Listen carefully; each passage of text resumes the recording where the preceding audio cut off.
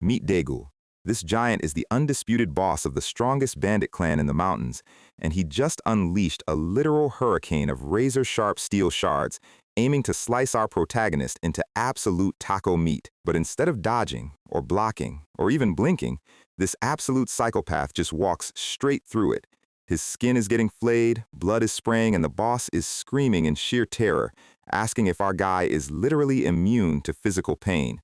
And Ban, he just looks at him like he's a mildly annoying fly, stepping out of the metal storm looking like a discount Aaron Yeager who skipped his therapy sessions, before whispering that this level of pain is pathetic. It's nothing. But to understand how we got to this point of peak Black Air Force energy, we have to go back. This world runs on a magical cheat code called rune arts.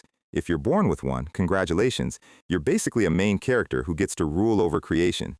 Humanity praised it as a gift from the gods, a miracle, except for one specific rune that was so violently cursed, so packed with pure, unadulterated evil, that it was branded as a plague, the rune of Asura.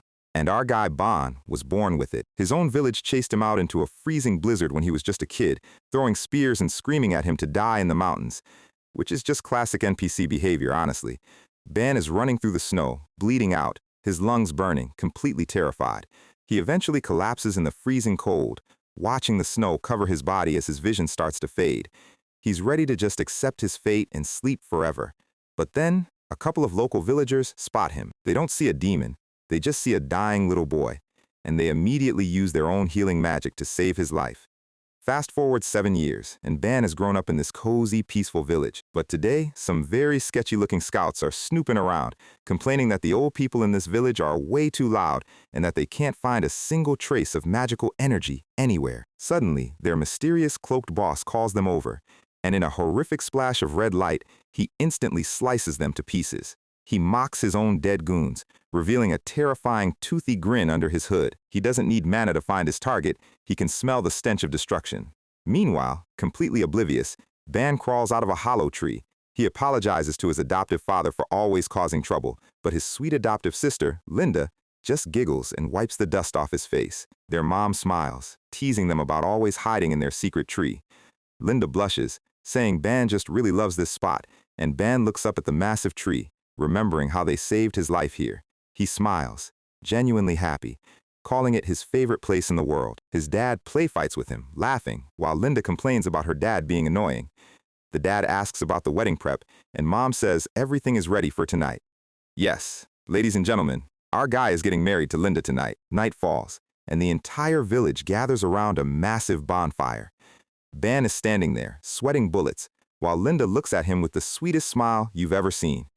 The chief officially declares them married and tells them to say their vows. Linda immediately screams that she's going to make Ban so happy he cries. Talk about a massive W. But Ban looks down, apologizing to everyone for the hardships he brought. He remembers his past, how every single village he stayed at was destroyed. He truly believed he was a curse, destined to bring death to anyone near him.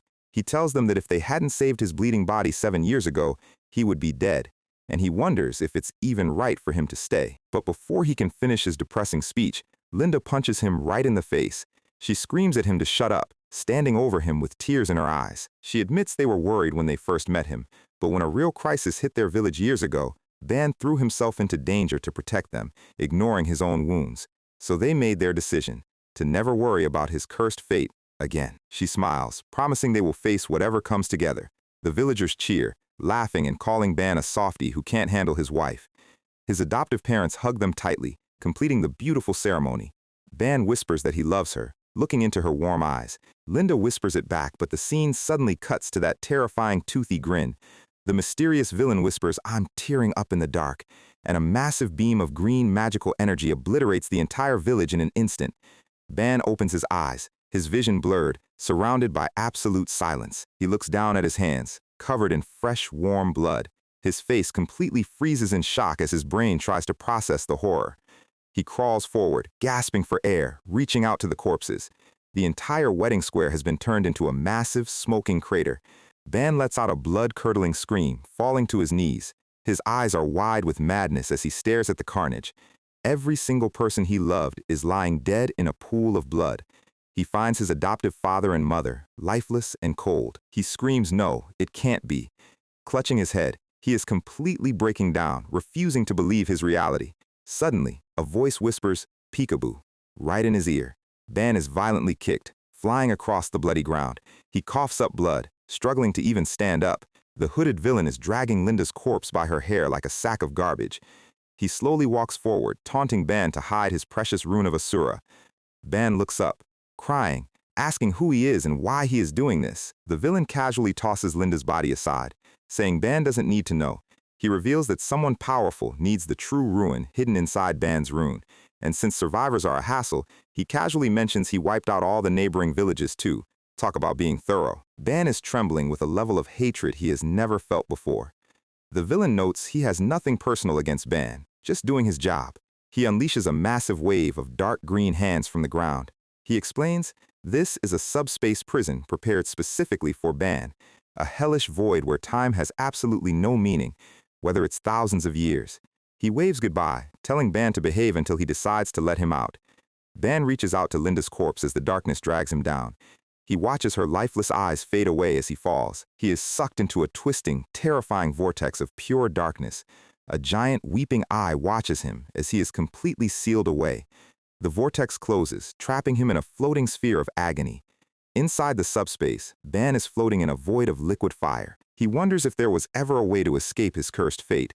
He blames himself, realizing he brought only death and destruction. He realizes his dream of an ordinary life was a foolish joke. If only he had accepted his fate sooner, his family would still be alive. He lays on the shore of this dark ocean, sobbing, asking why fate is so cruel. He believes his foolish hopes and greed killed everyone he loved. Suddenly, a million rotting hands of the dead pull him into the dark water. The spirits are whispering in his ears, begging him to never forgive himself. He sinks into the red depths, completely giving up on life. He begs whatever god is out there to just let him die and rest. He closes his eyes, ready to drown in his own guilt, but in the absolute darkness, he hears Linda's voice whispering, "It's not your fault." Her phantom appears, smiling through her tears, telling him she loves him forever. Ban's eyes snap open, burning with a sudden, violent spark of life. He realizes he has no right to just die and end things on his own. He starts crying out Linda's name, his sorrow turning into absolute rage. He screams that this is his fault, and he must pay the price. He grabs his own face, his eyes glowing like hot coals. He screams that he has no right to rest while the killers are still breathing. The spirits of the dead grasp him, telling him he's not allowed to die yet. They demand that he acts, that he does what needs to be done. And Ban completely snaps, letting out a terrifying, jagged grin. If the rune of Asura always brings ruin, then fine. He screams into the void, crying tears of blood. There is nothing left for him to ruin anyway, so he will embrace it. He charges into the endless horde of monstrous spirits in the void. He is going to show the world the true meaning of destruction. He remembers the smiling faces of his family, vow-making to avenge them. He tells them to wait just a little longer, because death can wait. But first, he has to escape this godforsaken pocket dimension. Endless waves of flesh-eating monsters charge at him. Screaming D, Ban charges back, a literal storm of black and red energy exploding from him. He tears through them with his bare hands, his mouth open in a wild laugh. He fights and fights and fights, not stopping for a single second. 200 years pass in this hell, and he is still ripping monsters apart. 400 years pass, and he has become a whirlwind of pure death. 600 years of continuous, non-stop grinding in the dark. He faces giant, mountain-sized abominations, completely unfazed. But he still doesn't know the deepest secret of his own rune. 999 years of constant battle, drenched in blood. He launches a massive energy blast, obliterating everything in his path. He has become a colossal shadow of absolute ruin, his eyes glowing red. The endless agony has completely consumed his humanity, but the fire of revenge in his heart is burning hotter than ever. He launches a devastating strike that shatters the very fabric of the subspace. He falls to his knees on the cracked ground, his chest glowing like a furnace. He is completely exhausted, but his soul refuses to give up. In his final moments of struggle, he remembers Linda's dream, to marry him, to build a family, to have a son and a daughter, to always come home smiling, building their own little haven. He remembers her beautiful blush, her dream of a peaceful life, and with that memory, the boy who wanted peace is officially dead. The true primordial power of ruin is unlocked. A giant, mechanical demon face appears in the darkness, roaring. Ban lets out a roar that shakes the entire pocket dimension. Massive columns of dark energy and screaming faces erupt from his body. A literal nuclear explosion of dark magic tears the subspace apart. When the smoke clears, Ban stands there, completely transformed. The rune of Asura has summoned the 666 armaments of the god of ruin. Ban is covered in black armor, his skin pale, his body packed with lean muscle. A massive mountain-sized giant of screaming souls towers over him. Ban looks up, a terrifying, confident smirk playing on his lips. He flies up, charging straight at the colossal beast. He dodges a giant fist, spinning through the air like a bullet. Black energy swirls around his right arm as he prepares his strike. He summons the first armament, a gauntlet that destroys matter at a particle level. He punches straight down into the giant's head, releasing a beam of white light. The destructive power increases exponentially with his rage and mana. The entire mountain of souls is utterly vaporized in a blinding explosion. Ban opens his eyes and finds himself lying next to a peaceful river in a green forest. Suddenly, he hears some pathetic screaming nearby. Some bandits are robbing a merchant. The lead bandit casually says he'll just take the merchant's organs since he has no money. Ban slowly walks up behind them, completely naked, asking a simple question. The bandit turns around, utterly confused by this random scar-covered nudist. Ban asks, "What year is it right now?" The bandit laughs, calling him a strange young man, and says it's the year 1500. Ban stands there, tapping his chin in deep thought. The bandit boss's face goes dead serious, realizing this kid has no fear. Ban realizes that while he spent 999 years in hell, only 5 years have passed in the real world. One of the bandit goons charges, swinging a giant mace at Ban's head. The boss grins, expecting the kid's head to pop like a cherry. But Ban's red eye flashes, his face cold and bored. In a microsecond, the goon's mace shatters into a million pieces. Ban smirks, his jagged teeth showing. With a single lightning-fast punch, he turns 2 of the bandits into literal paint on the trees. Their bodies hit the ground, completely mangled and lifeless. The surviving bandit lets out a high-pitched scream, dropping his weapon. Ban slowly walks toward him, his back covered in glowing scars. He smiles warmly, asking if he minds answering a few quick questions. Welcome to Aton continent, a place shaped by magic and war. Countless empires have risen and fallen here, but there is one kingdom that rules them all with an iron fist. The Zoe Kingdom, a floating fortress of overwhelming military might. Ban has the surviving bandit tied upside down from a tree. The bandit is crying, swearing he's telling the absolute truth. Ban tells him to explain every single detail of who hired them to destroy his village. The bandit explains that 5 years ago, a shady client met with their boss, Daegu. The client was a hooded figure who offered them a massive payout to clear out a few villages. They had no idea the client was actually a royal sorcerer from the Zoe Kingdom. Since they are bandits, they accepted the job immediately and burned everything. He casually complains about how much of a hassle it was to burn all the corpses. He says the purple-haired sorcerer paid them cleanly and left. Ban asks if there was a girl with short orange hair among the dead. Ban's face is completely hidden in shadow, his aura turning red hot. The bandit cheerfully replies that yes, she was very pretty and would have sold for a fortune as a slave. He asks how Ban even knew about her, as the memory of Linda flashes in Ban's mind.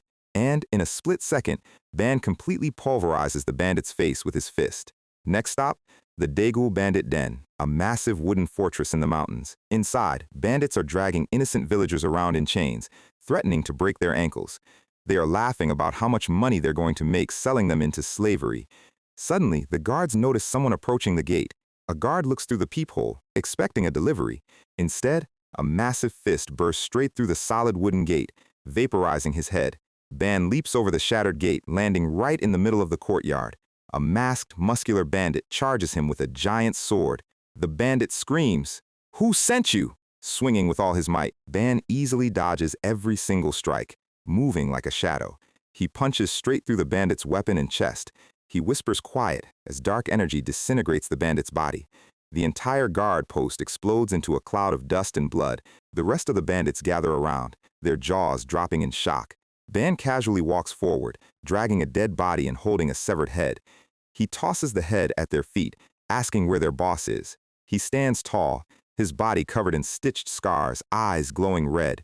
The bandits draw their weapons, mocking him for being an arrogant brat.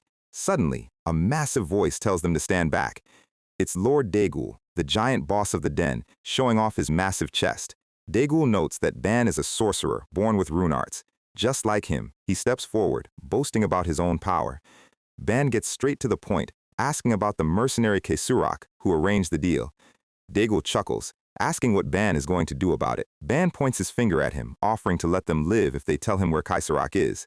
Daegul pretends to think about it, smiling, and immediately fires a massive beam of lightning at Ban's face. He screams, "I'll tell you," to your corpse. The lightning explosion blasts Ban backwards, shattering the rocks. A massive column of electrical energy illuminates the entire base. Daegul walks out of the smoke, covered in crackling blue lightning. He mocks Ban for claiming mercy while leaking so much murderous mana. He activates his rune of blades, turning his entire skin into sharp metal spikes. Daegul expects to find a smoking corpse in the crater, but Ban is lying there, looking up with glowing red eyes, whispering, "Right?" Daegul charges, moving at blinding speed with his lightning boost. He launches a flurry of strikes, but Ban easily dodges them all. Daegul gets frustrated, spitting blood and screaming in rage. He swings a massive metal-spiked fist, but Ban catches it with his bare hand. Daegul grinds his teeth, shocked by the kid's raw strength. He tries to swing his other arm, shouting insults. Ban easily sidesteps, making him look like an absolute amateur. Daegul backs off, realizing physical strikes aren't working. We already saw how Daegul tried to shred him with his ultimate move, and how our guy literally walked through solid steel. Daegul launches one last, desperate giant spike of metal and lightning. He laughs hysterically, thinking this flaying alive attack will end it, but Ban just keeps walking, completely ignoring his severed nerves. Ban raises his fist, dark energy swirling around his gauntlet. He remembers the absolute agony of his 999 years in the subspace prison, the screams of 1,000,000 rotting dead pulling him into the dark. 1,000 years of mental torture and self-hatred. And compared to that, Daegul's little metal needles are a joke. Ban launches a single, full-power punch using the Asura gauntlet. The punch hits Daegul straight in his iron chest. Daegul's face completely deforms in shock and terror as the matter of his body begins to disintegrate. The shockwave is so massive, it blows away the entire bandit fortress. A giant beam of white light cuts a massive scar through the forest. The explosion is visible from miles away, shaking the mountains. Ban slowly walks out of the dust, his red eyes shining in the dark. He sighs, looking up at the sky, saying phew like he just finished a light jog. He turns back to the shivering group of surviving bandits. With a massive dark grin, he asks, "Shall we continue?" The remaining bandits are literally hiccuping with terror, dropping their weapons. The ground is covered in the mangled bodies of their friends.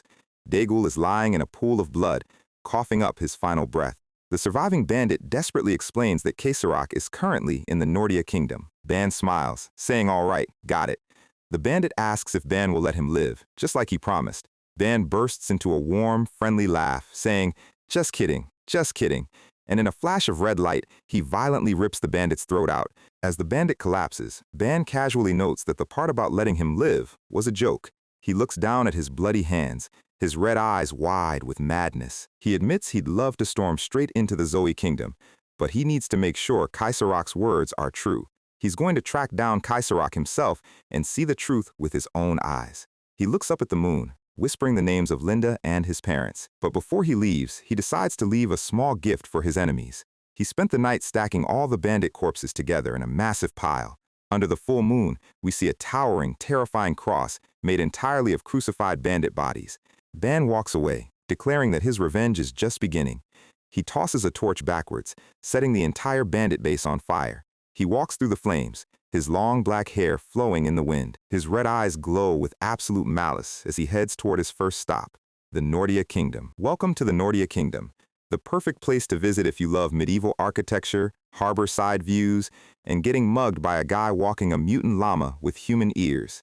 The local street aesthetic is very cozy, and by cozy, I mean our guy Ben is already using a local thug's face as a speed bag to extract some quick directions. This poor, underpaid street guide is currently crying and begging for his life, which is a completely reasonable response when a scar-faced demon with glowing red eyes asks you where the local info broker is hiding.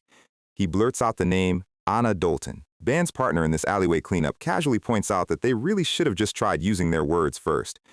Our guy just steps over a pile of unconscious bodies, thanking them for the stellar customer service, and keeps moving. The plan is simple. Find this information broker, get the exact coordinates of the mercenary Kaisurak, and make them pay. because there is absolutely no guarantee that things won't go completely sideways like they did yesterday. Let's rewind 24 hours to see exactly why our overpowered main character is currently playing this search on hard mode. Right after escaping his 1,000-year stay in subspace, Ban's mana reserves decided to go completely nuclear. Now, the author takes a quick second to explain the magic system for any new readers who skip the prologue. Mana is basically invisible cosmic dust floating around the universe. The select few who can absorb this floating glitter into their bodies and manifest cool elemental powers are called sorcerers. So, think of a sorcerer's body as a literal biological glass bottle holding highly volatile magical fluid. If that fluid suddenly decides to start boiling and expanding out of control, the bottle doesn't just leak, it completely shatters, which means Ban was literally seconds away from pulling a tactical self-destruct and blowing himself up. To save his own skin, he had to manually clamp down and seal away almost all of his legendary asura mana. The resulting backlash was so intense, it literally scorched the surrounding forest and took half his hair with it. A minor price to pay for not turning into a fine crimson mist, honestly. But now, he's left catching his breath in the dirt, realizing he just got hit with a massive, plot-mandated nerf. Talk about a close call. He still has his red eyes and his terrifying physical stats, but his magical battery is basically at 1%. Because his high-tier mana is locked behind a massive mental security firewall, he can only draw a tiny droplet of power at a time. If he tries to force the valve open and use his rune arts recklessly, his entire body is going to combust. So until he finds a permanent cure for his magical indigestion, he has to rely on his fists and raw physical violence. Which brings us back to the present, where a massive meat castle is currently blocking the stairs and telling Ban to scram. This is Charlotte Jenny. The text box says he is 18 years old, but this man looks like he's survived 3 separate divorces and a mortgage crisis. Ban looks up at him with the most deadpan expression possible, saying he really should have led with that, because now, our guy doesn't have to feel bad about what he is about to do to this teenager's medical insurance. One casual, lightning-fast punch straight to the jaw, and Charlotte's entire worldview is instantly rearranged. The impact is so clean you can practically hear his teeth playing a xylophone solo on the pavement. Ban casually walks past the giant's collapsing body, telling him to enjoy his new, involuntary nap time. He pushes open the heavy doors and steps into a massive, luxurious underground bathhouse filled with steam. 3 blindfolded guards instantly surround him, demanding to know who let a dusty, scar-covered commoner inside. Ban doesn't even blink. He just adjusts his hand wraps and tells them he's looking for the mercenary Kaiserak. The guards tell him that casually dropping high-level underworld names in this place is a fantastic way to end up in a coffin. But from the depths of the steam, a loud, mocking laugh echoes across the marble pillars of the pool. Meet Anna Doltun, the undisputed #1 information dealer in the Nordia black market, currently relaxing in her private hot spring. She looks incredibly bored, smoking a pipe and telling her guards to rip this insolent kid's mouth apart. The blindfolded guards get the green light to go wild, and they start channeling some seriously dark purple mana. Their bones begin to snap. Their muscles swell to 3 times their normal size, and thick black fur erupts from their skin. This is not your average low-tier bandit transformation. This is some high-grade werewolf biological engineering. Within seconds, the smooth-talking guards turn into towering, 3-eyed beast monsters with razor-sharp fangs. They look like they've been bred specifically to chew through steel armor and terrorize local fantasy villages. They lunged forward at blinding speed, ready to turn our guy into a light afternoon snack. Ban just sighs, wraps his hands tight, and mutters about how he genuinely wanted to resolve this with a nice, polite conversation. But of course, in this world, nobody ever wants to just sit down and talk things out over tea. A giant claw comes down, but Ban easily sidesteps and plants a heavy left hook straight into the wolf's ribs. He spins on his heel, using the beast's own momentum to throw him across the room like a wet sack of flour. Before the second wolf can even process what just happened, Ban is already inside his guard, his red eyes locked onto his target. He delivers a brutal palm strike right to the solar plexus, shattering the beast's posture and sending him flying. He sweeps the leg, flips mid-air, and drives a devastating heel drop straight into the third wolf's skull. The sheer impact cracks the solid stone floor, kicking up a massive cloud of dust and debris. Remember, Ban is doing all of this on a strict magical budget, relying almost entirely on pure physical martial arts. The remaining 2 wolves recover, stepping forward with absolute confusion on their massive furry faces. Ban doesn't give them a single second to think. He launches himself forward like a human missile, He channels a tiny, concentrated spark of his sealed mana, directing it straight into his right fist. The air around his hand literally splits as he prepares to deliver a high-energy structural upgrade to their faces.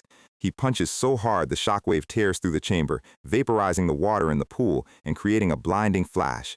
When the smoke finally clears, there's a massive, circular hole blasted straight through the ceiling, showing the clear blue sky. Ban lands gracefully in the ruins, looking completely unfazed, while the entire bathhouse is left in absolute shambles. He stands in the middle of the wreckage, looking over at Anna, who is still sitting in the water with a very surprised face. He asks her, with supreme disrespect, if she's finally in the mood to have that peaceful, friendly chat, because if not, he still has plenty of room on his fists for a few more rounds of black market negotiations. Anna smiles, realizing this isn't just some random street brat, but a highly skilled sorcerer who is clearly built different. She tells him that unfortunately, his target Kaiserach has already left the kingdom.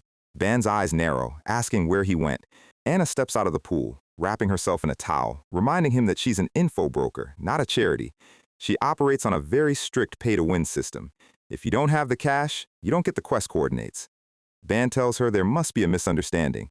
He's not some mindless murderer, and he's willing to pay a fair market price.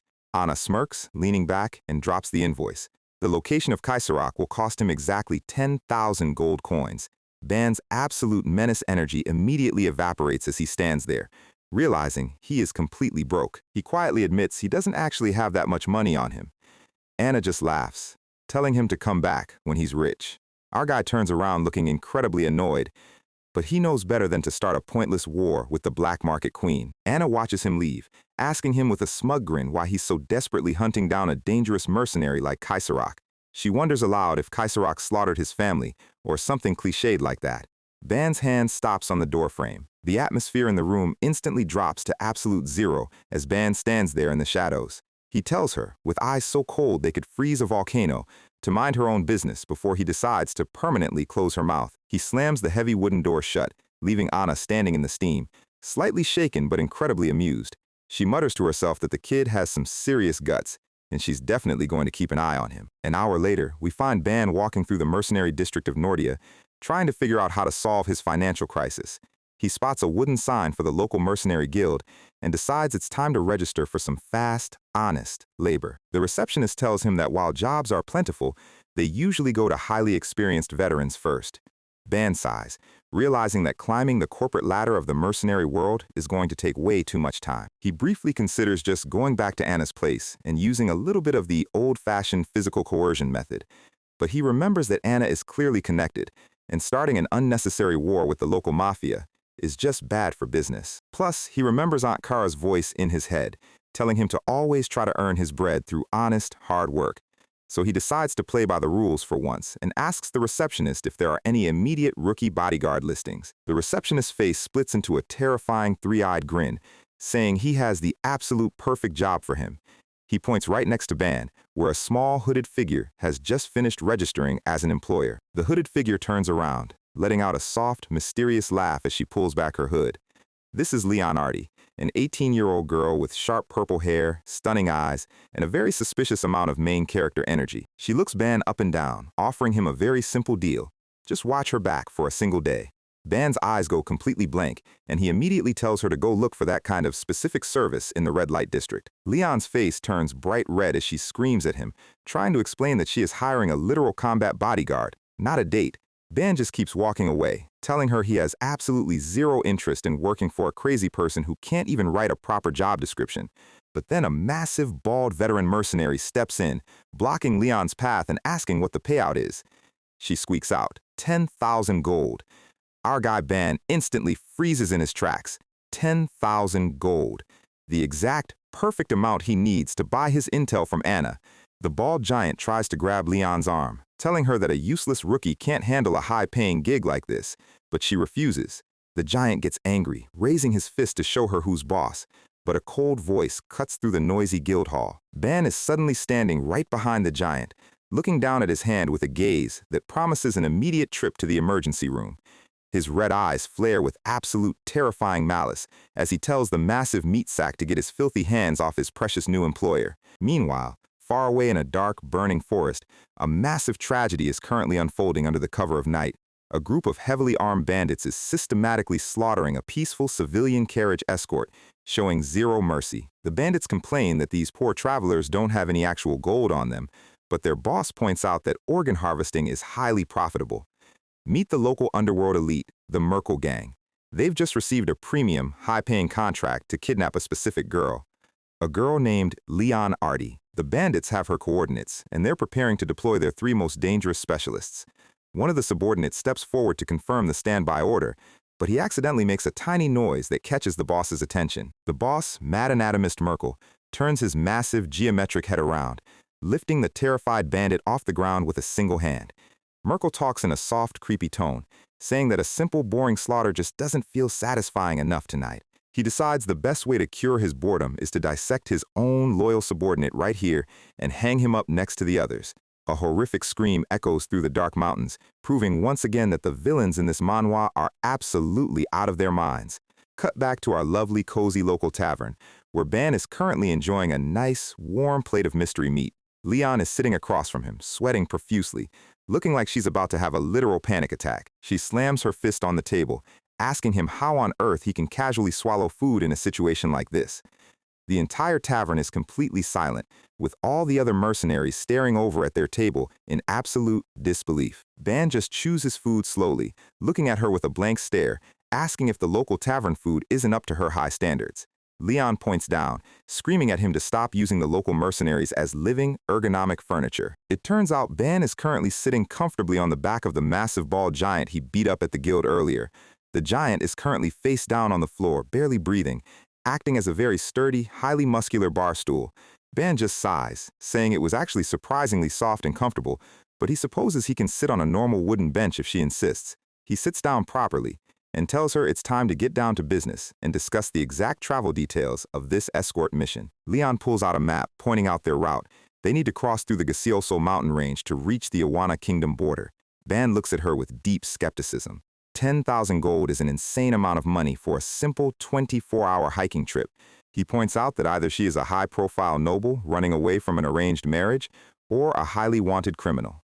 Leon laughs it off nervously, waving her hands and claiming she's just the only daughter of a slightly wealthy merchant with a very doting dad. Ban leans in so close their noses are almost touching, staring straight into her soul with his terrifying red eyes.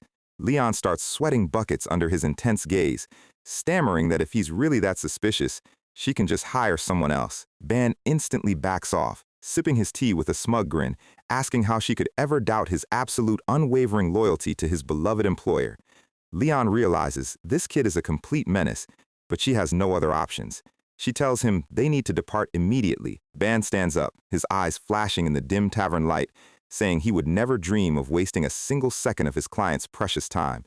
Leon nods, pulling her hood up, hoping her massive investment in this sketchy, scar-covered teenager actually pays off. The scene cuts to the Gaseoso mountain range, a lovely place filled with sharp cliffs, gloomy weather, and a very high chance of ambush.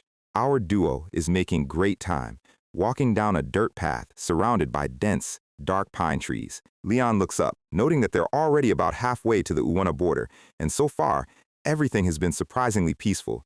She secretly wonders if she overpaid and hired a terrifying, demon-eyed bodyguard for absolutely no reason. Suddenly, Ban's arm shoots out, blocking her path with absolute military precision.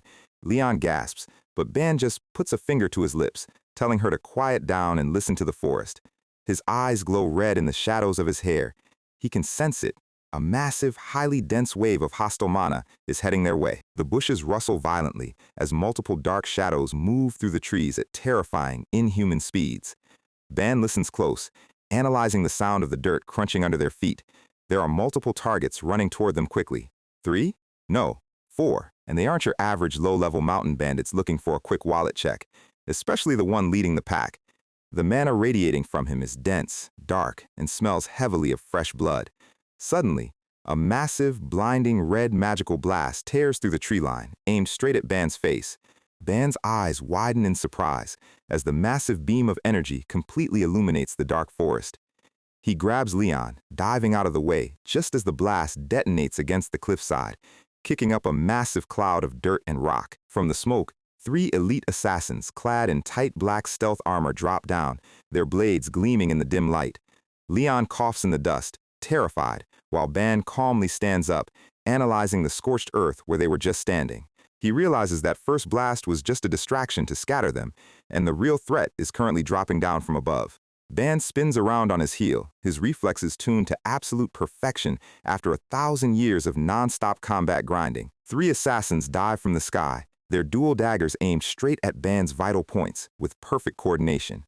Ban easily catches the first assassin's blades with his bare hands, the steel sparking violently against his black nails. The second assassin tries to slip past his guard to grab Leon, but Ban's peripheral vision is simply built different. He unleashes a lightning-fast back kick, the impact sending the assassin flying backward into a thick pine tree, snapping it in half. He swings his arm, throwing the first assassin straight into the third, turning their coordinated airborne assault into a chaotic pileup. The assassins scramble back, shocked that a simple, unarmed kid is casually styling on them with basic street fight physical moves. Ban lands gracefully, his movements fluid and relaxed, looking like he's just going through a very easy morning warm-up routine. He looks over at the remaining assassins, noting that their coordination is decent, but their overall speed is a major skill issue. He raises his right hand, wrapping his fingers tight as a dark, crackling aura of sealed rune mana begins to gather around his fist. He turns back to Leon, warning her with an incredibly serious face to stay absolutely behind him and not take a single step forward. Leon nods frantically, scrambling backward, realizing that whatever Ban is about to do next is going to be extremely bad for the local environment. Ban looks at the masked assassins, asking them with a bored tone if they're just another bunch of generic mountain bandits. The lead assassin points his sword at Ban, telling him to just leave the purple-haired girl behind and scram if he wants to keep his head. Ban just laughs, telling him that if they can give him 10,000 gold right now, he might actually consider letting them walk away with their limbs intact. The assassins realize negotiations are officially over, and they charge forward, their blades crackling with dark energy. What follows is a complete masterclass showcase of absolute physical dominance as Ban takes on all 3 at once. He weaves through their coordinated slashes, the blades passing mere millimeters from his skin, completely unable to touch him. He delivers a brutal elbow strike to the first assassin's face, instantly shattering his mask and his nose into a fine paste. He catches a sword mid-swing, snaps the steel blade with his bare fingers, and drives the jagged metal shard straight into the second assassin's shoulder. The third assassin tries to mount a desperate counterattack, but Ban is already behind him, his hand locked onto his collar. He slams him face first into the dirt, the impact kicking up a massive shockwave of dust and crushed leaves. The surviving assassin crawls backward in absolute terror, realizing they drastically miscalculated this target's power level. Ban stands over him, a dark, suffocating red aura flaring around his body like a volcanic eruption. He mutters to himself that he was actually slightly worried because his mana is sealed, but it turns out these guys are just complete joke tier. The assassin tries to pull a hidden dagger, but Ban is already mid-swing, his fist glowing with a terrifying crimson light. He delivers a devastating, full-power punch straight into the dirt, unleashing a colossally destructive shockwave of raw ruin force. The first armament of Asura briefly flashes on his hand, amplifying the pure molecular destruction of his strike. The entire cliffside literally explodes, sending a massive pillar of red and black energy straight into the sky. The sheer impact completely disintegrates the ground, turning solid stone and ancient pine trees into floating debris and ash. From a distance, the quiet mountain forest is illuminated by a massive, violent flash of crimson light that echoes for miles. When the dust finally settles, there's nothing left of the 3 elite assassins but a massive, smoking crater in the middle of the road. A couple of charred, empty boots are left smoking in the dirt, proving once again that our guide does not believe in leaving survivors. Ban stands at the edge of the smoking crater, dusting off his pants, muttering about how they were a complete waste of his time. Leon is sitting in the dirt behind him, her eyes wide, staring at the absolute destruction with a face full of sheer horror.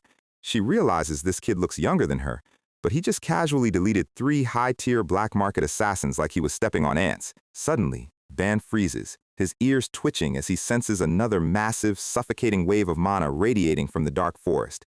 He turns his head slowly, spotting a massive, terrifying figure slowly stepping out of the shadows of the ancient pine trees. It's the boss, mad anatomist Merkel, his single glowing red eye locked onto Ban with a look of intense, sadistic curiosity. Merkel analyzes Ban's mana, laughing in a creepy, distorted voice, saying a young sorcerer of this caliber must have incredibly high-grade biological organs. He offers Ban a very generous deal, hand over the girl right now, and he promises to dissect Ban's body with absolute precision and no pain. Ban just sighs, saying he's going to have to pass on that lovely medical offer, and prepares to unlock his sealed mana once again. He turns back to Leon, his voice calm but incredibly cold as he addresses his terrified employer. He asks her, with a look of supreme deadpan skepticism, if that whole story about being a humble merchant's daughter was an absolute lie. Leon stammers, trying to make excuses, her face pale as she looks at the towering monster standing in the forest. Ban doesn't even let her finish, grabbing her hood with a single hand, telling her he has absolutely zero interest in listening to her excuses. With a single, effortless motion, he literally chucks her backward out of the combat zone like a sack of potatoes.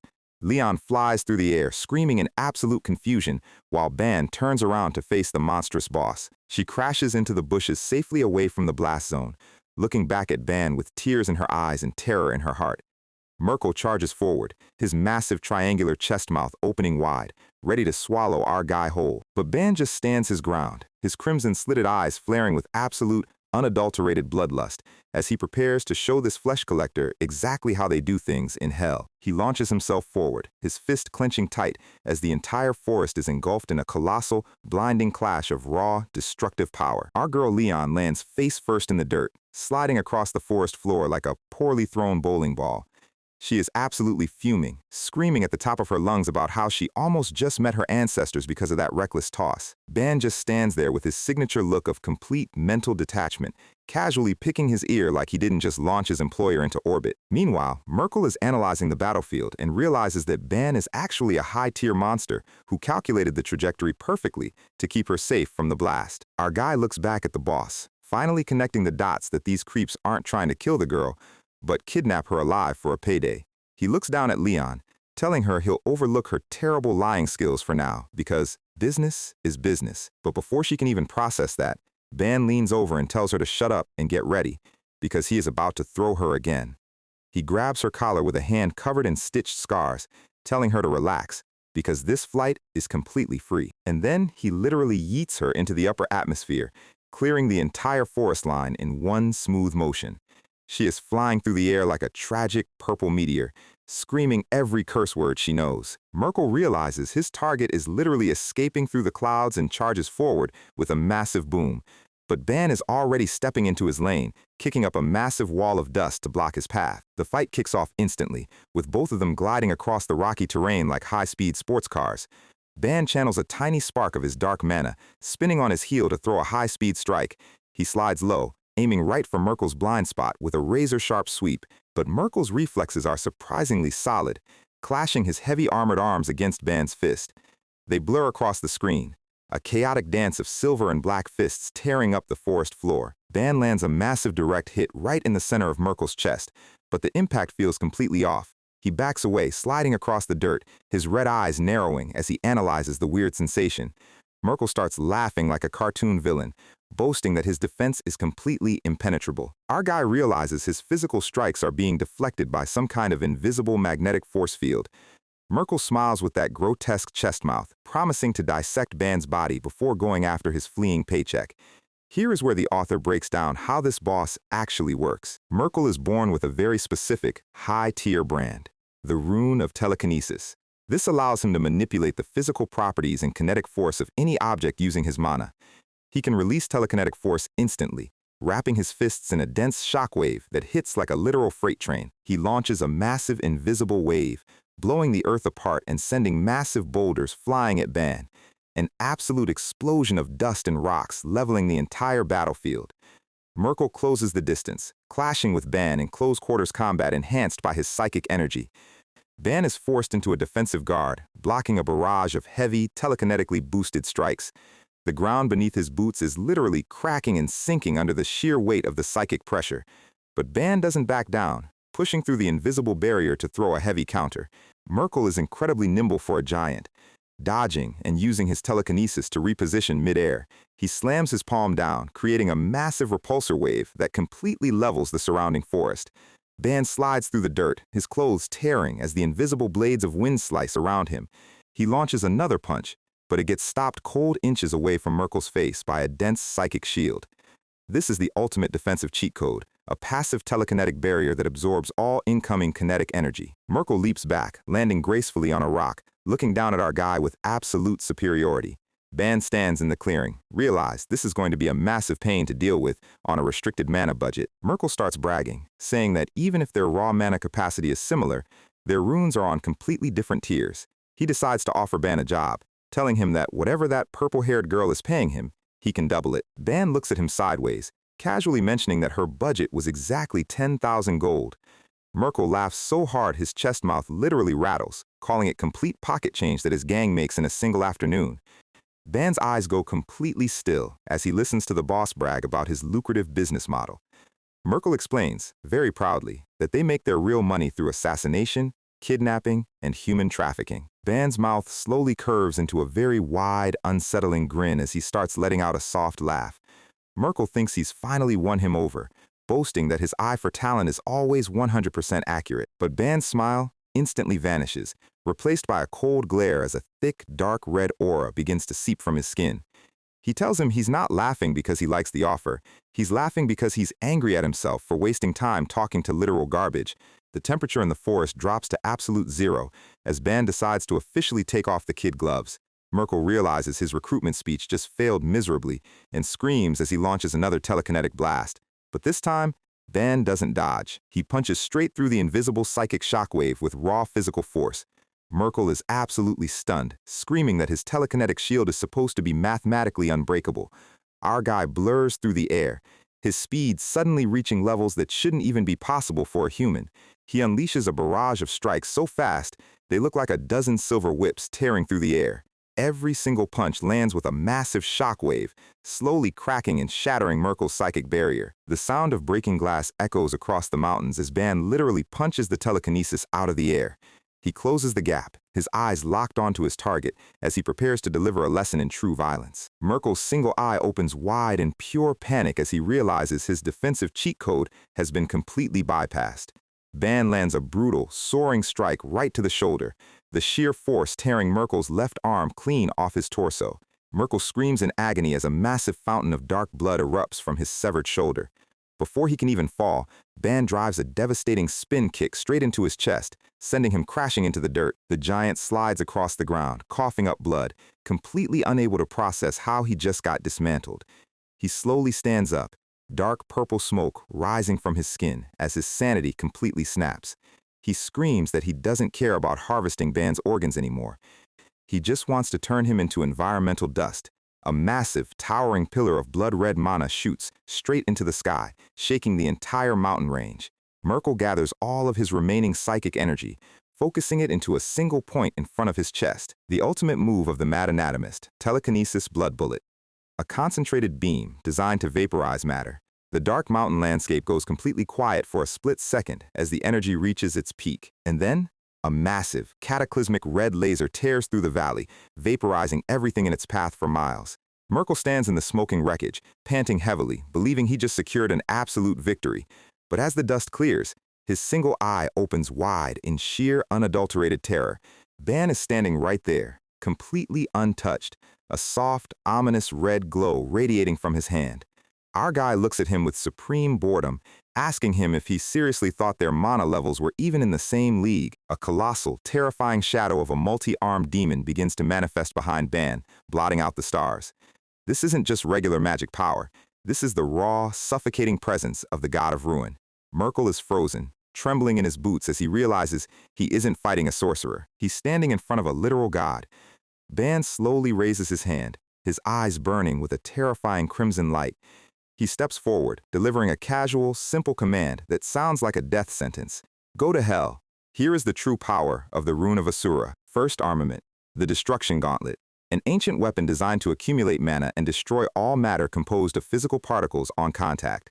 A single, quiet touch of his fist against Merkel's chest, and then a silent, absolute explosion of pure black and red rune mana completely vaporizes the boss. No screams, no blood. Just a massive, perfectly circular crater stretching down into the depths of the earth. Ban stands at the very bottom of the deep pit, slowly wrapping his bandages back around his forearms. A massive cloud of ash rises into the night sky where the Merkel gang's headquarters used to be. Our guy slowly walks out of the red smoke, his expression completely calm and collected. He mutters to himself that it's finally time to go retrieve his employer and have a very serious talk about her lying habits. He tightens his hand wraps, his crimson eyes gleaming in the dark as he heads back into the forest. To understand why this world is so terrified of our guy, you have to understand the origin of magic. Across the continent of Aton, different families carry distinct magical brands called pattern magic. Some families are blessed with the power to transform their skin into steel blades, while others can manipulate space. There are patterns that can split mountains and patterns that can summon storms, but all of them are bound by the natural laws of physics and the flow of cosmic energy, except for one, the forbidden, cursed brand known in history as the worst pattern magic, the pattern of asura. A force of pure, absolute molecular ruin that defies the very laws of the universe. And the boy who carries this curse is currently walking through the quiet mountain range of Gaseoso. Ban walks up to a tree, spotting his employer sitting in the dirt, looking completely traumatized. The second she sees him, she leaps up and starts screaming about how he is a complete, certifiable lunatic. She remembers the feeling of being launched through the air like a rag doll and wants some immediate answers. Ban just leans in close, his face casting a dark shadow as he asks her if she's ready to confess her own little secrets. Leon freezes, but Ban just sighs, saying he doesn't actually care as long as he gets his promised payment. She quickly hands over a heavy leather bag filled with exactly 10,000 glittering gold coins. Our guy takes the bag, turns on his heel, and immediately starts walking away without saying a single goodbye. Leon watches his back, her mouth opening to say something, but she hesitates. She closes her mouth, watching him disappear into the deep shadows of the forest. She secretly wishes she could hire him to protect her family estate, but she knows she can't drag a rookie into their war. She looks down with a serious expression, realizing the conflict brewing in her household is far too dangerous. She pulls her hood up, heading in the opposite direction as the sun slowly sets over the mountains. Meanwhile, back in the Nordia Kingdom, we find ourselves in the spiral staircase of Anna Dalton's hideout. Ban tosses the heavy leather bag onto the floor, the golden coins clinking loudly in the quiet stone hall. Anna sits on her wooden throne, smoking her pipe, telling him she's actually only going to take half the payment. Our guy looks up with a sharp glare, asking her what that's supposed to mean. Anna confesses that despite her elite network, she was completely unable to pinpoint the exact location of Ketharak. But instead of a refund, she offers him something much more valuable, information on how to find him. She asks him if he's ever heard of a highly notorious mercenary syndicate called Teze. This isn't your average group of local bandits. Teze is a massive criminal shadow empire active in espionage and murder, and the absolute mastermind leading this entire syndicate from the shadows is none other than Ketharak. Over the last 5 years, Teze has expanded so massively, they practically control multiple fringe kingdoms. Because they operate on a national scale, finding their main headquarters is an absolute nightmare. But Anna smirks, boasting that she is not a woman who lets a difficult target escape her radar. She managed to dig up the exact identity and coordinates of one of Teze's highest-ranking executives. She pulls out a bounty poster, showing a handsome young man with a distinct, long vertical scar over his eye. This is a brutal assassin born with a very rare and terrifying brand, the pattern of concealment. Ban realizes that if this guy is an executive, he will definitely know exactly where Ketharak is hiding. His red eyes gleam in the dim torchlight as he asks for the executive's current location. Anna smiles, telling him that according to her latest intel, the target is currently operating in a neighboring territory, the capital city of Valhalla, located in the Bulgar Kingdom. Cut to the Bulgar Kingdom, where the local headquarters of the Merkel clan is currently having a very bad night. The entire building is a literal bloodbath, with bodies scattered across the stone stairs and walls. The remaining survivors are running for their lives, screaming in absolute panic as a shadow pursues them. A long, sharp blade of light slices through the dark, instantly silencing their screams. An old bald sub-boss is backed into a corner, sweat dripping down his face as he looks at the approaching figure. He screams, demanding to know why a fellow mercenary syndicate is suddenly slaughtering them. The silver-haired assassin steps into the light, calmly cleaning his blood-covered arm blade.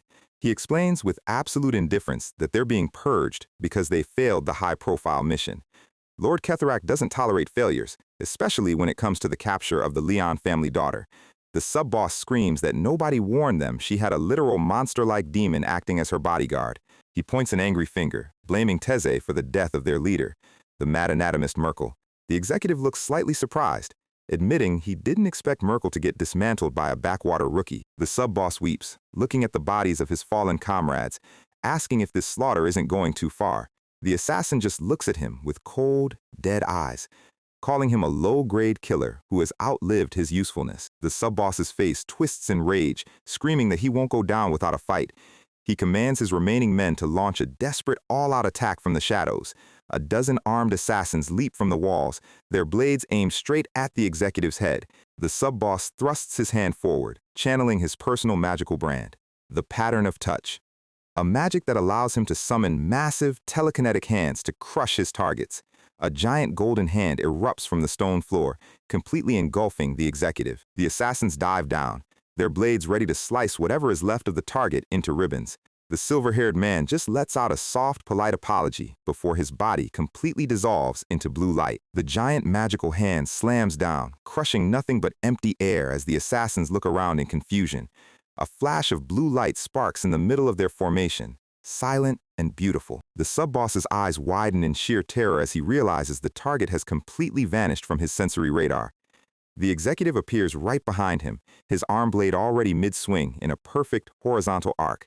A single, clean slice. The bald sub-boss doesn't even have time to scream as his head slides off his shoulders. A massive fountain of blood sprays across the stone walls as the remaining assassins collapse in pieces. The silver-haired man slowly walks out of the burning building, the full moon shining brightly above. A masked Teze operative drops down from a tree, asking if the cleanup of the Merkle gang is complete. The executive tells him to go look at the bloodbath inside if he has any doubts about his efficiency. The masked guy chuckles, saying he knows better than to doubt Ketheric's most reliable executive. But before he leaves, he mentions that Ketheric is currently investigating the mysterious mercenary who killed Merkle. The only known detail is that the target carries thick, black, stitch-like scars around his neck and eyes. The silver-haired man listens quietly, committing the description to his mental hit list. The masked operative vanishes into a pillar of light, heading back to report the successful purge. The executive stands alone in the quiet forest, slowly pulling out a cigarette and lighting it. He lets out a long puff of smoke, looking up at the massive full moon. Black scars around the eyes and neck, a very specific visual identifier. He smiles slightly, looking forward to meeting a mercenary who can actually give him a decent fight. Meanwhile, back on the forest path, Ban is walking under the same moonlight, looking at the bounty poster. His red eyes flare with an unhinged, terrifying bloodlust as he reads the details of the Bogra kingdom. He mutters to himself that it looks like he's got exactly one more high-grade target to cross off his list. The target is officially identified as Scholar, the elite, cold-blooded executive of the Teze mercenary group. We open with Magat and Ofan running for their absolute lives through the dense, dark woods, only to find their escape route completely blocked by a towering, skeletal-faced snake beast. This thing has a gaping mouth where its stomach should be, glowing green eyes, and looks like a dark fantasy nightmare. Magat is crying, completely frozen in fear, while Ofan desperately tries to think of a way out. The beast lets out a horrific hiss, its massive jaw opening wide to swallow them whole. It raises a giant clawed hand to crush them into the dirt, but in a split second, a blinding column of red light tears through the canopy. Ban is already there, his right fist glowing with a terrifying, concentrated spark of asura mana. He flies down, punch first, the sheer speed of his descent splitting the air. He drives a devastating full-power strike straight through the center of the giant snake monster. The beast didn't even have a single second to process that its biological structure was being rearranged. It gets split completely in half, dark blood and black mist spraying across the forest floor. The giant skull drops heavily into the dirt, completely lifeless. Ban lands gracefully in the middle of the carnage, calmly asking the kids if they are hurt. He looks up at the sky, noting that this entire forest is crawling with high-tier monsters, so they need to leave. Ofan is absolutely amazed, staring at her savior, asking how they can ever repay him. She insists on treating him to a nice, hot meal at their nearby shop. Our guy tries to decline, casually mentioning that he is actually looking for a very specific tavern in this area anyway. Ofan smiles, proudly stating that she's 13 and knows every single shop around these parts like the back of her hand. Ban looks back at her, asking if she's ever heard of a place called the Blue Knight. Ofan gasps in absolute surprise, telling him that's literally their tavern. She introduces herself as the cook of the tavern, and this is her little brother, Magat. They look up at him with sparkling eyes, asking for their savior's name. Ban looks back with those chilling, crimson-slitted eyes, simply replying, Ban. They immediately lead him through the winding mountain path toward the Bogra outskirts. And there it is, the Blue Knight, a cozy, double-story tavern hidden deep in the forest. They run up to the front yard, where the eldest orphan, Hasha, greets them with a worried face. Ofan apologizes for being late, explaining they ran into a massive monster on the way. Ha-sha panics, but Ofan tells him they are completely fine because a very kind person saved them. She tells him he needs to greet their savior too. Ban steps out of the shadows, his massive dark cloaked figure looming over the kids like a literal grim reaper. Ofan tells Hasha to show him in, and they head inside the quiet tavern. The interior is beautifully lit by candles, looking surprisingly cozy and peaceful. Ban looks around, asking if it's really just a bunch of kids running this massive establishment. Ofan turns around with a soft smile, explaining that they actually just live here. Ban's eyes narrow slightly in the shadows of his hood. She explains that they aren't a real family, but orphans who came from different kingdoms. Lily and Ain lost their parents in the war. Hashia's village was destroyed by monsters, and Magat's family was brutally slaughtered by heartless mercenaries. They should have been dead a long time ago, but a very kind man brought them here and took care of them. Ban repeats the words quietly. A man? Ofan says he's the owner of this tavern and their ultimate savior, but he's probably still sleeping upstairs. She tells Ban to make himself at home while she goes to wake up the boss. She walks toward the stairs, grumbling about how he shouldn't be sleeping when they have an actual guest. She kicks open the bedroom door, entering a room filled with books and maps. Scholar is lying on the bed, groaning that he wants to sleep just a little bit more. Ofan tells him to stop being lazy and go calm Magat down because they ran into a monster. Scholar instantly sits up in panic, asking if she's hurt. She says she's fine because a very kind savior rescued them and is currently sitting downstairs. Scholar decides he can't just lie in bed and needs to go greet this generous stranger. He walks down the wooden stairs, his footsteps echoing in the quiet tavern. He spots the dark, hooded figure of Ban sitting quietly at a corner table. Scholar walks up from behind, politely thanking him for saving their children. Ban replies that he was just passing by. Scholar stands next to him, casually mentioning that this is quite an interesting turn of events. He looks down, his blue eye locking onto the shadows under Ban's hood. You look very much like the person I was looking for. Scholar quickly backs off, smiling, saying that's probably impossible since he's just an unpopular shop owner. Ban looks sideways, his crimson eyes gleaming, mentioning that an informant told him the owner of this shop is a fantastic cook. Scholar puts his hand on his chin, politely declining to show his skills because the children tend to get rowdy. Ban suggests early tomorrow morning when the kids are asleep, and Scholar is forced to agree. Scholar bids him goodnight and walks back toward his study. Hasha asks him why he warmed up to a stranger so quickly. Scholar just smiles, his face going completely dark. We're the same kind, so we just understand each other. This silver-haired assassin has officially clocked Ban's identity. Ofan shows Ban to a spare room upstairs, telling him to let her know if he needs anything. Ban stands in the room, his back turned to her. He tells her not to thank him because he didn't save them on purpose. Ofan just smiles warmly, saying that's strange because the priest said the exact same thing when he saved her. She closes the door, leaving Ban alone with his thoughts. Later that night, under the bright full moon, a silent shadow slips through the corridor. It's Scholar, standing over Ban's bed, his sharp arm blade sliding out from his sleeve. He drives the blade down with absolute cold-blooded precision, but Ban's hand shoots up, catching the sharp steel blade with his bare, bandage-wrapped fingers. Scholar's eyes open wide in absolute shock as he realizes his sneak attack was anticipated. Ban unleashes a brutal kick, launching Scholar straight through the window and into the yard. Our guy stands in the broken room, his red eyes burning in the dark. I've been waiting. Scholar lands gracefully, his arm blade ready, as he prepares for a fight to the death inside Scholar's private study, where a blue holographic crystal is glowing. Scholar is talking to the masked Teze agent, informing him that the caster who killed Merkel is currently in his tavern. The masked agent tells him to activate the teleportation formation immediately so he can join the fight. Scholar tells him to wait because if the target senses his mana, he might run. He promises to lock him down first. Back in the ruined yard, Ban looks at him with absolute disgust, calling him a hypocrite for playing family while acting as a silent assassin. His red aura erupts violently as he demands to know the exact location of Kesserak. Scholar is shocked, realizing this scar-faced teenager came here already knowing everything about Teze. But he steals his resolve, stating that whatever the case, he cannot betray his syndicate. Ban clenches his fists, the dark red mist of Asura swirling around his arms. He steps into his classic fighting stance, promising to rip his limbs off one by one until he talks. Scholar glides away in a flash of blue light, offering to let him leave if he turns back now. Ban sneers, asking who it was that just tried to murder him in his sleep. Scholar realizes there's no way out of this and pulls out a paper talisman. The blue runes on the paper begin to glow violently as he channels his mana. Formation activate! Space itself begins to warp and fold around them. Ban is caught in a massive vortex of wind and light, blinding him. The runic circle spins, dragging his physical body through a spatial rift. Ban lands heavily on his feet, his boots sliding across damp stone. He opens his eyes, looking around at the dark, rocky walls surrounding him. There is a faint, eerie light filtering down from a hole in the ceiling, a massive, vertical cave hidden deep beneath the mountains. An absolute perfect arena for an assassin who thrives in the dark. Ban recognizes this magic, remembering his adoptive uncle mentioning spatial formations. Here is how formations work. Runecraft power is inscribed into paper or objects, allowing stored spells to be unleashed instantly with a splash of mana. Ban looks around, realizing the silver-haired executive has completely vanished from his sight. Suddenly, a high-speed blue streak of light cuts through the darkness behind him.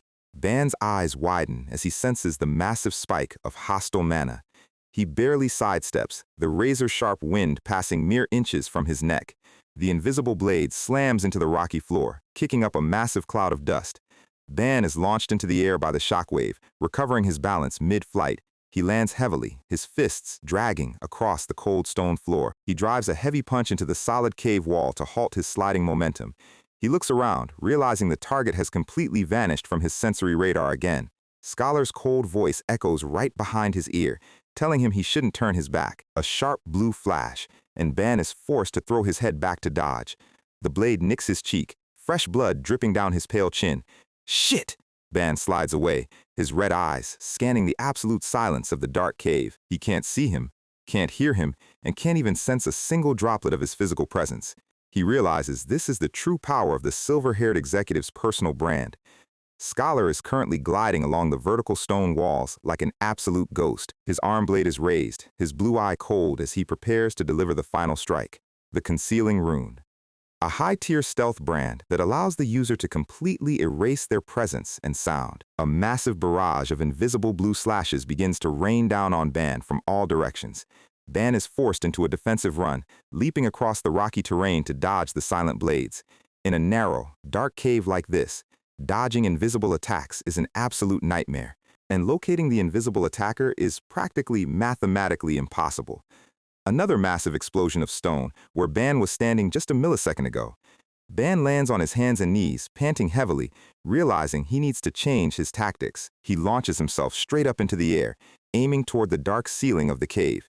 Scholar is completely invisible, preparing to slice him in midair. But Ban's hand shoots out with unerring precision, grabbing Scholar's throat straight out of thin air. The executive's eyes open wide in absolute horror as Ban lifts him off his feet. Ban looks down at him, his slitted eyes glowing with a dark, terrifying crimson light. Hiding your body won't help. This is Asura's second manifested armament, the Truth Eye, eyes that can perceive even the faintest flow of mana. Scholar gasps, Impossible! And then, Ban slams him straight down into the rocky cave floor with a colossal, bone-shattering impact. The entire cave floor shatters, kicking up a massive storm of debris and dust. Scholar lies in the ruins, coughing up blood, admitting that in his 40 years as an assassin, Ban is only the second person to find him. Ban stands over him coldly, demanding the location of Kesarak.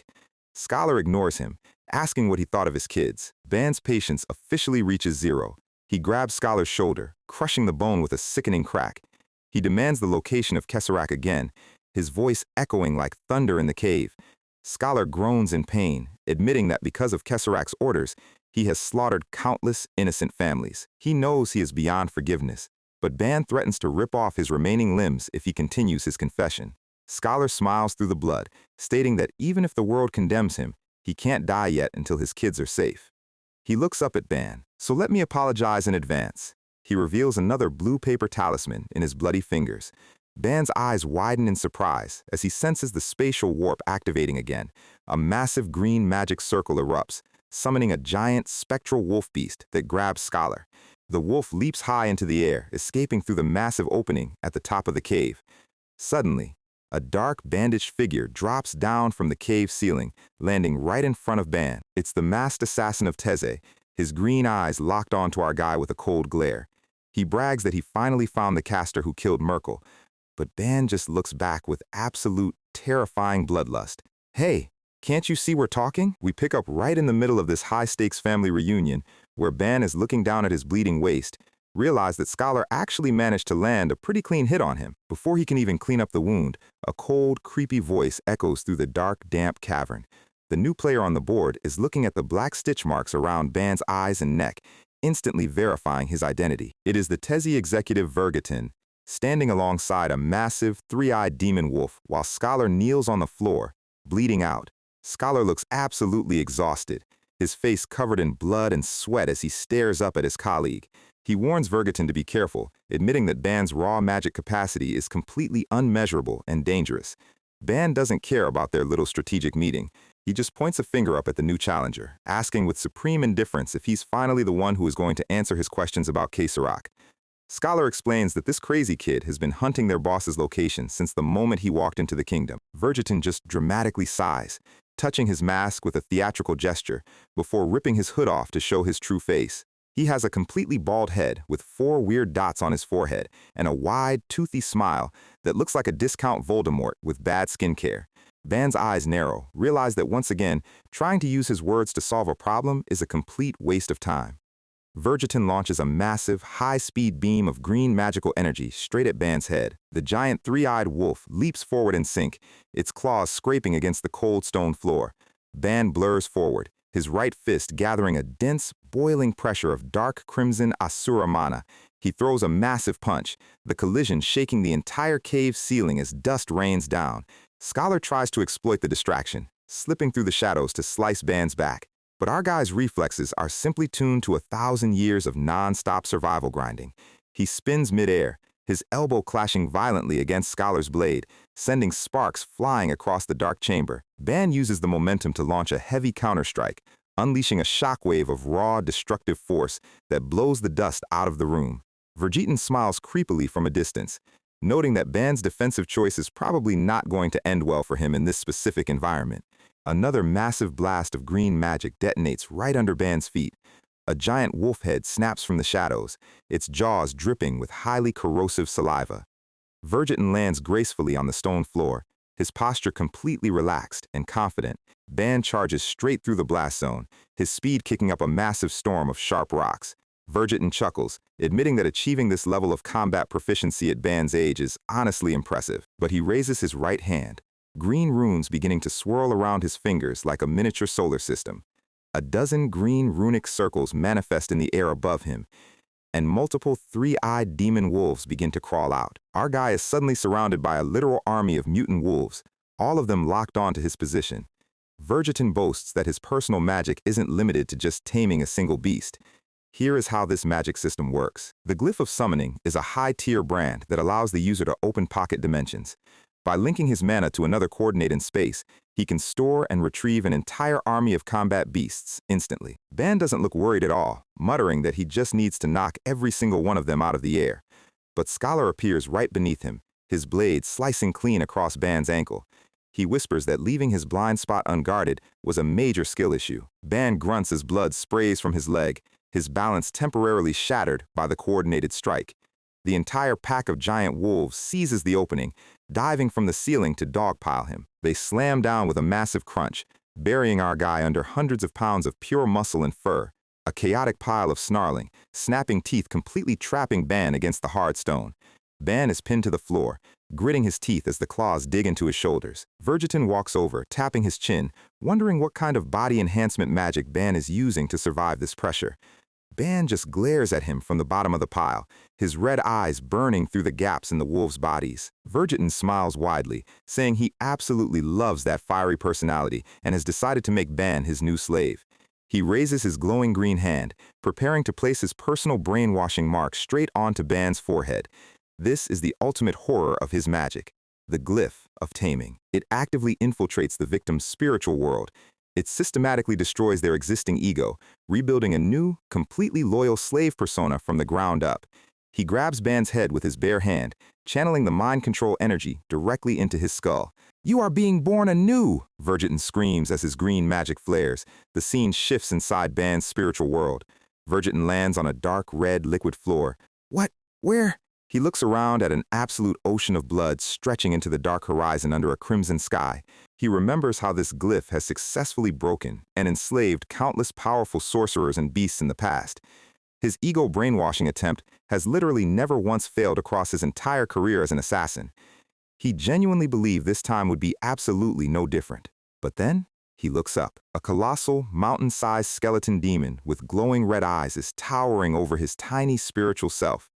An infinite army of screaming, tortured souls is lined up behind the giant, their combined presence shaking the mindscape. What Vergeton didn't realize is that he didn't just walk into a normal teenage mind. He just manually hacked into a nuclear reactor of pure, unadulterated trauma compiled across 1,000 years of hell. He stands there like a tiny, pathetic speck of dust, looking up at the ultimate manifestation of ruin. This is the true depth of our guy's mindscape, a world forged by non-stop slaughter, fire, and absolute agony in the deepest pits of subspace. The massive skeleton giant opens its jaw, releasing a silent, terrifying scream of pure trauma. A towering wave of rotting, screaming faces collapses straight onto Vergeton's spiritual body. He screams as the sheer weight of Ban's memories begins to tear his own soul into bleeding pieces. His attempt to brainwash the god of ruin backfired so spectacularly, it's honestly hilarious. Back in the real world, Vergeton instantly snaps out of the trance, coughing up a massive fountain of blood. He drops to his knees, his hands trembling violently as he looks down at the kid he just tried to control. Ban slowly looks up, his crimson eyes glowing with absolute cold malice in the dark cave. "I can't have you peeking into people's minds like that."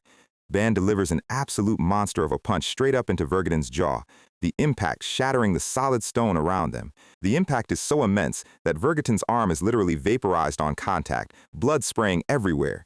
He falls backward, screaming in agony as he clutches his fresh new stump. Scholar stands in the background, his jaw on the floor as he realizes the brainwashing magic was completely obliterated.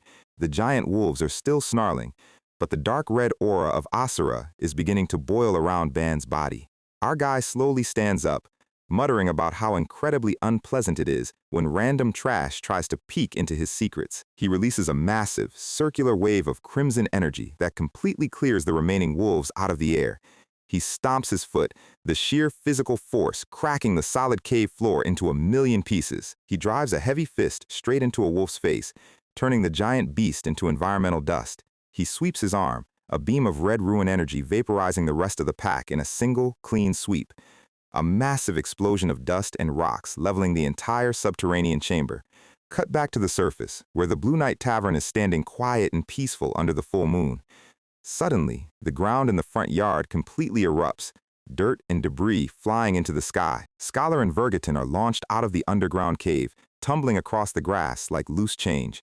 Scholar tries to push himself up, coughing up blood, realizing their spatial combat formation has been completely broken. From the smoking crater, Ban slowly steps into the light, looking like an absolute demon in the moonlight.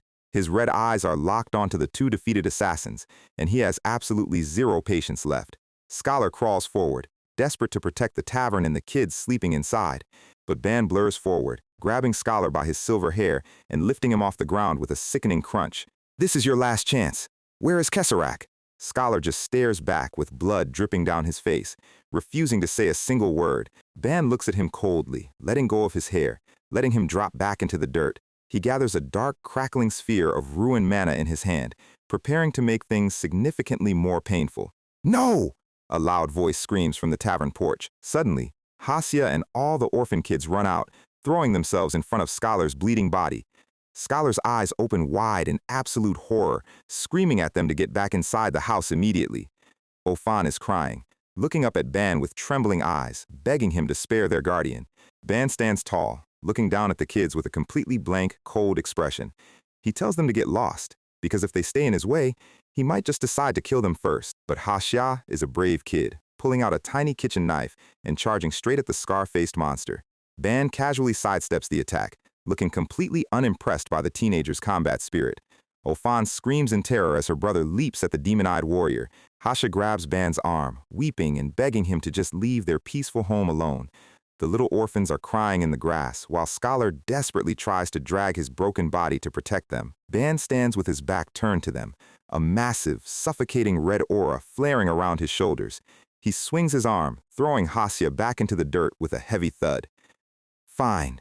If you're prepared to die," Ofan screams as she watches her brother collapse in the grass. Ban raises his fist, his face shadowed with an unhinged, terrifying look of pure murder. Hasha braces for the impact, closing his eyes. But from behind, Vergeton is still crawling in the grass, his single remaining hand glowing with green runes. Ban senses the sudden spike of spatial magic and spins his head around.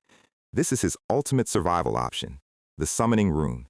But he isn't trying to summon a wolf this time. A massive, grotesque green octopus beast with giant, razor-sharp spiked tentacles erupts from a portal right above the yard. Vergeton has a blood-covered, manic grin on his face as he directs the beast. Ban crosses his arms, cursing under his breath that this bald cockroach is still breathing. The giant spiked tentacles slam down, tearing through the wooden fence in the grass with terrifying speed. Ban easily dodges, leaping backward out of the immediate danger zone. But as he flies through the air, his eyes widen as he realizes the coordinates of the attack. The giant razor-sharp tentacles pierce straight through Scholar and all the crying orphan kids.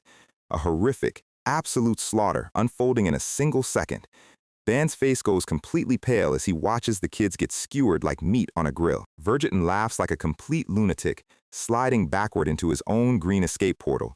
Too late! I can even put myself in my own dimension! The portal snaps shut, leaving the quiet yard in absolute bloody silence. Inside the pocket dimension, Vergeton sits on a floating green island, panting heavily. He boasts to himself that since he silenced Scholar and those useless kids, the secrets of Kesserak are completely safe.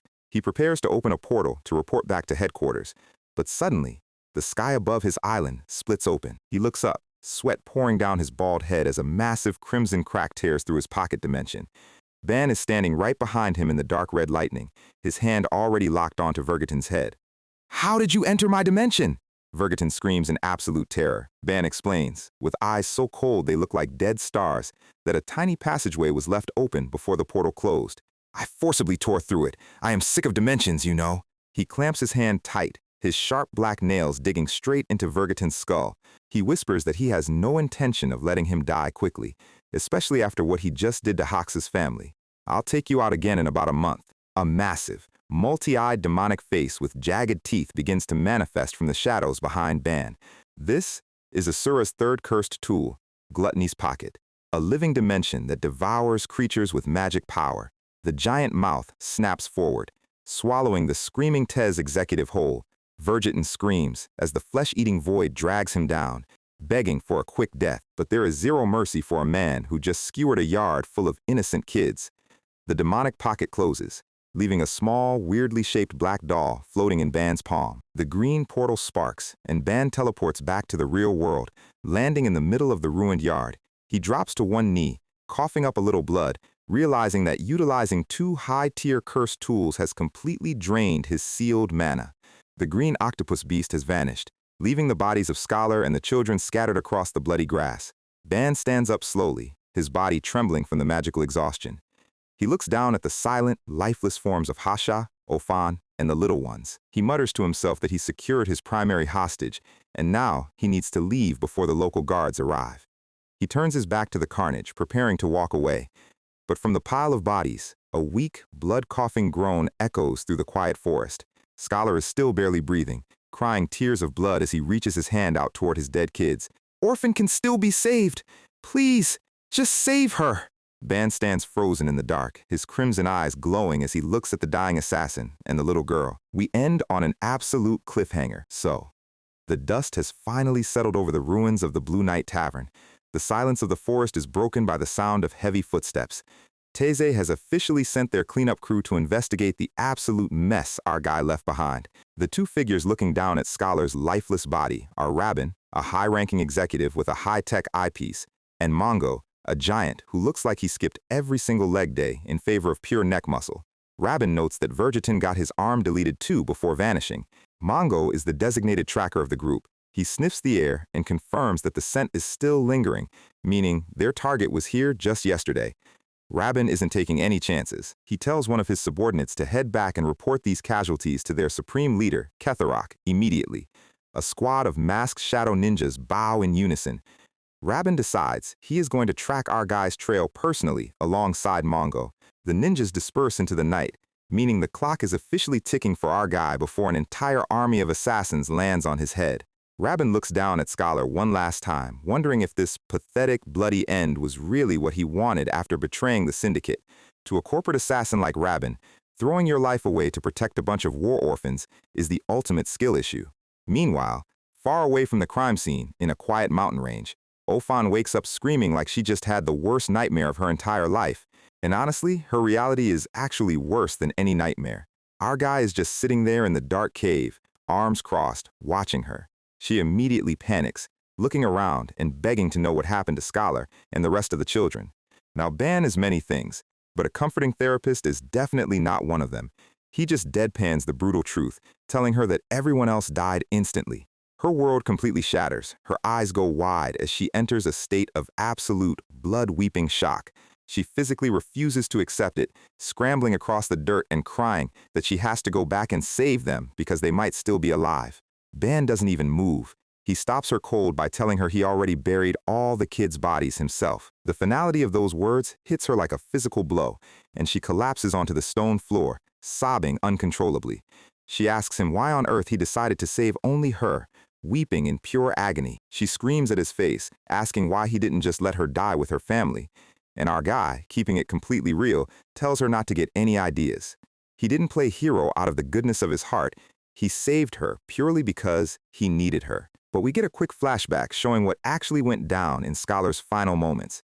As Ban was preparing to walk away, Scholar was dragging his broken body through the dirt. Scholar was literally spitting up blood, begging Ban to save Ophan because she was the only one left who could guide him to Ketharak. Ban initially looked back with his signature cold stare, completely unbothered by the dramatic speech. But Scholar kept pleading, promising that Ophan is a strong, lucky kid who just needs a single chance to survive and get to a safe village. Ban, being the ultimate pragmatist, asked him what he should do if she actually knows absolutely nothing about Ketharak, and Scholar, knowing he had no leverage left, told him to do whatever he wanted with her life at that point, kill her or spare her, as long as she got out of that bloody yard alive. The sheer, desperate sincerity of a dying man actually managed to move our guy. Ban agreed to the deal and let her live. Scholar's final breath was just a quiet plea to save her. Back in the present, Ophan is still curled up on the dirt floor, completely paralyzed by her grief, but Ban doesn't have the time or the mana budget to wait for her to finish crying. He grabs her firmly by the neck to force her to look at him. He tells her straight up that he can't wait any longer and demands she tell him everything she knows about Ketharak right now. She sniffs back her tears, realizing she has no choice, and points him toward the Barkan Kingdom. She explains that the last time Ketharak visited Scholar, he mentioned he was heading to Barkan on a high-paying commission directly from the king. Ban's red eyes narrow. He asks her what this Ketharak bastard actually looks like, so he can recognize him on sight, but she drops a massive complication, explaining that Ketharak's appearance changes completely every single time he shows up. It's not just basic makeup or a cheap wig, it's the result of highly advanced magic. Specifically, Ketharak is a rare mutant sorcerer, born with 3 entirely different types of emblem magic. On the continent of Aton, people like him are basically living cheat codes. 3 different power sets on a single boss. For our guy, who is currently operating on a severely nerfed mana budget, this is going to be a massive, high-difficulty raid. But instead of backing down, Ban just tells her to get up. They are moving out, and she can tell him the rest of the details on the road. She looks up, confused about where they are going, and Ban explains that his deal with Scholar was to escort her to a safe village. He is just keeping his end of the bargain as payment for her information. She stares at him in absolute shock, realizing this terrifying, scar-faced monster actually has a code of honor. He tells her they are leaving right away, and she quietly nods, wiping her face. They step out of the dark cave together, and as the bright morning sunlight hits her face, the tears start flowing all over again. She looks ahead through the blinding light, and she spots something massive standing in the clearing. It's a colossal, towering vertical boulder standing like a natural monolith in the middle of the woods. She looks at Ban in disbelief, and he casually tells her that all the kids' bodies are buried right under that massive stone. He explains that a simple dirt grave would just get dug up by wild monsters or greedy grave robbers. Putting a literal mountain on top of them is the only way to keep them safe. And then he says something that shows his true character. The children bore no sin, so they deserve to rest in peace. He steps back, giving her some space, and tells her to say her final goodbyes. She slowly walks up to the massive stone monument. She places her hand against the cold, rough rock, tears streaming down her face as she remembers her family. We see a brief flashback of why Scholar was so fiercely devoted to these kids. Years ago, Ketharak had arrived at the tavern, threatening to slaughter them all to force Scholar back into his role as a cold-blooded assassin. Scholar had literally begged on his knees, offering to double his workload and handle any dirty task for Teze as long as the children were spared. Ketherek warned him never to run again. After the boss left, Ofan ran to Scholar's side, asking if he was okay. Scholar held them all close, apologizing for his pathetic state, but promising to protect their small sanctuary no matter what. He smiled through his blood and bruises, and the kids teased him, saying his sweat stank too much. They were a real family, laughing together in a world that wanted them dead. They rebuilt the tavern together and named it the Blue Night, even though Ofan called the name absolutely awful. It was a peaceful, beautiful life away from the blood and violence of the assassin guilds, and Scholar was the giant protector who made it all possible. Back in the present, Ofan's hand trembles against the grave. Her fingernails dig into the stone as her grief mutates into something entirely different. Pure, unadulterated rage. Her eyes go completely bloodshot, filled with a terrifying, dark resolve. She turns to Ban and asks him if he is really planning on killing Ketherek. When Ban confirms it, she looks at him with a manic, vengeful expression and begs him to take her along. She promises she will grind Ketherek's corpse to dust with her own hands. Ban looks at her silently, recognizing that exact same 1,000-year flame of vengeance that kept him alive in hell. Meanwhile, back at the clearing, a massive foot steps down onto the dirt. Mongo and Rabin have successfully tracked their scent right to the gravesite. Mongo notes that the smell is incredibly fresh, meaning their target was here just a few hours ago. They are standing right in front of the giant stone monument. Rabin realizes they are incredibly close. Purple magic flares up around Rabin's body as he smiles. The hunt is officially on, and they are right on our guys' heels. Now, let's jump over to the gloomy Gothic palace of the Barkan Kingdom. A massive, tusked executive named Surfer walks up the grand stairs of the castle. He knocks on a pair of heavy wooden doors, calling out to report to Lord Ketherek. Inside, Ketherek is lounging casually on a platform, glowing with a vibrant green mana aura. He already knows Merkel has failed. He laments about how he raised these street trash with so much care, only for them to end in such an unbeautiful, messy way. He stands up, opening a glowing green spatial portal, and orders Surfer to tell Mongo and Tomoto to hold their positions even if they find the culprit. He wants 0 variables during this crucial operation. Surfer asks if he should step in personally to handle the intruder, but Ketherek says there is no need. He is heading to the Barkan Kingdom to finish his business and leaves the minor details to Surfer. Surfer bows deeply, acknowledging the boss's command. Over at the snowy, misty mountains of Barkan, a disguised Ketherek arrives at the palace gates. He's wearing heavy armor and a dark cape, looking like a completely different person. He asks where the king is. The royal guard directs him straight into the main audience hall. He pushes open the massive wooden doors. Walking down the long red carpet, he apologizes for being late to the meeting. The obese, smug king of Barkan sits on his massive throne and laughs it off, claiming it's no big deal. But the king immediately gets down to business, asking if Ketherek handled his commission to eliminate the core sorcerers of the rival Aran Kingdom. Ketherek confirms that every single one of them has been decapitated. Ketherek bows slightly and asks for his promised payment right away. But the king's expression suddenly shifts into a greedy, sinister grin, claiming a slight problem has arisen. He explains that if word gets out that the Barkan Kingdom hired a notorious, dirty mercenary group like Teze, his royal reputation will be completely ruined. He dramatically claims that just thinking about the public relations nightmare is giving him a massive headache. Ketherek's eyes narrow in the shadow of his hood. He asks if the king is seriously trying to double-cross him and silence Teze to cover his tracks. The king laughs in his face, admitting that there was never any payment promised in the first place. He spent his entire national treasury remodeling his palace to look like the floating Zoe kingdom, and he's not about to waste money on mercenaries. Instead of panicking, Ketherek just starts chuckling softly in the dark, and then he bursts into a maniacal, echoing laugh that shakes the entire throne room. The king looks at him like he's completely lost his mind from fear. Ketherek lowers his hand, his green mana flaring up aggressively. He calls the king a pathetic, unbeautiful man, noting that a bankrupt kingdom probably didn't have any money to begin with. The king's smug grin returns. He tells Ketherek that resistance is completely useless. The royal guards and sorcerers draw their weapons, preparing to strike. The king boasts that he has his 30 greatest sorcerers gathered in this very room, along with his entire palace guard lining the hallway. Ketherek is completely outnumbered and outgunned, but Ketherek just stands there calmly as a violent vortex of green energy begins to swirl around his body. The king continues to mock him, completely unaware of the absolute monster he just decided to scam. until the sheer pressure of Ketherok's mana begins to physically crack the stone floor. Outside Barkin Castle, the snowy clouds are torn apart by a massive column of green light shooting straight into the sky. And from the clouds, a colossal, terrifying grinning stone demon statue manifests, towering over the entire mountain range. This is the true power of Ketherok's emblem magic. Inside the throne room, the shockwave of this summon instantly explodes outward, shattering the grand windows and sending a blinding blast of energy through the guards.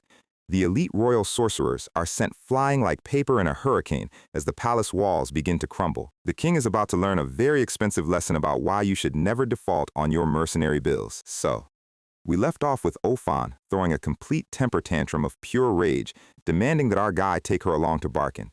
She is so consumed by vengeance that she is literally talking about grinding Ketherok's corpse to dust and drinking it like a post-workout shake. Ban looks at her and basically says what we are all thinking. You are not in your right mind, kid. But Ophan's argument is simple. She can't just go live a quiet, happy life after her entire family was slaughtered in front of her. Ban warns her that he has zero intention of playing babysitter or protecting her. He tells her straight up that if she gets in his way even a single millimeter, he will end her himself. And Ophan doesn't even blink. She says she is completely fine with that. She tells him that if she becomes a liability, he can go ahead and kill her whenever he wants. The sheer, unhinged determination of this kid actually gets his respect. So Ban just shrugs and says they are leaving right now. If she dies, she dies. Cut to the mountains at night. The scenery is nice, but the vibes are immaculate and incredibly dangerous. And just as expected, the Tez cleanup crew has already caught up with them. Mongo, the giant bald Hulk, reminds his partner that Ketherok told them to wait quietly and not engage, but Tomoto has that classic middle management arrogance. He thinks this is the perfect opportunity to secure a promotion. He smiles with that creepy target eyepiece, telling Mongo that capturing our guy right here will make them Ketherok's absolute favorites. Mongo, who clearly doesn't have a single thought bouncing around in his massive skull, just agrees because his brother told him to. They decide to stalk them from the shadows and wait for the perfect moment to strike. Classic assassin behavior, but they are severely underestimating who they are dealing with.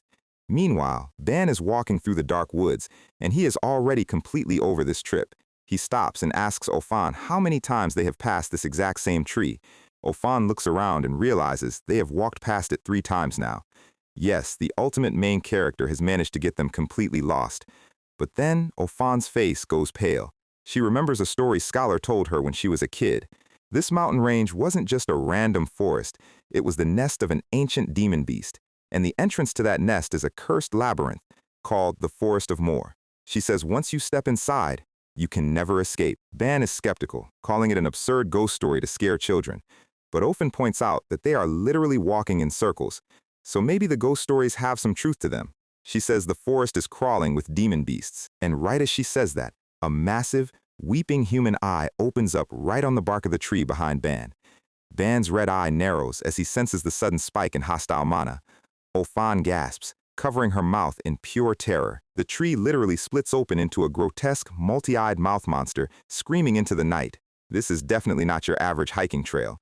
Ban moves instantly, grabbing Ophan by the collar. He leaps backward as the ground where they were standing is completely obliterated. He tosses Ophan out of the blast zone like a sack of potatoes, maintaining perfect form while falling. They slide across the forest floor, recovering their balance in a split second. Ban doesn't waste time talking. He charges up his fist with a concentrated burst of his sealed rune mana and slams it directly into the gaping mouth of the tree beast. The monster screams as the dark red energy begins to corrode its physical form. The shockwave splits the air, shattering the beast's wooden teeth. The entire creature explodes into splinters. One down, but the forest is just getting started.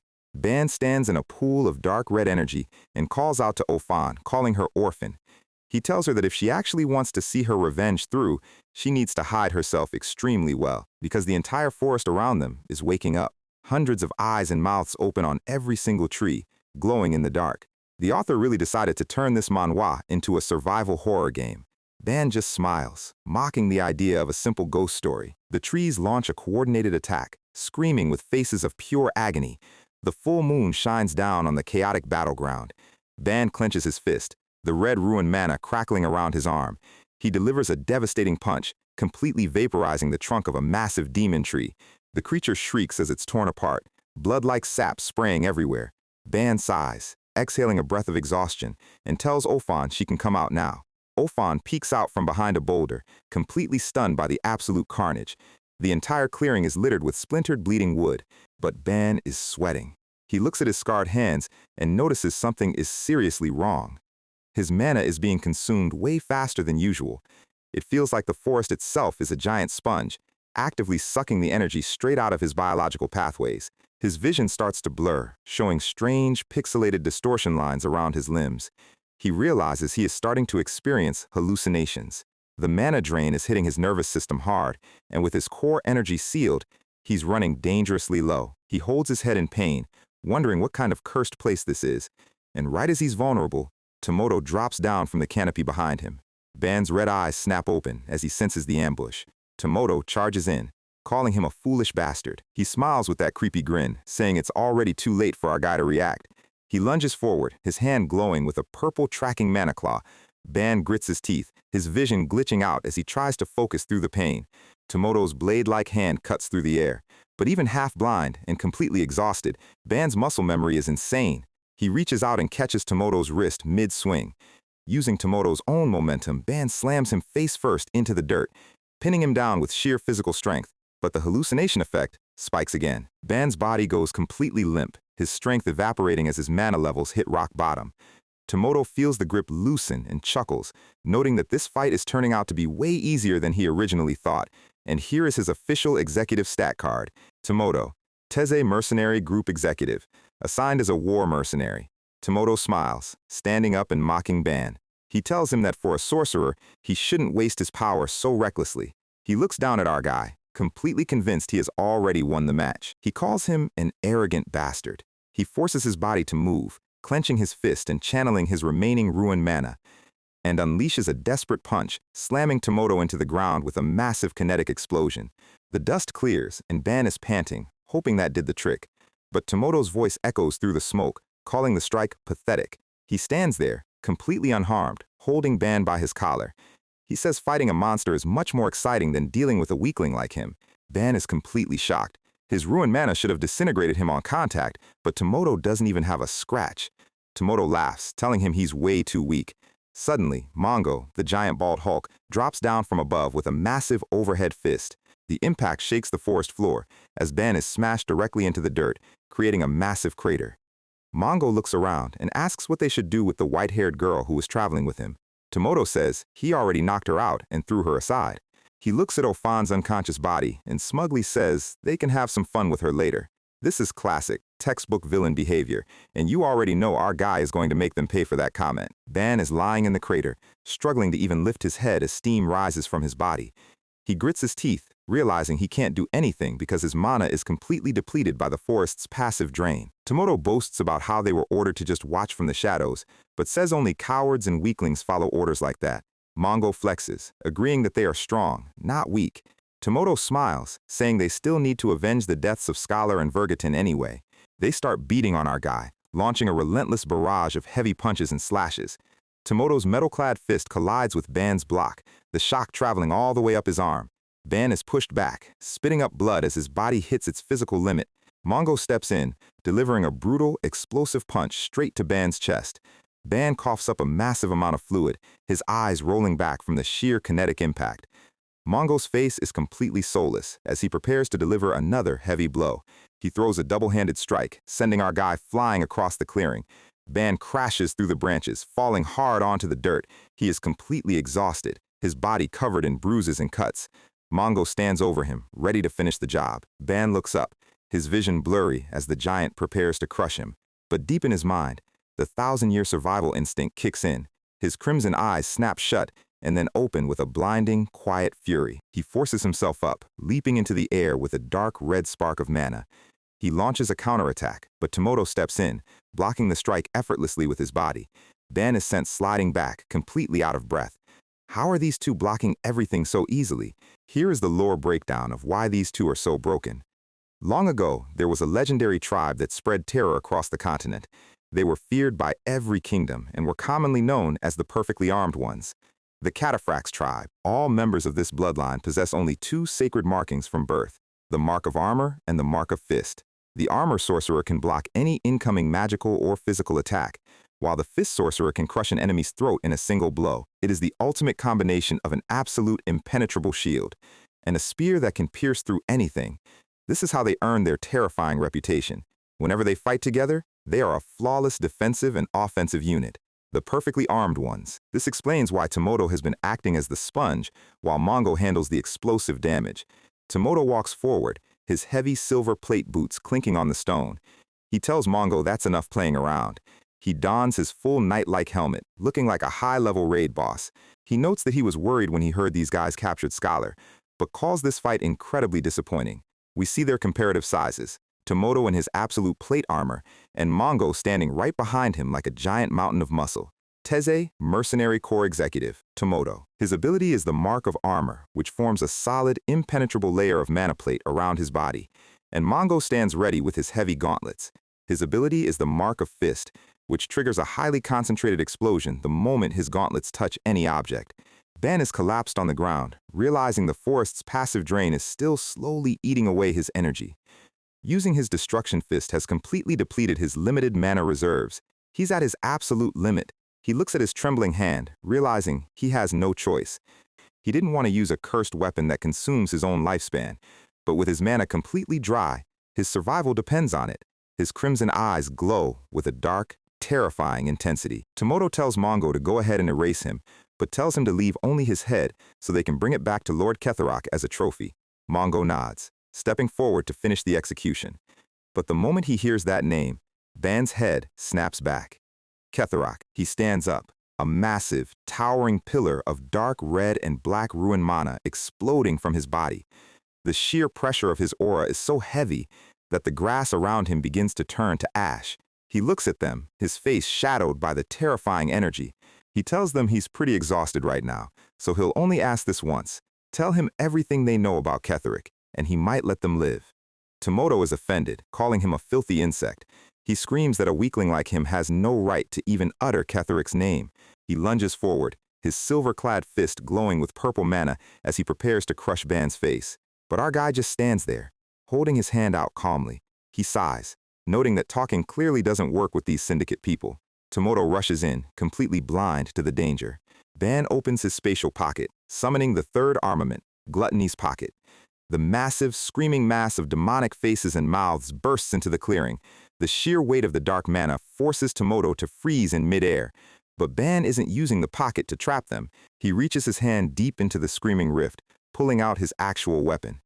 He smiles with a wide, manic grin, telling them that since they refused their final chance to talk, they can't blame him for what happens next. He pulls out the twin, living crimson daggers covered in blinking demonic eyes and rows of sharp teeth.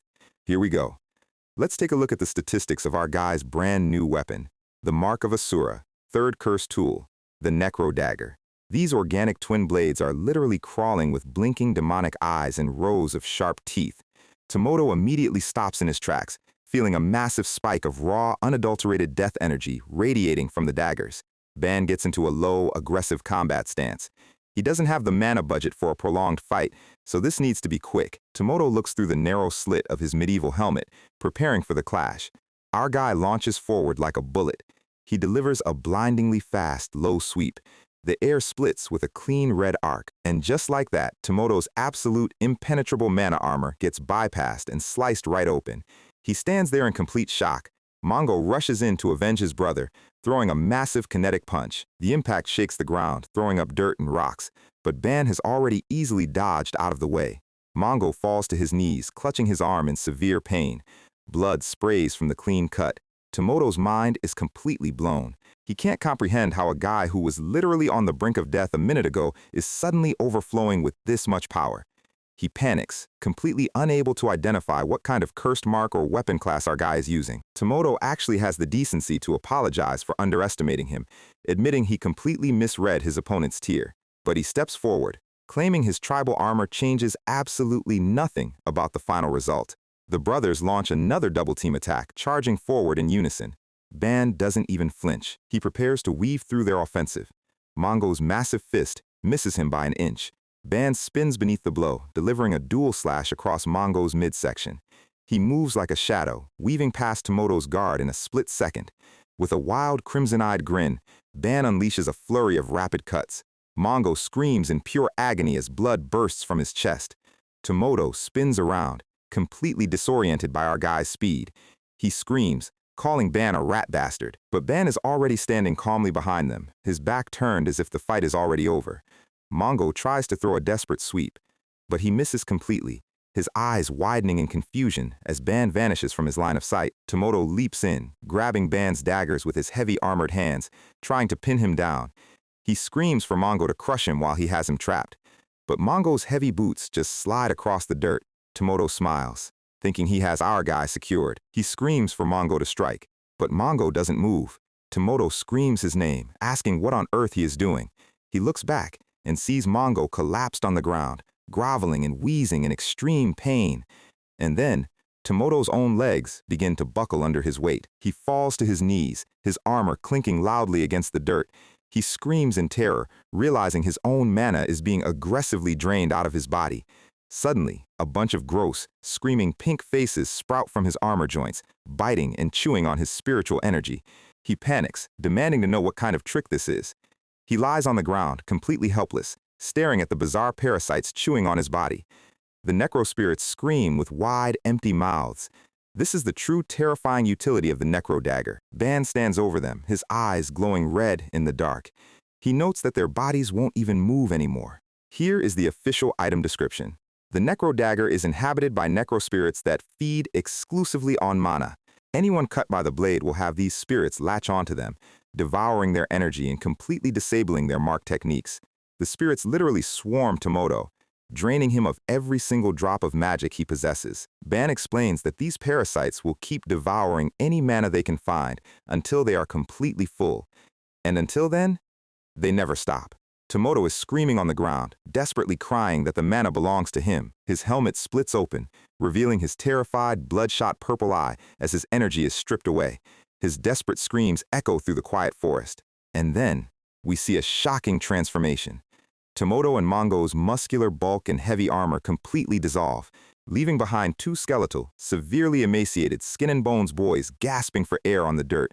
Ban looks down at them, realizing this is their true form and that they had been reinforcing their frail bodies with mana all along. Tomoto screams, desperately denying the truth. He gasps, crying that the energy they used was artificial mana granted to them by Lord Ketharak, begging for it to be returned. Ban's eye narrows. Artificial mana? The idea of manufacturing magic power artificially is a massive plot twist. He demands they tell him more. He notes that they can't possibly fight anymore with those fragile, starving bodies anyway. Tomoto weeps, remembering how they got here. We get a flashback to the Cataphracts tribe ruins 10 years ago. The village is completely barren, littered with skulls. A tribal chief is talking to Ketharak, who is wearing his signature spectacles and dark cape. Ketharak spots two malnourished children tied to a tree. The chief explains that those two boys were born completely unable to store mana, calling them a disgrace to the tribe who will surely die soon. The chief dismisses them as worthless, weak trash, telling Ketharak not to bother with them, but Ketharak, being the collector of oddities, asks if he can take them off his hands. The chief doesn't care and lets him have them. The young, starving Tomoto looks up with empty, hopeless eyes. 10 years later, we see a village completely engulfed in flames. A massive massacre has taken place, with bodies piled high in the burning streets, and standing in the middle of the carnage are the bulked-up, mana-reinforced Tomoto and Mongo. Ketharak arrives, looking at the destruction. Ketharak asks them what on earth they seek by slaughtering so many helpless humans. Tomoto looks down at the corpses, explaining that whenever he sees the weak and helpless, he is reminded of what he and his brother once were. He grins with a manic, self-hating expression, saying that if they hadn't met Ketharak, they would have lived and died like that worthless filth. The thought fills him with absolute rage. He claims he can't contain his hatred unless he destroys the weak right in front of his eyes. Ketharak looks at him, calling their violence nothing but shallow self-hatred. He tells them to restrain themselves from now on, as this kind of self-destruction is far from beautiful. The burning village sits beneath a gloomy, dark sky as Ketharak's orders are given. Back in the present, Tomoto screams at the top of his lungs, crying that he and his brother are no longer weak trash. They try to drag their emaciated bodies forward, desperately leaping at Ban. Ban doesn't even open his eyes. He just raises his daggers and slices them to absolute ribbons in a single blinding crimson flash. Tomoto's frail body is torn apart, blood spraying across the clearing. Our guy looks down at them with his cold, glowing red eyes. He steps over their remains, letting the daggers dissolve back into the spatial rift. He notes that the weaker the dog, the louder it barks. A classic ice-cold line. But as he takes a few steps, his legs begin to wobble, and our guy collapses face first into the dirt, completely unconscious from the physical toll of using his cursed weapons. With a beautiful, warm dream of Linda smiling under the bright sky, Ban reaches out his scarred hand toward her, thinking about how sweet the dream is and how he never wanted to wake up. Her warm smile is the only thing keeping his sanity intact. Suddenly, his red eyes snap open as he screams her name, waking up to reality. But instead of Linda, he is met with Ofan's face looking down at him, asking if he's finally waking up. Ban sits up, completely confused, and realizes he is strapped to a wooden cart that Ofan is literally hauling behind her. She explains that she decided they had to get out of the forest immediately, so she just dragged him along without waking him. Our guy is currently being chauffeured by a 13-year-old child, the ultimate warrior of ruin, reduced to riding in a wooden wagon. Talk about an anticlimax. He realizes his body is completely drained from the backlash of using the cursed daggers.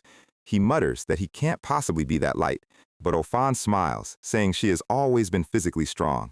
Since she doesn't have any rune arts to help him, dragging his cart is the least she can do to be useful. Ban asks her if she is over 10 years old. She says yes, she is 13, and Ban notes that if she's past 10, it is already too late for her rune arts to manifest. Ofan's smile falters slightly. We see a flashback of the orphanage kids showing off their magical powers. Ofan explains that when your rune arts manifest, you instinctively know what kind of power you hold. She remembers lying in bed as a young child, eagerly awaiting that incredible moment when her own magic would awaken. She used to go to sleep excited every single night, hoping tomorrow would be the day. But in the end, that chance never came for her. She laments that if only she had magic, she might have been able to save Scholar and the other children from the massacre. Ban listens silently, thinking to himself that in this world, lacking rune arts could actually mean the exact opposite. File that detail away, guys. That is definitely going to matter later. But our guy doesn't do emotional comfort. He just tells her to stop her pointless chatter and focus on finding the way out of the woods. The sun shines down on the Grand Mountain Range. They finally step past the tree line. Ofan collapses onto the dirt, panting heavily, celebrating that they are finally out of the cursed forest. Ban stands up, stretching his limbs. He notes that he no longer feels his mana being drained by the atmosphere. Ofan asks if they should look for a nearby village first or head straight to the Barking Kingdom. But Ban just sits down cross-legged on the grass. He tells her to keep watch for a bit. He explains that he needs to gather his mana again so his senses don't get dull. Ofan salutes, taking her job as a sentry extremely seriously. Ban meditates next to a beautiful, rushing waterfall. A swirling vortex of red ruin mana begins to gather around his body. But as he gathers his energy, he realizes something is highly suspicious. The Cataphract's brothers who attacked him showed absolutely no signs of having their mana drained by the Forest of Moor, which means that Cursed Forest was specifically designed to drain his Asura mana and his mana alone. This is a massive macro mystery. Who set up that forest and how did they know he was coming? Ofan looks at him, amazed by how quickly he regained his energy.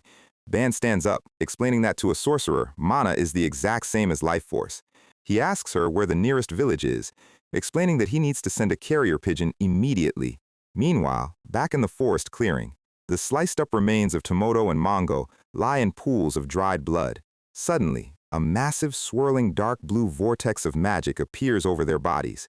A tall, creepy figure wearing a dark blue robe and a plague doctor mask with a long, spiral drill nose appears. This is a high-ranking TES executive. Looking down at the dead brothers, he observes Tomoto's emaciated, sliced-up face and Mongo's lifeless head lying in the dirt. The masked observer's glowing white eye narrows. Our guy has officially made some very powerful enemies. Night falls over a rustic mountain village. In a local tavern, Ban ties a scroll to the leg of a carrier pigeon. He lets the bird fly out the window into the night sky. Ofan asks him who he is sending the message to, and Ban explains it's for an information broker he knows. Yes, he is contacting Anna Dolton to get the scoop on this artificial mana. He notes that if Ketharak really was born with 3 rune arts, he is going to be an incredibly difficult opponent to take down. Ofan is surprised, asking if having 3 is really that incredible. Ban explains that even possessing 2 rune arts is considered extremely rare across the continent. To think a sorcerer with 3 actually exists is mind-blowing. Ofan looks at him with admiration, guessing he must be from a prestigious noble family to know so much. But Ban cuts her off, coldly stating he is not of noble birth and telling her they are done with the idle chatter. Suddenly, a loud, panicked whisper from a nearby table catches their attention. One of the locals gasps, asking if it's really true that a mercenary from Teze is currently in this very village. Ban's red eye snaps toward the sound, his senses instantly on high alert. Ofan looks back, her face filled with sudden tension. One of the locals shushes his friend, telling him to speak quietly before he gets them all killed. The friend claims he hears all the rumors because he's a local, warning them about how dangerous these mercenaries are. He tells them that if you accidentally make eye contact, you are completely dead. And right as he's explaining this, Ban's dark silhouette appears right behind him. The man screams, jumping out of his seat. The local calms down, asking if our guy is curious about the Teze mercenaries too. Ban nods quietly. The local laughs, throwing his arm around Ban's shoulder like they are best buddies, calling him a curious kid. He pulls Ban close, whispering into his ear to be extremely careful not to make eye contact with the man at the bar.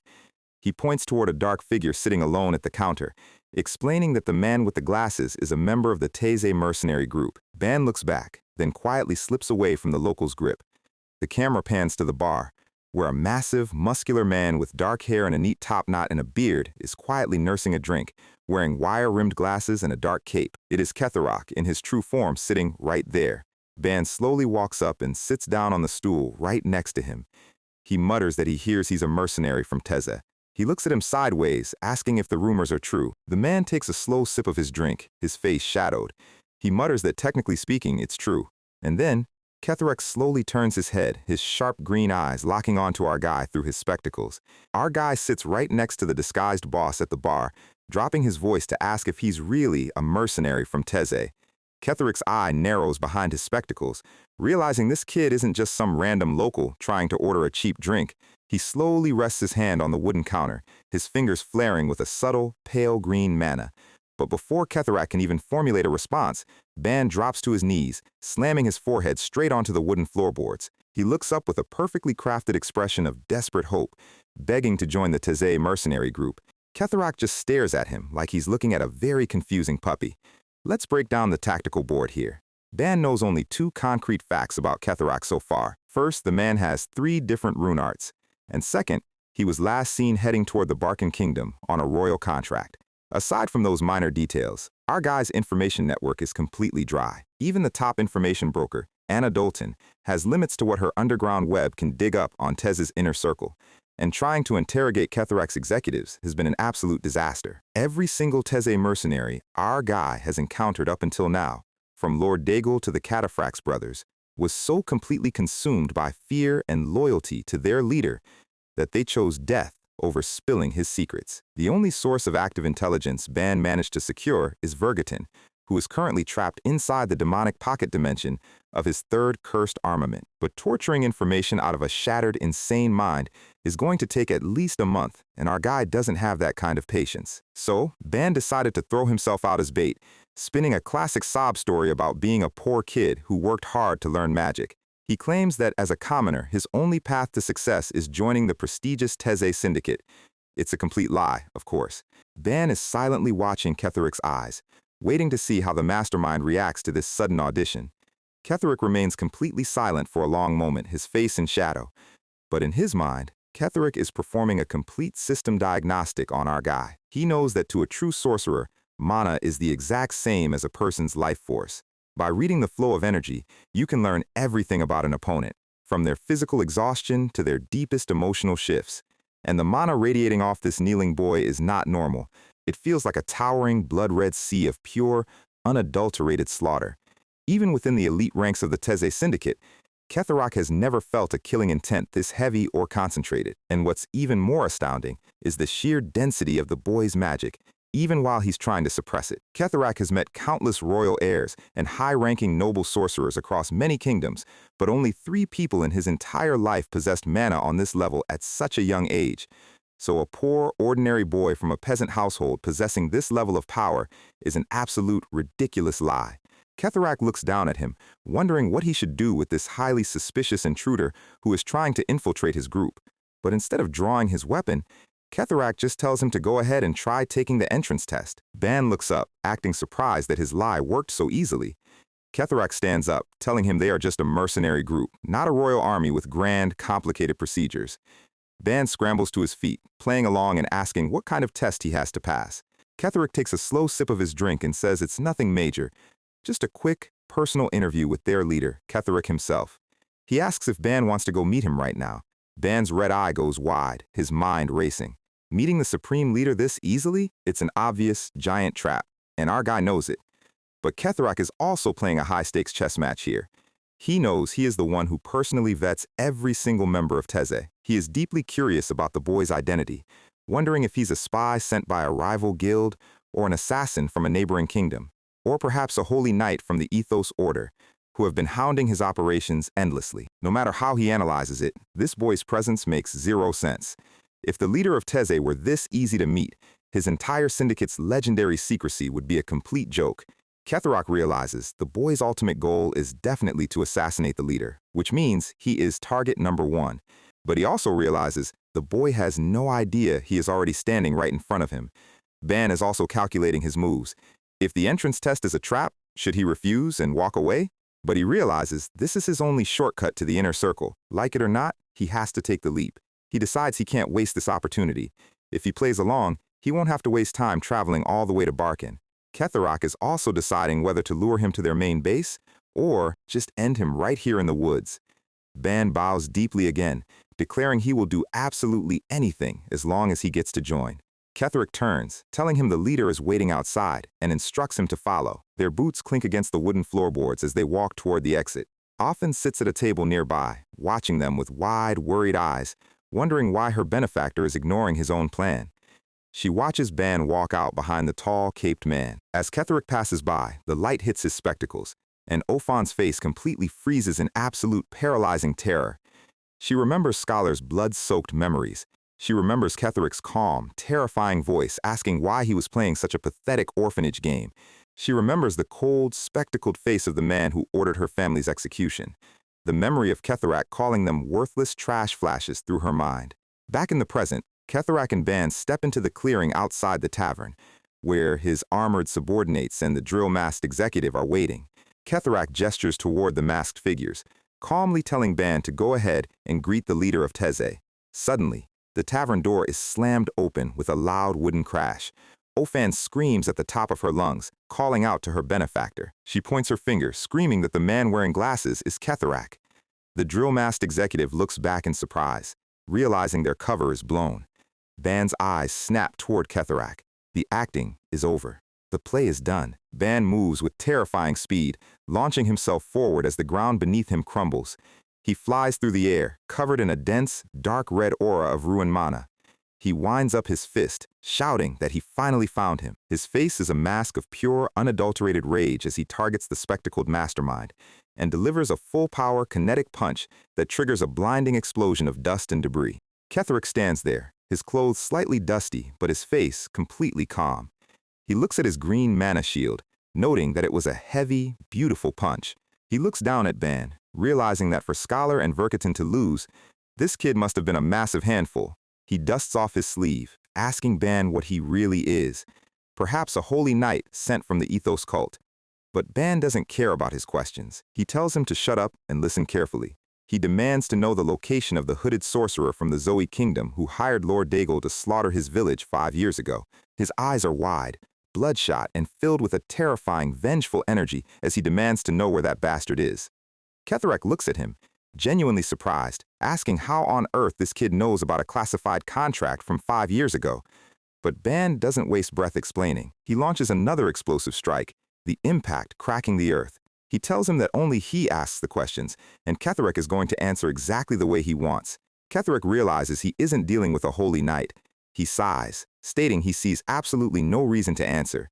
Ban's grin goes wild, noting that he figured Ketherick wouldn't understand if he asked nicely. He clenches his fist, the dark red ruined mana gathering around his wrist wraps. He charges forward, screaming that he's going to crush Ketherick's limbs until he starts talking. Ketherick watches him close the distance, calmly praising his beautiful, intense eyes. He flares his green mana, calling it a shame that such a beautiful talent has to be wasted here. Ban's eyes widen as he senses a sudden shift in the magical pressure. Ketherick leaps back effortlessly, dodging Ban's swing as the ground beneath them erupts. A massive green mana-formed hand bursts from the soil, trying to grab our guy. Ketherick stands at a distance, pointing his fingers like a conductor, telling Ban he's still not quite on his level yet. Multiple giant green hands erupt from the forest floor, crushing trees and rocks as they target Ban. And then, the stone itself begins to shape into gargoyle-like golem beasts, roaring into the night. Ketherick is casually showing off his first rune art. Ban punches through one of the stone hands, the impact shattering the rock into pieces. He charges through the rubble, his eyes locked onto Ketherick. But several massive stone golems rise to form an impenetrable wall in front of the Tezi leader. Ban dual wields his crimson necro daggers, slicing through the golems with blinding speed. The stone monsters are chopped into fine gravel as our guy pushes forward. Ketherick watches the display, genuinely amazed that a boy under 20 years old possesses this level of martial skill and mana control. But as Ban is fighting the golems, Ketherick appears directly above him. He warns Ban that he doesn't have the luxury to get distracted.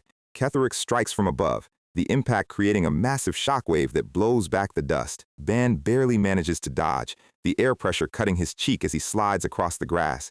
But our guy doesn't play defense. He throws a dual slash as he recovers his footing. The red arc of his blade cuts right through Ketherick's green defensive barrier. Ketherick looks at the crimson dagger, surprised by its organic design. He reaches out with a swift, green-charged hand and deflects Ban's strike, the shock traveling up our guy's arm. They trade a rapid flurry of parries and slashes, steel meeting magic in a blinding speed run of combat. Ban recovers his stance, breathing heavily, and warns Ketherick that this is where the real fight starts. But Ketherick just stands there, green energy crackling around his spectacles, calmly repeating that all of this is completely useless. A massive green pillar of light shoots into the sky, the magical pressure crushing the surrounding trees. Ban launches a relentless barrage of strikes, but Ketherick blocks every single punch and kick with minimal effort, his defensive constructs absorbing the kinetic energy. Let's break down the core mechanics of magic power here. If a sorcerer is compared to a swordsman, their rune arts are the sharp blade, while their mana is the trained, polished swordsmanship they've developed over a lifetime of combat. While scholars argue over which is more important, most high-tier combatants agree that raw mana capacity is absolute. No matter how legendary a sword is, when it's held by a toddler, it's useless. But when a simple iron blade is held by a master swordsman who has dedicated 50 years to the craft, the difference in lethality is incomparable. In a sorcerer's battle, the sheer volume of your mana reserves is the absolute deciding factor. Ketherick grabs Ban's wrist mid-strike, looking down at him. He tells Ban that with his current, severely depleted mana levels, he can't even hope to scratch him.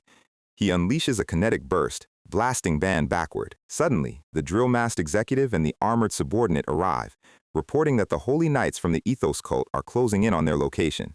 Ketherick sighs, calling the knights tiresome pests, and orders his team to activate their warp formation so they can return to Teze. He looks back at Ban, stating it's a shame, but they'll have to postpone their meeting for another time. A dark purple spatial rift opens behind him. Ban is on his hands and knees, blood dripping from his chin, but his eyes are wild. He mutters that there is no way in hell Ketherick is running away. He leaps forward, his arm stretching out in a desperate attempt to grab the escaping boss. But Ketherick moves with effortless speed, easily sidestepping the strike and leaving Ban crashing into the dirt. Ban stares up in pure desperation. Ketherick looks down at him, noting that our guy's goal was clearly to capture him alive to get information. A massive green pillar of magic erupts around Ketherick as the warp activates. He tells Ban to take some advice as a life mentor. Never show your desperation to your enemy so carelessly, because that desperation will eventually become your biggest, most fatal weakness. The purple rift expands, completely engulfing Ketherick and his subordinates. The light fades, leaving our guy alone in the silent, smoking crater. Ketherick's parting words echo in his mind, mockingly stating that if Ban had been a bit calmer and more cautious, he might have actually caught him. The psychological trauma of his 1,000-year hell spikes. Ban clutches his head, his mind fracturing as the familiar voices of his dead family whisper in his ears, reminding him that he lost everything right in front of his eyes again. The gory phantoms of Linda and his parents appear in his mindscape, mockingly asking if he really thinks just saying sorry makes everything okay. This psychological armor of trauma is an absolute fortress, but right now, it is tearing him apart from the inside. Ban weeps in the dirt, begging for one more chance, screaming into the empty mountain night. Meanwhile, back inside the grand, dark cathedral of the Teze Syndicate, the purple warp portal opens. Ketherick and his executive step through. The subordinate asks if Ketherick is planning to start an all-out war with the Ethos cult. Ketherick calmly answers no. But then, He looks down at his right hand. His palm is trembling, bleeding, and severely burnt by the lingering traces of Ban's ruined mana. Even with his absolute defense, our guy managed to wound him. Ketheric's green eyes glow behind his spectacles as he clenches his bleeding fist. He orders his executive to gather every single piece of information they can find on that boy immediately. The mastermind is finally taking our guy seriously, and the war between them is about to reach a whole new level of violence. We'll have to see how Ban recovers in the next batch. So, our guy is currently standing in a smoking crater, absolutely losing his mind because his ultimate target just slipped through his fingers. Ofen is looking at him with wide eyes, realizing that the monster who ordered her family's execution is officially in the wind. And for Ban, the memories are hitting like a freight train. The quiet village, the kids, his sister Linda, all reduced to ash on his wedding night. Before he can even process the rage, a massive, obnoxious voice cuts through the trees, asking how Ofen dares to look at their target with such a blasphemous glare. And with zero hesitation, one of the armored knights literally shoves the poor 13-year-old orphan straight into the dirt. Excellent work. You just pushed a traumatized child in front of a man who spent 1,000 years in hell grinding his anger to a fine edge. Ban catches Ofen before she hits the ground, his voice dropping to a cold register as he tells her to stay awake. Ofen looks up, completely dazed, asking if her benefactor managed to end Kaisurok's life. Ban stands up, looking incredibly annoyed, and admits the bad news: he missed him, and the coward ran away. Ofen's face completely falls as she realizes she failed to do anything to help, but our MC is not running a counseling service. He tells her he is not going to protect her, so if she is going to keep following him, she needs to get up fast. She asks where they are going next, and Ban tells her Barkin, the kingdom where Kaisurok likely fled to lick his wounds. Internally, Ban is locking back in. 1,000 years of continuous liquid-fire despair was enough to teach him patience. His revenge is barely getting started. And honestly, the clash wasn't a total waste of time, because judging by Kaisurok's panicked reaction, that hooded sorcerer from 5 years ago is definitely from the floating Zoe kingdom. But to get the coordinates of a hidden magic empire, he needs to squeeze Kaisurok like a sponge, which means finding him is priority number 1. Suddenly, a wild blonde elitist appears, screaming at the top of his lungs for them to stop right there. Ban turns around to find a literal wall of polished steel. The entire local division has them completely surrounded. The long-haired blonde guy, who looks like a discount mobile game protagonist, steps forward and says they are knights from the Ethos Order, demanding full cooperation. Ban just stares at him, completely unbothered, repeating the name of the order in his head. He remembers his adoptive uncle mentioning them years ago, a massive, ultra-religious guild from the Uahana kingdom that operates like a private army. Ban sighs, telling them his path is long, so he really does not have the time to play along with their little checkpoint.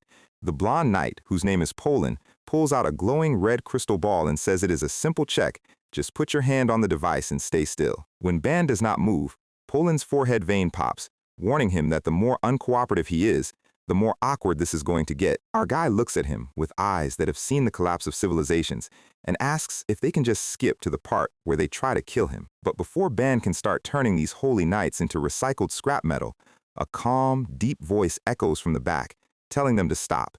And out steps a classic, badass old man. Eye patch, gray hair, immaculate mustache, and plate armor that actually looks like it has seen real combat. Knight Commander Hugh Janil. Poland immediately stammers, pointing out that the mana verification process is not even complete yet. But the commander just chuckles, asking the kid if he did not feel that massive, earth-shaking shockwave of Kaisurok's mana clashing with something else. He points to the shattered trees and cracked earth, explaining that the boy they cornered was clearly the one doing the fighting, and the faint, dark residue of mana radiating off Ban matches the exact signature that was trading blows with the leader of Teze. Hugh looks directly at Ban, noting that Kaisurok must have fled the battlefield, leaving him behind. He then delivers some massive news. A report just came in stating that Kaisurok has already retreated back to the Teze headquarters. Hugh pockets the red detector, casually apologizing and explaining that Kaisurok uses illusion magic to change his face, which is why his guards are so paranoid. But as Ban turns to leave, the commander's single eye locks onto him with a sudden, heavy intensity. He calls out, asking Ban if his goal is to kill Kaisurok. Hugh says he has seen eyes like Ban's before, eyes completely consumed by a dark, bottomless pit of hatred and revenge. He smiles, extending a massive, gauntleted hand, and says if those red eyes are fixed on Kaisurok, then they share the exact same enemy. He offers a direct proposition: Why don't they team up and capture their mutual target together? Poland looks like his brain just short-circuited, screaming at his captain for suggesting something so wildly against protocol. But Hugh shut him down instantly, pointing out that none of their highly trained knights have actually faced Kaiserach in battle, making Ban a goldmine of experience. Ban is not buying the power of friendship. He tells the old man he refuses because he has zero reason to trust a bunch of random church guards. But Hugh is a master negotiator. He smiles like a salesman and says they happen to know every single piece of intelligence on Teza, including their routes and destinations. Ban's eyes widen, his entire posture freezing at the mention of Ketherac's personal coordinates. Hugh bursts out laughing at Ban's reaction, calling it a highly tempting offer, while Ban grumbles internally about this crazy old man. Ban looks back at Ofan, realizing that while he hates cooperating, the cult definitely has access to databases he cannot reach on his own. He grits his teeth and accepts, admitting that while he hates this, he does not have a choice if he wants to speedrun his revenge. The scene shifts to the temporary military barracks of the Ethos Order, a massive camp of white tents set up in the valley. Inside the main tactical tent, Commander Hugh sits alone at a table lit by candles, staring silently at a piece of paper. He is holding a torn, burnt drawing of a young, wild-haired warrior holding a severed head. The old man sighs, whispering to his deceased grandson. We get a quick, chilling look at the grandson, a literal demon of combat, covered in blood and dark wood-like growths, looking like a complete nightmare. Hugh covers his face, muttering that he had forgotten the feeling, but he never expected to see those exact same self-destructive eyes on another kid. He wonders what kind of absolute hell Ban had to walk through to get eyes like that, just as Ban asks if he can enter. Hugh immediately switches back to his cheerful commander persona, inviting him in. Ban steps into the light, asking why the old man was looking for him. Hugh gestures to a massive, sleeping, stone-scaled dragon creature resting in the corner, telling him to place his hand on its red core. He explains that it is a high-grade mana detector, and asks Ban if he is familiar with the divine rank system of the continent. Now, pay attention, because the author is dropping some mandatory lore. Across all the kingdoms of Aton, the authorities do not just let sorcerers run around unchecked. Every single magic user is systematically measured, registered, and issued a national ID card. This is the divine rank system, a rigid pyramid scale that measures a sorcerer's total active mana volume, from rank 13 at the very bottom all the way to rank 1 at the absolute peak. Hugh smiles, explaining that before they go to war together, they need to know the baseline capability of their new ally. Ban shrugs, thinking it is actually a good opportunity to see where his current, sealed power scales compare to the rest of this era. He steps up and lightly presses his bandaged palm against the red orb on the dragon's chest. The moment his hand touches the crystal, the massive stone dragon's eye suddenly snaps open, glowing with a bright, terrifying yellow light. The entire beast lets out a deafening metallic roar that shakes the wooden beams of the tent. Ban is completely startled, asking if this stupid measurement device is always this incredibly loud. But Hugh is looking up in absolute horror, sweat pouring down his face as his jaw drops to the floorboards. He stammers that this is impossible, his voice cracking as the stone scales of the dragon start turning a bright, molten red. The dragon's mouth opens, venting a massive, roaring torrent of superheated fire and raw, explosive energy. Hugh screams at the top of his lungs, telling Ban to get the hell back because the entire high-grade detector is about to detonate. And Ban is just standing there, looking confused, wondering what this crazy old man did to his lizard statue. To understand why the commander is currently having a stroke, we need to break down the actual scaling of these ranks. Rank 13 is your standard beginner stage, basically a kid who just picked up a wooden sword and realized they can channel a spark of energy. Rank 9 is where things get serious.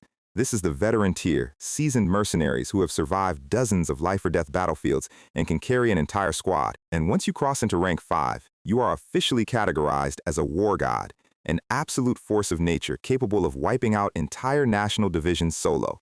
So when the massive explosion clears, the dragon detector vents a giant, glowing 10 made of pure crackling flame into the air. Hugh stares at the fiery number, his eye twitching as he mutters that a rank 10 result makes absolutely zero sense. Ban, acting completely nonchalant, remarks that aside from the dragon nearly blowing up, it looks like he is officially rank 10. Hugh tries to rationalize it, muttering that the high-grade detector is designed to only open its eyes and release fire when measuring rank 7 or higher, meaning this must have been a highly rare system malfunction. But Ban is looking at his hand, realizing the truth. The ancient device actually tried to read through his sealed mana pathways. He notes that if he ever takes one of these tests again, he needs to manually suppress his energy even harder. Hugh clears his throat, deciding to ignore the glitch, and invites Ban to sit down, introducing himself formally as Hugh Janil. He smiles warmly, saying Ban is a great name and welcoming him to the operations table. Hugh folds his hands, locking in, and says now that the formalities are done, they need to get straight to the strategic details. He explains that the Ethos Church currently knows Kaesarak possesses 3 distinct rune arts, but aside from the one that lets him shift his appearance, the rest are a complete mystery. He turns to Ban, asking for first-hand intelligence since Ban is the only person alive who has traded physical strikes with the villain. Ban sits back, looking at the tactical map of the continent under the candlelight. He explains that Kaesarak's second power is a summoning or enchantment-type rune art that allows him to manifest and control massive stone gargoyles. Hugh nods solemnly, taking notes, and says a promise is a promise, so it is time to share what the church knows about the criminal empire of Teze. Ban admits he knows nothing about Kaesarak's past, only that Teze is a massive syndicate that rose to power incredibly fast about 5 years ago. Hugh strokes his mustache, his face going serious as he starts the story of Kaesarak's origin. It turns out that as a child, Kaesarak was an orphan of unknown origin, adopted into a prestigious noble family that heavily funded the Ethos cult. For years, he was raised with the finest resources, until one night, a maid opened the study doors and let out a horrified scream. Kaesarak had brutally murdered his adoptive noble father, leaving him pinned to a grotesque tree-like structure made of blood and shadow. Before fleeing into the night, the cult launched a massive, continent-wide manhunt, but for years they could not find a single trace, as if Kaesarak had completely vanished from the face of the earth. But then, exactly 5 years ago, just as the church was about to declare the case cold, a massive, sudden flood of intelligence regarding his location started pouring into their libraries. Ban points out that 5 years ago is the exact timeline when Teze began expanding across the criminal underworld. Hugh taps the table, revealing a dark truth. Someone incredibly powerful was deliberately hiding Kaesarak and funding Teze's growth from the shadows. Ban's eyes narrow, instantly realizing the implications of a hidden state-level sponsor. Hugh uses a pointer on the map, revealing that the church has finally identified that shadow sponsor. He points directly to the borders of the Argo Kingdom and the Nordia Kingdom, the exact territories where Teze's main strongholds are located. He breaks down the syndicate's scaling. They have thousands of basic mercenaries at rank 13, 10 highly dangerous executives at rank 12, 4 elite division heads at rank 11, and Kaesarak himself commanding them at rank 9. Hugh explains that Teze is essentially a pack of hunting dogs used by the Argo Kingdom to handle all of their wet work and black market operations. Ban asks why the church has not raided their base if they know the location, and Hugh sighs, admitting that starting a fight inside Argo's borders would be immediate suicide. The Argo Kingdom is a massive, highly militarized superpower, completely leagues above minor nations, and not a faction a single church order can afford to go to war with. Ban processes this, realizing that if Argo is backing Kaesarak, they must have multiple active sorcerers at rank 9 or higher guarding the borders. Hugh slams his fist on the table, declaring that they do not need to invade the kingdom to get their target. He points to a red route on the map, revealing that in exactly 15 days, Kaesarak will leave his primary stronghold with a small, elite guard and travel to the Uwana Kingdom. The plan is simple. The Ethos Knights will lay a massive, coordinated ambush along his travel route and take him down in a sudden strike. Ban asks if the intelligence can be trusted, and Hugh smirks, saying he cannot reveal his high-level source, but the information is absolute. Ban nods, agreeing to join the War Council and help coordinate the strike tactics. But as Ban turns to leave, Hugh asks if it would be too nosy to ask why a young kid is so desperately obsessed with tearing Kaesarak to pieces. Ban stops at the tent exit, pulling the heavy curtain aside, his voice flat as he tells the old man that yes, it would be. Hugh just watches him leave, a quiet, knowing smile on his face. Ban walks out into the camp, the cold night air blowing past as he tries to clear his head. Suddenly, a cheerful voice calls out, welcoming him back to the surface. It is Naomi, the pink-haired aide. She runs up and grabs Ban's hand, shaking it with an incredibly bright, energetic smile, asking for his name. She introduces herself as Naomi, the commander's direct aide, and cheerfully declares that they should work hard together to catch that trash Kaesarak. Ban just stares at her, completely overwhelmed by her high-energy main character vibes, muttering a quiet agreement. But the wholesome moment is instantly ruined as Poland storms over. screaming at Naomi to step away from the commoner. He points a finger directly at Ban's face, vein popping, yelling that just because the commander pitied him does not mean they have verified if this brat is actually a useful sorcerer. He demands Ban get to the training arena immediately, but Ban just looks at him like he is a giant insect, saying he really does not feel like proving anything. Before Poland's head can physically explode from anger, heavy footsteps approach as Hugh arrives. Chuckling, Poland immediately turns to the captain, arguing that the entire division is highly upset about bringing an unranked civilian into a highly dangerous operations unit. Hugh rubs his chin, admitting that in a squad that is about to cross the line between life and death, there cannot be any lingering resentment or lack of trust. He looks at Ban with a mischievous smirk, asking if it wouldn't just be easier to sort out the pecking order through a quick sparring match. Ban let out a tired sigh, agreeing to the fight. Poland smirks, turning around and walking toward the arena, completely confident he is about to humiliate the kid. Naomi watches them walk away, commenting that she does not understand why Poland has to be such an aggressive gatekeeper. Hugh explains that the kid just cares deeply about the survival of their knights. Naomi then asks Hugh what Ban's measured rank actually was, and Hugh casually replies that he was rank 10. Naomi giggles, repeating rank 10, thinking it is a funny joke, and then her brain physically catches up, her eyes bulging out of her head as she lets out an absolute scream of pure shock. The scene cuts to the massive stone sparring arena, completely packed with hundreds of whispering knights. The crowd looks on with intense interest, watching the blonde elite prepare to test the new recruit. Poland stands in the center, drawing his blade and raising his heavy shield, declaring that they have zero use for weak, unranked frauds. He unleashes a bright, golden aura of mana around his body, telling Ban to do his absolute best if he does not want to get kicked out of the camp on a stretcher. Ban stands opposite him, a dark, incredibly cold smile creeping onto his face as his red eyes glow. He asks Poland if he can set one single condition before they begin. Poland looks confused, but before he can answer, the referee drops his hand, screaming for the match to start. Poland lunges forward like a rocket, his sword cutting a massive golden arc through the air as he aims a heavy strike. But Ban simply leaps into the air, spinning effortlessly over the blade with absolute physical mastery. Poland reacts instantly, raising his heavy silver shield to intercept Ban's landing, the impact cracking the stone floorboards beneath them. The blonde knight lets out a confident smirk, but in a fraction of a second, Ban uses the momentum of the shield bounce to flip backward and land cleanly. Ban's voice drops to a chilling whisper as he asks his condition again, and before Poland can even track his movement, Ban vanishes, reappearing directly above him with a massive, gravity-assisted heel drop. The kick strikes Poland's shield with the force of a meteor, completely shattering his guard and sending a shockwave that turns the surrounding stone floor to gravel. Ban lands gracefully on top of the shattered shield, his glowing red, slitted eye staring directly into Poland's terrified face as he tells him that if he wins, the blonde needs to try living with his annoying mouth shut. Our guy is currently standing in the center of the sparring arena, looking completely relaxed, because honestly, this fight was over before it even started.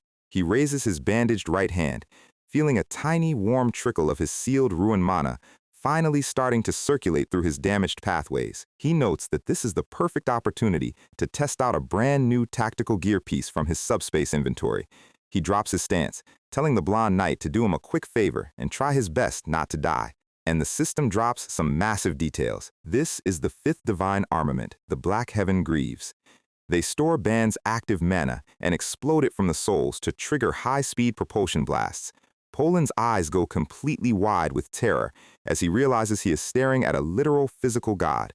The scene skips forward 2 days later, showing the temporary military camp of the Ethos Order, resting around a campfire in the middle of a dark valley. Poland slowly opens his eyes, groaning as he sits up, only to find Naomi sitting quietly right next to him. She explains that they are currently on the move toward the ambush location, and that he has been completely knocked out cold for the last 2 days. Poland is absolutely stunned, sweating as he realizes he could not even lift a single finger against a kid who is supposed to be rank 10. Naomi smiles, telling him that Ban is actually only 17 years old, which is basically an impossible achievement for that rank. She jokes that our MC must be from some insanely powerful, hidden royal bloodline of a great nation to possess that kind of combat instinct. Poland looks over to find the entire division of holy knights treating Ban like an absolute king, throwing their arms around him and offering him drinks. Humbled, Poland stands up, admitting to himself that this was a complete, undeniable defeat against a monster who is simply built different. He slowly walks across the dirt path, heading directly toward the log, where Ban is sitting quietly by himself. Poland stops, extending a heavy, gauntleted hand with a quiet, submissive posture. He introduces himself again, sincerely apologizing for how incredibly rude and arrogant he has been over the past few days. The system confirms his status. Poland, the Knight Commander's direct aide, has officially joined the fan club. Ban does not even look at him, casually stating that it is fine, but reminding him that he was the one told to keep his mouth shut. Poland awkwardly sits down next to him anyway, nudging him and asking how on earth he managed to reach rank 10 at such a young age. The other veteran knights nearby start laughing, teasing Poland because he recently hit rank 11 and had his nose stuck in the clouds until Ban low-diffed him. Poland's face turns bright red, screaming that he was never conceited and arguing that Ban is just a complete statistical anomaly. The giant, muscular female knight next to them wraps her arm around Ban, laughing at how petty the boys are being. She mocks the other knights, pointing out that they could not even graze a single hair on Ban's head during the trial. The guys start bickering across the campfire, throwing insults and arguing about who forfeited first. The female knight laughs, asking Ban if he thinks these guys are a bunch of petty idiots. But then, her face goes surprisingly soft as she explains that the knights were only wary of him at first because a kid with that much power is genuinely terrifying. She notes that while they look like a bunch of loud, brainless grunts, each of them is a father, a mother, or a grandparent to someone back home.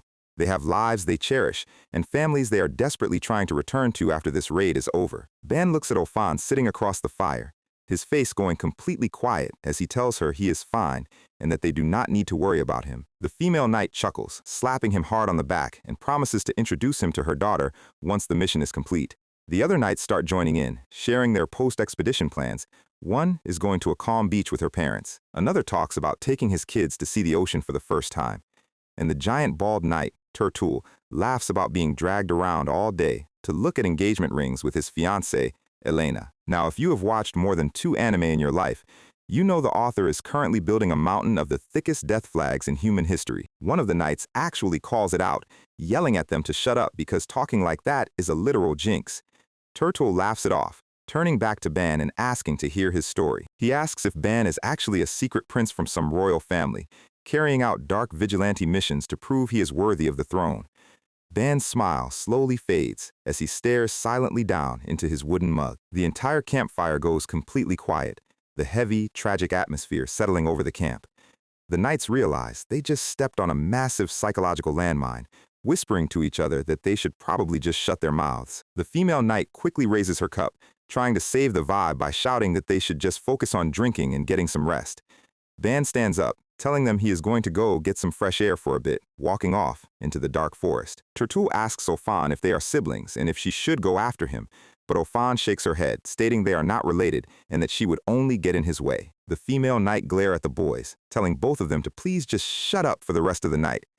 Ban sits alone on the edge of a massive dark cliff under the full moon, holding a small stick. In the dirt, he has carefully drawn a quiet, beautiful portrait of his deceased sister and wife, Linda. His red, slitted eyes soften with an incredible, painful longing as he gently places his bandaged hand over her drawing. Suddenly, the quiet sound of rustling leaves echoes behind him, and Ban snaps his head back with absolute, lethal intent. But it is just Commander Hugh, holding his hand up and telling the kid to relax. Ban turns back to the cliff, stating that he is fine and that the old man does not need to follow him. Hugh stands next to him, looking out over the dark mountain range, and asks if Ban's blinding hatred toward Kaiserach is driven by revenge. Ban does not answer, but Hugh casually crouches down right next to him on the edge of the drop. Ban is completely startled by the old man's lack of boundaries, yelling to ask what on earth he is trying to do. Hugh looks down, stating that hatred is like a massive, uncontrollable fire that spreads quickly inside the human heart. He explains that while that great fire might feel like it is making you physically stronger, it is a complete illusion, because the moment those intense flames finally burn out, there is nothing left. All that remains is a cold, empty heart reduced to ashes. Ban stares at him, the weight of 1,000 years of hell reflecting in his red pupils. Hugh gently pats him on the back, stating that he simply hopes Ban does not burn his own heart away completely before the end. He walks away, telling him to pull himself together because they have to move hard tomorrow and to go get some rest. Ban is left sitting alone in the dark, staring quietly down at the moonlit valley below. And somewhere in the silent forest, the shadow of a much larger threat is already beginning to close in. Back at the camp, Turtle stands up, waving his hand and telling the others he is heading into the dark woods to use the bathroom. One of the female knights sighs, muttering that his loud mouth is going to be the death of him. In the quiet of the forest, Turtle stops, spotting a weird, metallic doll head helmet sticking out of the dirt, and crouches down to inspect it. And in a split second, a massive, jagged green wooden branch explodes out of the dirt, completely skewering his body from underneath. A group of dark figures steps out of the shadows, noting that drinking right before an important mission always leads to an immediate slaughter. The bearded Tezi executive, Manshi, smiles, whispering for the foolish knights of the ethos cult to learn with their lives. And behind him, an entire, terrifying army of Teze elite monsters and division heads begins to advance through the dark trees. The scene shifts to the massive, Gothic stone headquarters of the Teze mercenary group.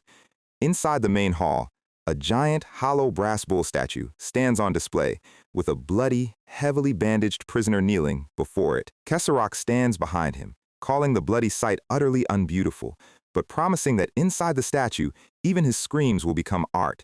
The prisoner, who is actually the secret spy the ethos cult planted inside Teze, stammers, asking how Kesarok managed to figure out his identity. Kesarok sips his drink, smiling as he thanks the spy for successfully passing the false information that he would be traveling in 15 days with a small guard. The spy's face goes completely pale with horror as he realizes the entire upcoming ambush was a calculated trap from the very beginning. Kesarok closes the heavy brass hatch of the bull, telling the spy his role is officially over and that it is time for him to rest. The massive burners underneath the bronze statue are ignited, the metal turning white-hot in a matter of seconds. The spy screams in absolute agony as the heat begins to roast him alive inside the hollow belly of the beast, and because of the mechanical pipes inside the bull's head, his horrific screams are converted into beautiful, echoing brass musical notes. Kesarok smiles under his spectacles, muttering that even screams should be beautiful as the title card drops. Back at the forest camp, Poland is suddenly startled as a bloody, mutilated figure stumbles out of the dark woods. The knights run over, gasping as they find Turtle covered in blood, begging them to be careful. But before they can even touch him, Turtle looks up with hollow eyes and whispers a warning to be careful of him. And in a flash, the green mana wood growths inside his body explode outward, completely vaporizing his remains and triggering a massive blast that tears through the camp. Out of the smoke, Kesarok's division heads step forward, surrounded by glowing green spirits, ordering their beasts to kill them all. The division head Manshi commands his army to not leave a single member of the Ethos Order alive. A massive, overwhelming wave of Teze mercenaries and mutated beasts charges straight into the sleeping camp. The alarms are blaring, the knights screaming that they are under a massive, coordinated ambush. The battlefield instantly turns into a complete bloodbath, steel clashing with bone as the monsters tear through the tents.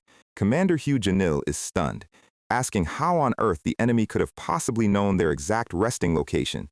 But then, his eye goes wide as the puzzle pieces finally click together in his head. Poland runs up, screaming that they are completely surrounded by Teze's main forces and need to retreat immediately. Hugh grit his teeth, stating that it is already too late because their planted spy was clearly discovered. The entire 15-day travel schedule was a massive trap designed to lure their elite division into a pocket containment zone. He screams at Poland and Naomi, ordering them to immediately retreat south and report the tactical failure back to the High Temple. Poland protests, but Hugh cut him off, declaring that he and the veterans will move north in the opposite direction to buy them as much time as possible. Poland yells that it is suicide and that they will all die before reinforcements can arrive. But Hugh's massive, armored-back profile is shown under the firelight, quietly begging them to please just survive and carry the report. Poland grits his teeth, tears of frustration streaming down his face as he realizes his commander is sacrificing himself. He grabs Naomi, turning around and sprinting south into the dense forest to escape the closing circle. Hugh turns to his loyal purple-haired aide, Alberto, apologetically stating that, since he is slow on his feet, he will have to stay behind and die with him. Alberto smiles under his heavy visor, asking who else would possibly guard the commander's blind side if he left. The system confirms his profile. Alberto, the Knight Commander's direct aide, is locked in for his final stand. Hugh smiles, drawing his heavy steel blade, calling his shield as reliable as always. He clears his throat, his posture changing as the primal, battle-hardened warrior inside him finally wakes up. His face twists into a manic, badass warrior grin, screaming for all remaining knights to assume the scythe-cutting formation. The heavy iron boots of the veteran knights slam into the dirt in perfect unison. They raise their blades, their eyes glowing with absolute, suicidal resolve. Hugh roars that their goal is simple: break straight through the enemy's center line and shatter their encirclement. He screams that death is not an option tonight, and that they are all going to return back to their families together. The brave, doomed wall of steel charges straight into the dark sea of monsters, their battle cries echoing through the burning valley. Meanwhile, deep in the southern forest, Poland and Naomi are sprinting through the trees when a massive glowing energy slash explodes directly in front of their feet. A cold voice mocks them, noting that the rats moved in the exact opposite direction, just as Kaiserok predicted. The monstrous stitched giant Parkal and the gaunt executioner Manchi step out of the dark canopy, blockading their escape. Manchi stares down at them with cold, dead eyes, calling them sneaky little rats. The system identifies him, Zhangxi Manchi, one of Tezei's elite division heads, and beside him is Parkal, another high-ranking division head, flexing his stitched gray claws. Naomi's voice trembles as she realizes they are facing two high-tier executives at once, but Poland draws his sword, stating they have no choice but to fight. Parkal lets out a grotesque wet laugh, his massive razor-toothed mouth stretching wide. He lunges forward like a freight train, his giant stitched arms slamming down with massive kinetic force. Poland screams, raising his shield to block, but the sheer physical impact cracks his armor and sends him flying back. Parkal chuckles, asking the blonde knight if he was seriously trying to whisper past his defense. Meanwhile, Manchi quietly appears directly behind Naomi, asking if she is completely ignoring his presence. Naomi snaps her head back in absolute panic, realizing the assassin is already within her blind spot. Manchi draws his twin crescent spike-throwing blades, the steel humming with dark green mana.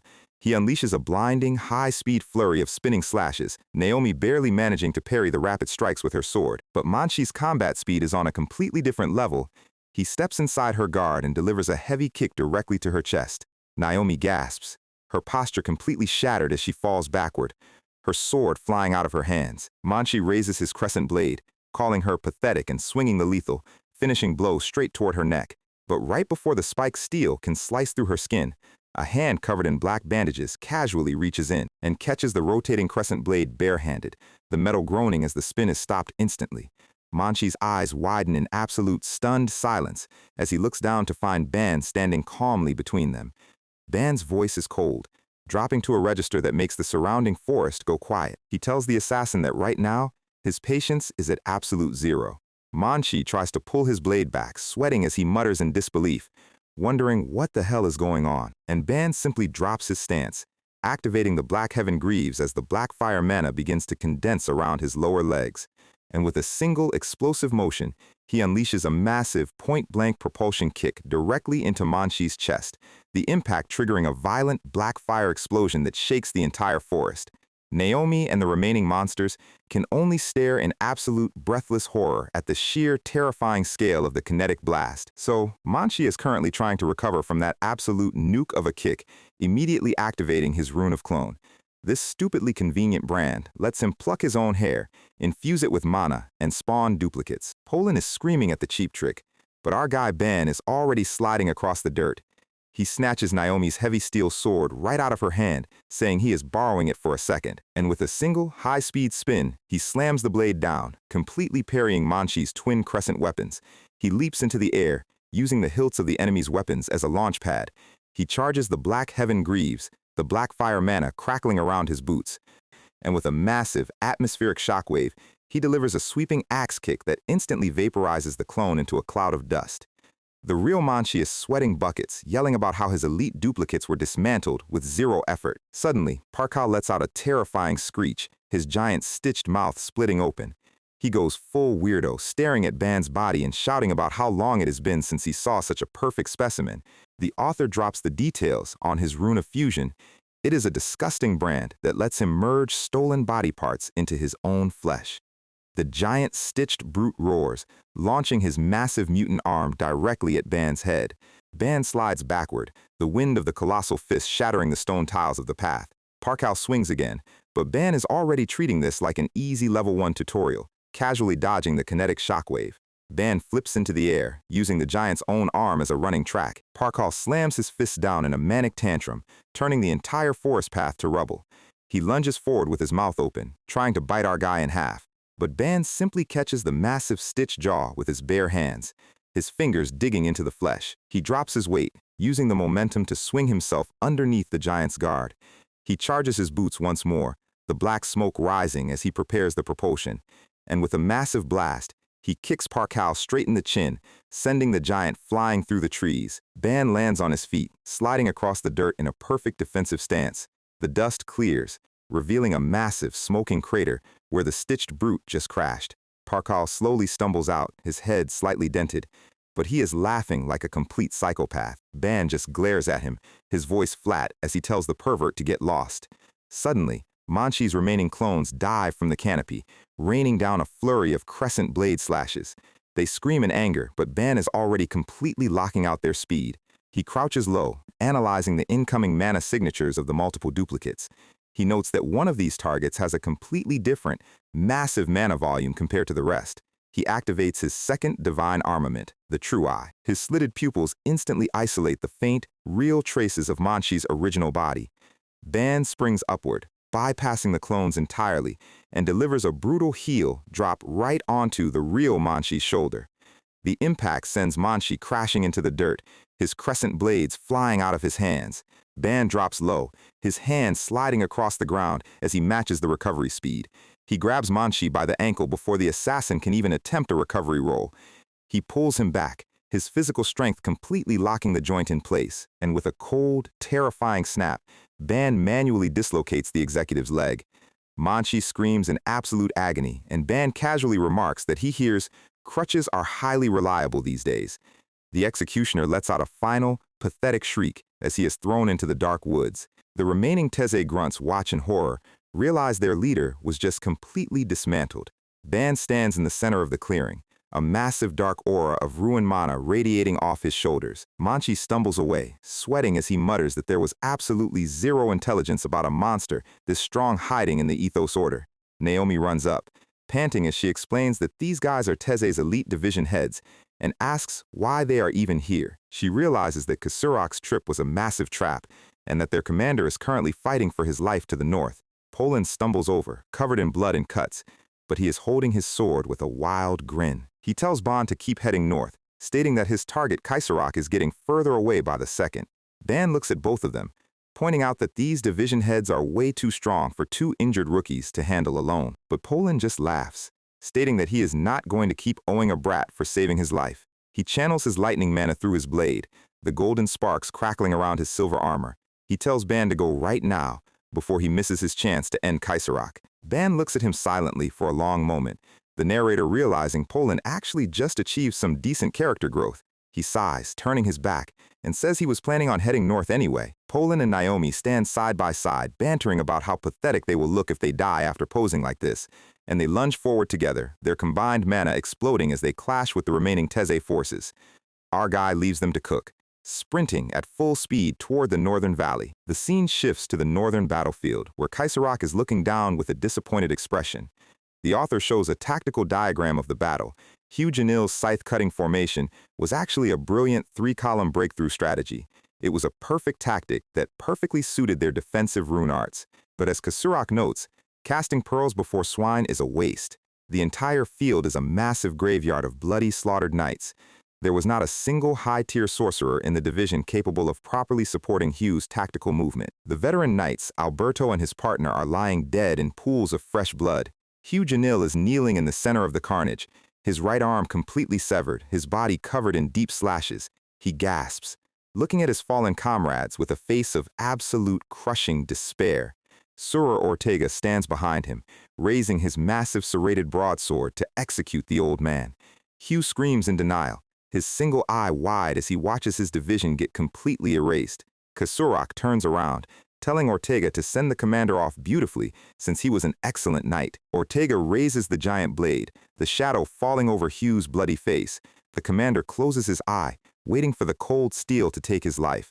The massive blade swings down with a high-speed vacuum hum, but right before it can touch his neck, a massive dark shadow slams directly into Ortega's sword. The sheer, explosive impact sends blood and stone flying across the clearing. Hugh Janil slowly opens his eye, coughing up blood as he looks up in absolute disbelief. The smoke clears, and Kaiserok's eyes go completely wide behind his spectacles. Our MC has officially arrived, riding a massive, terrifying skeletal demon beast with glowing red eyes. The beast lets out a deafening, echoing roar that shakes the entire valley. Hugh is staring at the monstrous summon, his mouth hanging open in sheer shock.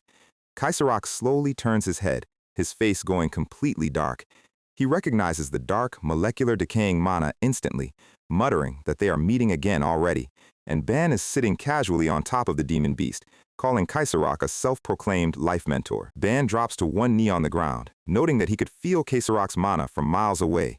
His slitted eyes are glowing with a terrifying, red intensity under the full moon. Because the distance was too far to travel on foot, he had to summon a highly noisy but fast transport. The system drops the details on the summon, the sixth divine armament, the Black Spirit Chariot. It is a demon beast that lives by consuming living beings as fuel, capable of moving at near supersonic speeds.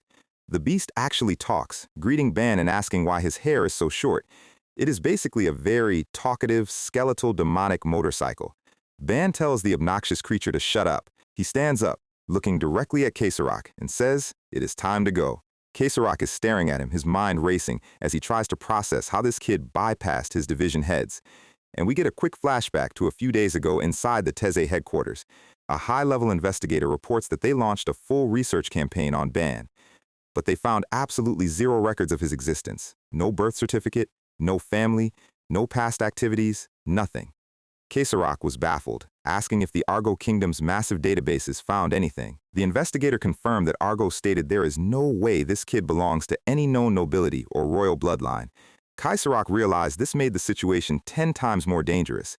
Neither noble nor royal, yet rank 10 at 17 years old. If they did not nip this threat in the bud immediately, he would become an impossible obstacle for Teze. Back in the present, Kaiserok prepares to channel his mana, his hand glowing with a green light. He tells Ortega that this works out well since they can deal with all of their headaches at once. But as his spectacles gleam, Kaiserok's eye suddenly twitches with a violent spasm. He drops to one knee, coughing up a massive splash of dark blood onto his hand. He curses internally, realizing the severe biological side effects of his artificial mana are triggering at the worst possible time. He clutches his chest, telling Ortega that he needs to buy him some time to stabilize his pathways. Ortega steps forward, his serrated broadsword hummed with mana, telling his leader to leave it to him. The system identifies him, Teze Division Head, Sura Ortega, and beside him stands Ajirni Ro, prepared to defend Kaiserok's blind spot. Hugh Janil is still barely breathing, screaming at Ban to leave this place because these monsters are too powerful. Ban looks at the armless, heavily bleeding old man, his pragmatic mind calculating the efficiency of the situation. He notes that Hugh is physically exhausted and his mana is completely depleted, wondering if it is more logical to just abandon him and fight solo. But instead, he asks the old man what his specific rune arts is. Before Hugh can answer, Ortega swings his massive blade, launching a towering vacuum slash of wind. The wind slash tears a massive trench through the dirt road, heading straight for them. Ortega taunts them, stating they will not have the luxury to chat quietly on this field, but Ban is already moving. He grabs Hugh with the Black Spirit Chariot's long, writhing tentacles. They rocket into the air, dodging the wind slash by a fraction of a second. Hugh is screaming for Ban to run, and Ban yells back at him to stop touching the beast's horns because they are extremely sensitive. Ortega pursues them on foot, spinning his broadsword like a helicopter blade, creating massive golden tornadoes. The system drops his details, the rune of wind, which allows him to freely manipulate and generate high-velocity atmospheric currents. The tornadoes enclose the chariot, cutting off their escape routes in midair.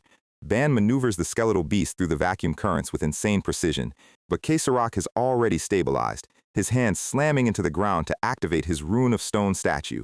A colossal, stone-scaled worm with rows of rocky teeth erupts from the earth, trying to swallow the chariot whole.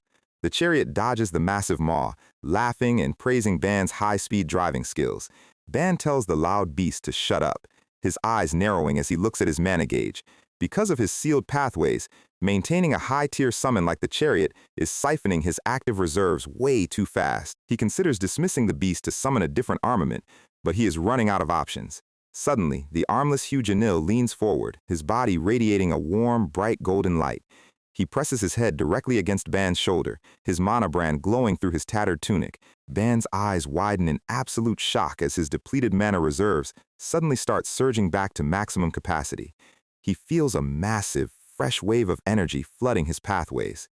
Hugh Janil smiles wildly through the blood on his face, asking if Ban wanted to know his rune arts. This is the Rune of Commander, a highly restricted brand that lets him manually inject his own remaining mana directly into an ally's body.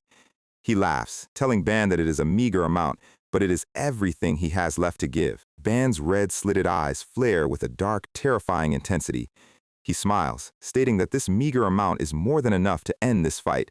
He channels the fresh golden mana directly into the Black Spirit chariot.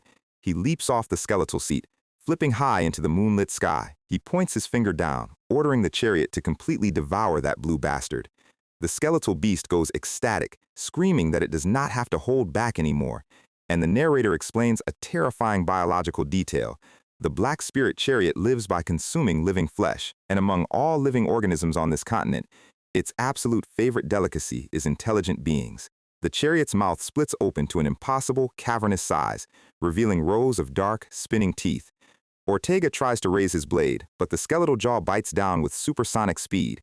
With a grotesque crunch, the wind slasher is literally bitten clean in half midair. Ban lands on the ground, sliding into a sprint as he charges his fist with red-black ruin mana. The kinetic wind of his acceleration splits the dirt as he targets Kasurak's position. He roars, declaring that this time he will absolutely not let the coward escape. Kasurak stands his ground, but his spectacles reflect a massive incoming blue wind wing from behind. It turns out, Sura Ortega is still barely alive, his wind armor holding his mutilated body together as he launches a desperate counterslash. Kasurak grins, stating that Ban underestimated the resilience of a Teze division head. Ban is forced to pivot mid-stride, his red eyes locking on to the incoming wind blade. And as the steel meets his fist, a massive, deafening explosion of wind and ruined mana detonates across the valley. The shockwave clears, leaving Ban locked in a deadly stalemate. But as Kasurak prepares to exploit the opening, a cold, dark presence suddenly registers in his mindscape. And somewhere in the burning ruins of the camp, someone who has been quietly watching this entire battle finally decides to move. To understand why Sura Ortega is currently fighting like a complete demon, we need to look back at the history of the Aton continent. Years ago, a brutal 10-year territorial conflict known as the Dokart Mountain Range War broke out between the Kingdom of Balcony and the Dokart tribe. The horned humanoids of the Dokart tribe desperately wanted to resolve the dispute peacefully, but Balcony responded by executing their diplomats. Balcony launched a unilateral, highly aggressive invasion, seizing the mountain territories and turning the region into a constant meat grinder. For over 10 continuous years, Sura Ortega watched the absolute slaughter of his people, the death of his parents, the violent death of his siblings and his closest military comrades, and the horrific, bloody death of his lover directly in front of his eyes. On a battlefield where only absolute annihilation was permitted, the deafening roar of blades was all he knew, until a single, highly coordinated mercenary group arrived and unilaterally ended the war. And out of the smoke stepped Kasurak, telling the young, bloodied Sura Ortega that the war was over and his tribe was finally free. Kasurak offered his hand, asking the silver-haired warrior to come with him and join his newly rising shadow empire. He told Sura that he needed people with beautiful, highly refined talents like his. And on that exact day, Sura Ortega made a solemn, permanent decision. He chose to dedicate his entire life, his blade, and his soul to the savior standing before his eyes. So back in the present, even though the Black Spirit chariot is currently chewing on his flesh, Sura's fanatical loyalty is keeping his body moving. His blue eyes snap open with an intense glowing aura under his white hair, and with a massive, high-speed spin of his body, he unleashes a localized wind tornado that forcibly rips him out of the chariot's jaws. The skeletal beast screams in frustration as its favorite meal literally splits out of its mouth. Sura lands on the dirt, his blood splattering across his gray skin, muttering that he cannot die until he has repaid his debt to Kasurak. He raises his serrated broadsword, his mana splitting the massive blade into twin, crescent-shaped wind scythes. He unleashes his entire active mana pool, declaring that he will not permit himself to fall in a place like this. Ban slides across the ground, his eyes narrowed as the wind currents start tearing up the surrounding stone. Sura lunges forward like a hurricane, his dual scythes cutting a massive vacuum path through the valley. Ban parries the strike with his forearm guards, the kinetic shockwave of the clash shattering the floor. Ortega's back tattoo, the symbol of the Dokart bull, glows with a bright, blue light. He unleashes a relentless, high-velocity flurry of spinning slashes that forces our guy to backstep. Ban is casually dodging the vacuum blades, commenting internally that he has zero interest in hearing about the giant's loyalty. Ortega screams in anger, his crescent blades throwing a massive wall of wind. But Ban simply slips through the wind currents, telling the warrior to get lost. Ortega spins back, landing in a defensive crouch as he realizes Ban is not an opponent he can take lightly. He decides he has no choice but to go full power from the very start. He channels his wind mana through his back, manifesting giant feathered wings of pure blue energy. The entire valley begins to shake as the atmospheric pressure drops to dangerous levels. Ban watches him, noting that this is highly troublesome because he needs to conserve as much mana as possible. Ortega roars, declaring that he and Kaiserach are bound by a community of blood and fate, and that Ban will have to step over his corpse. He glares with glowing eyes, his jaw set in a fanatical, terrifying smile. But Ban's expression goes completely cold, his voice dropping to a demonic whisper as he mentions the word blood. The memory of his village, the slaughtered children, Uncle Partel, Kara, and Linda flash through his mind, and his face twists into a terrifying vein-popping grin, asking Ortega if he even knows whose blood he is blabbering about. Ortega unleashes his absolute ultimate technique, the Heavenly Wind Dance. Two massive, rotating wheels of wind are launched, shredding the trees and stone. Ban charges forward, the golden mana Hugh Janil gave him surging through his channels. Sura Ortega claps his hands together, his gray muscles flexing as he channels the final blast. A colossal, swirling tornado of blue energy completely engulfs the battlefield, blocking out the sky. The wind is so dense it is physically crushing the stone tiles to dust. And Ban is standing right in the center of the vacuum, looking completely calm. Ortega smiles, shouting that there is nowhere left for the boy to run. But Ban is already locking his right hand in place, his bandages beginning to burn away. He mutters that this is not an opponent he can save his mana against. Because of his damaged pathways, he usually can only use a fraction of his power, making the full summon impossible. But with the captain's high-grade mana infusion, his pathways are completely overflowing, meaning he can finally summon the armament in its complete, unrestricted form. He calls the name, Destruction Fist. A massive, black metallic gauntlet manifests, wrapping his entire right arm and shoulder in heavy plating covered in glowing red circuits. Ban smiles, his white teeth gleaming through a shadow of pure, concentrated slaughter. He demands to know who these bastards are, treating human lives like bugs while talking about fate. He drops his weight, his iron-plated fist gathering a black-red sphere of absolute disintegration. And with a single, reality-shattering strike, he punches directly into the center of the giant tornado. The impact splits the wind currents, a blinding beam of red rune energy, vaporizing the storm. Sura Ortega's twin scythes are shattered to pieces, his eyes wide with horror as the punch continues forward. The red energy blast completely consumes his body, leaving nothing but ashes scattered in the wind. Ban lands on one knee, the metallic gauntlet on his arm venting black smoke as the complete summon deactivates. The entire forest is dead silent, a miles-long circular scar cut through the valley. Kaiserach stands nearby, his eyes narrowed behind his glasses as he watches his top champion get completely erased. He turns to his silent helper, Ajirni Ro, and coldly commands him to infuse the artificial mana. Ajirni, whose skin is gray and lifeless, asks if Kaiserach's body can handle the side effects. But Kaiserach just pulls off his top robe, revealing a highly athletic torso covered in glowing green artificial veins. He mutters that while large-scale techniques are impossible, his body is fine. Because as he walks forward under the green fire, he declares that true beauty does not fade easily. And we are left with a terrifying look at a monster powered by the life energy of 100 corpses. The scene skips back a few days to a secret research lab, explaining the origin of this artificial energy. An investigator holds up a green vial of liquid, stating that the Argo Kingdom has officially declared war on Uwana. He notes that the King of Argo is getting highly impatient and wants the artificial mana project completed immediately. Kaiserach stands next to a massive glass vat containing a human body hooked up to pipes, calling the project his first masterpiece. He explains the science. Highly concentrated artificial mana cannot be stored in standard metal containers because it is too unstable. But if you inject the liquid base directly into the blood vessels and cellular structures of a dead human corpse, it binds with the hemoglobin and stabilizes perfectly. It turns the dead body into a living, breathing reservoir of pure magic power. And under the influence of the artificial mana, you can even make the corpse move and fight. Of course, the dummy has zero memories or sense of self, but it functions as an immaculate mobile power bank for Kaiserach.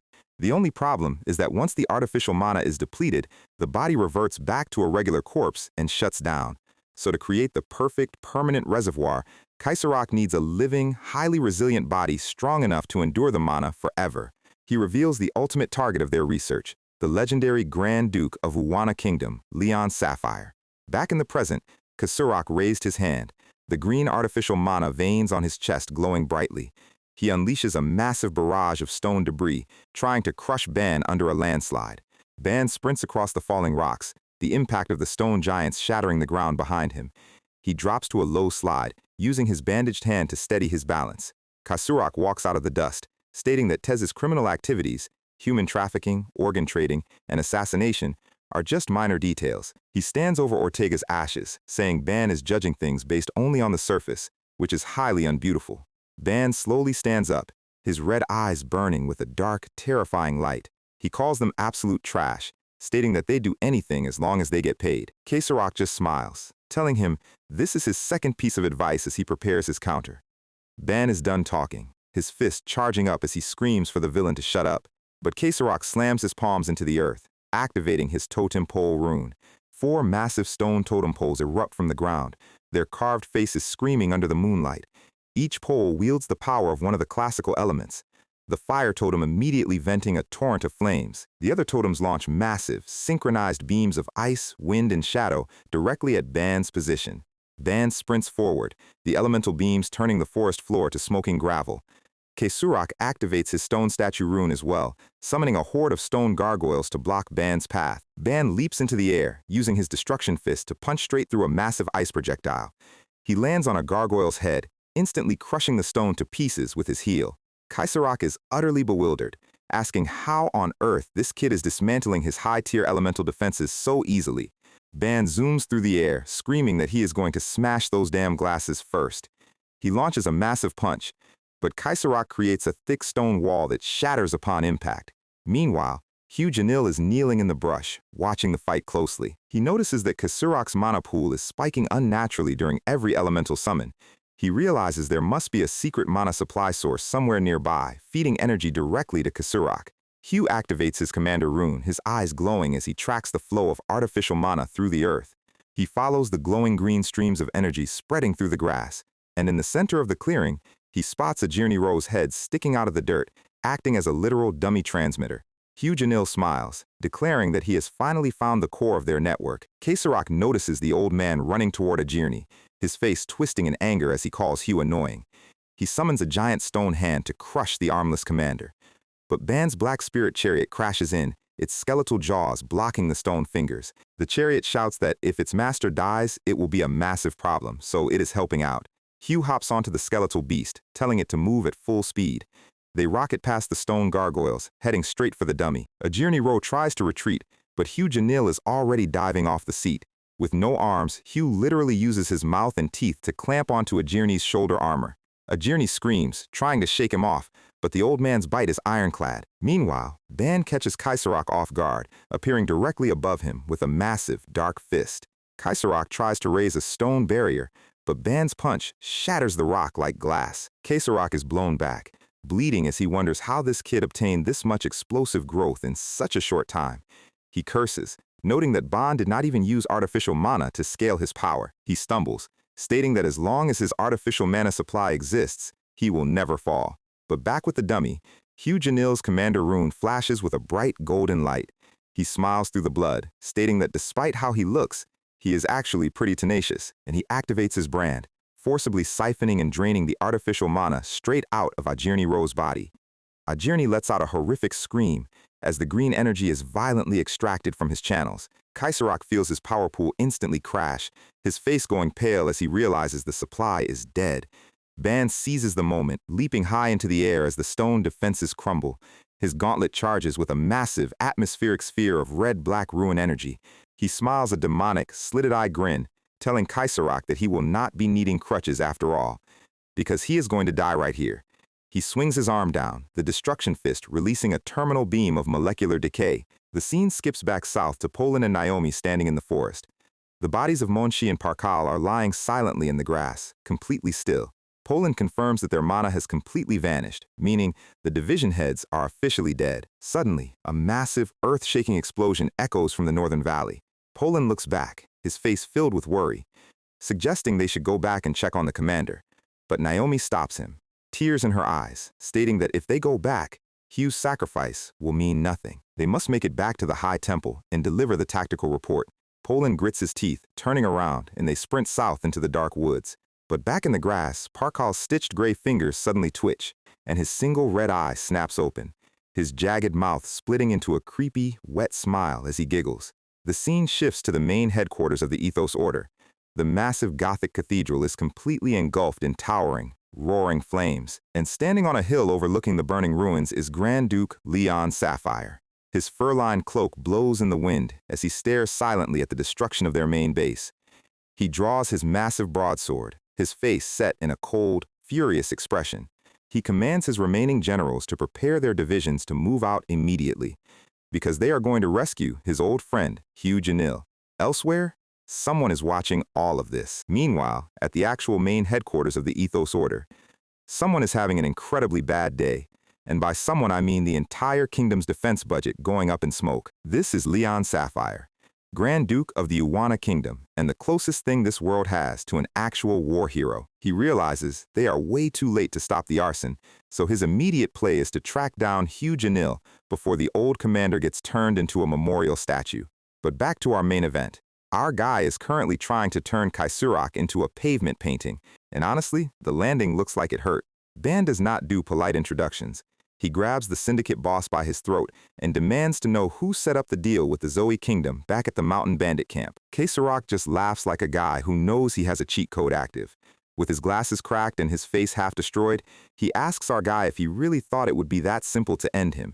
And then, his entire body dissolves into a pile of sharp clay. Classic decoy maneuver. You can never trust a boss with glasses. Kaisurak is suddenly kneeling behind him, dropping some unwanted combat advice about never letting your guard down. A massive stone barrier erupts between them, completely cutting off the line of sight. Ban realizes what just happened. The boss did not actually teleport, he just threw his own brainwashed assistant under the bus as a meat shield while he slipped away. That is some diabolical survival instinct.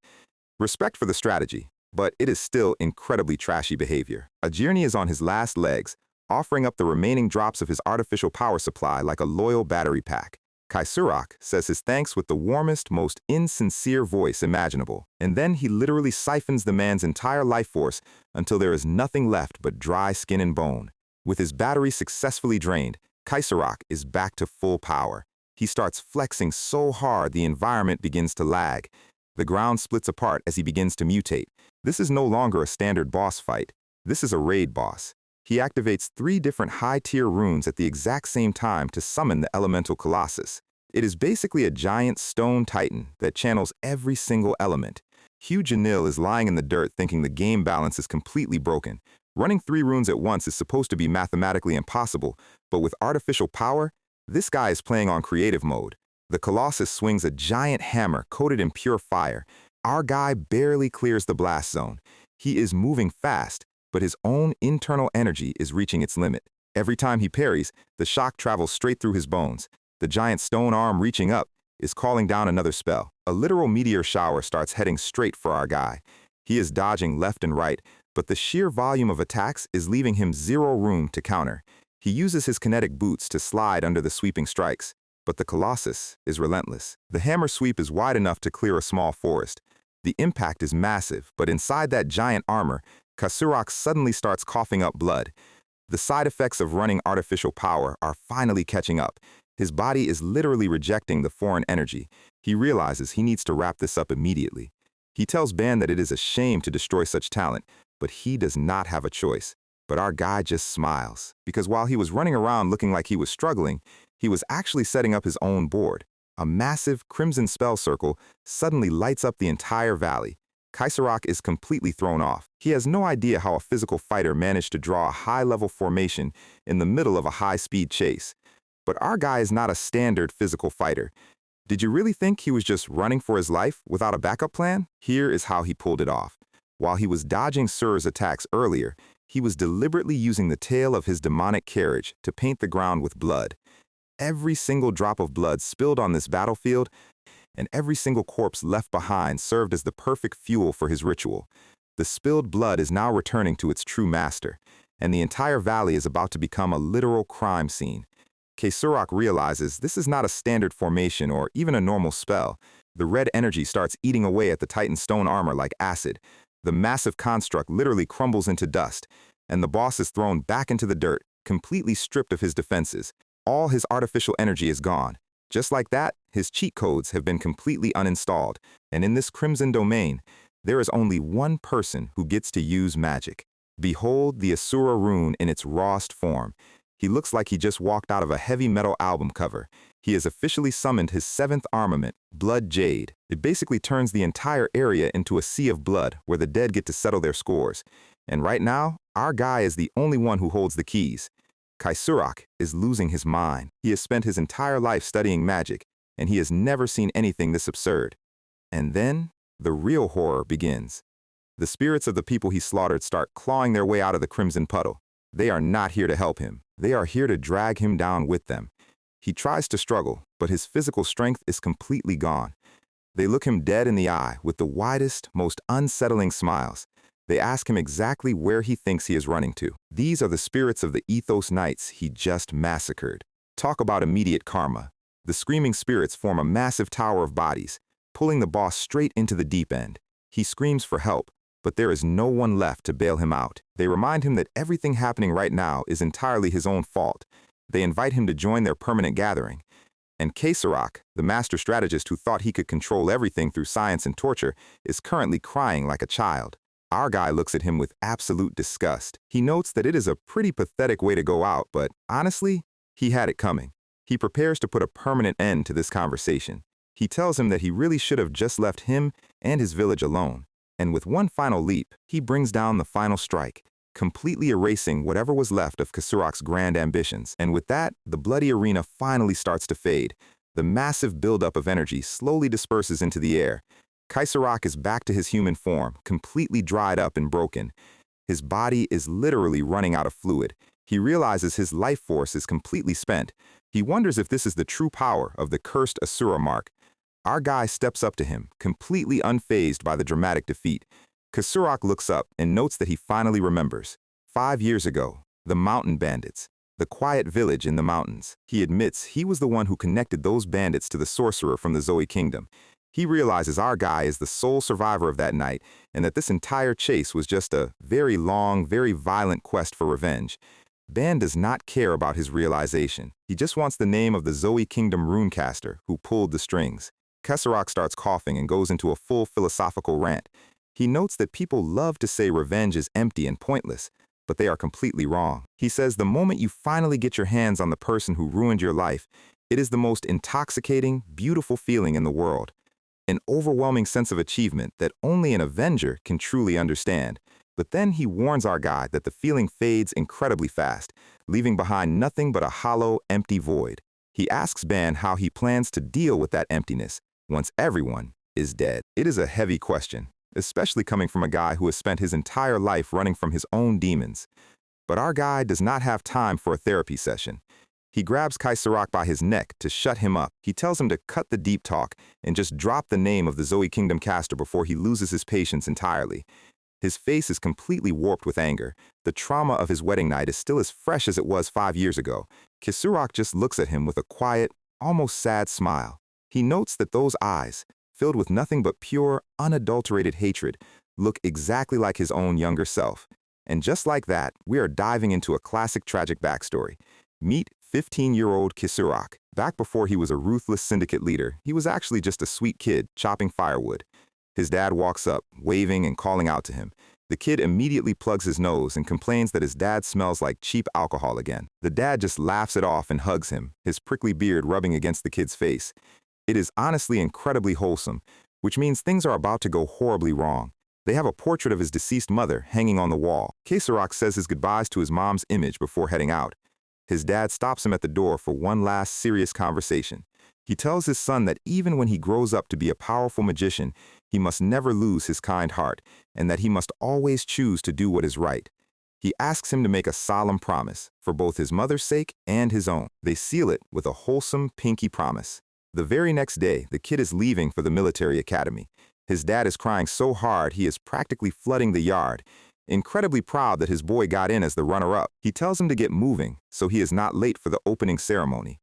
The dad yells through the carriage door, reminding him of his promise to stay healthy and do good.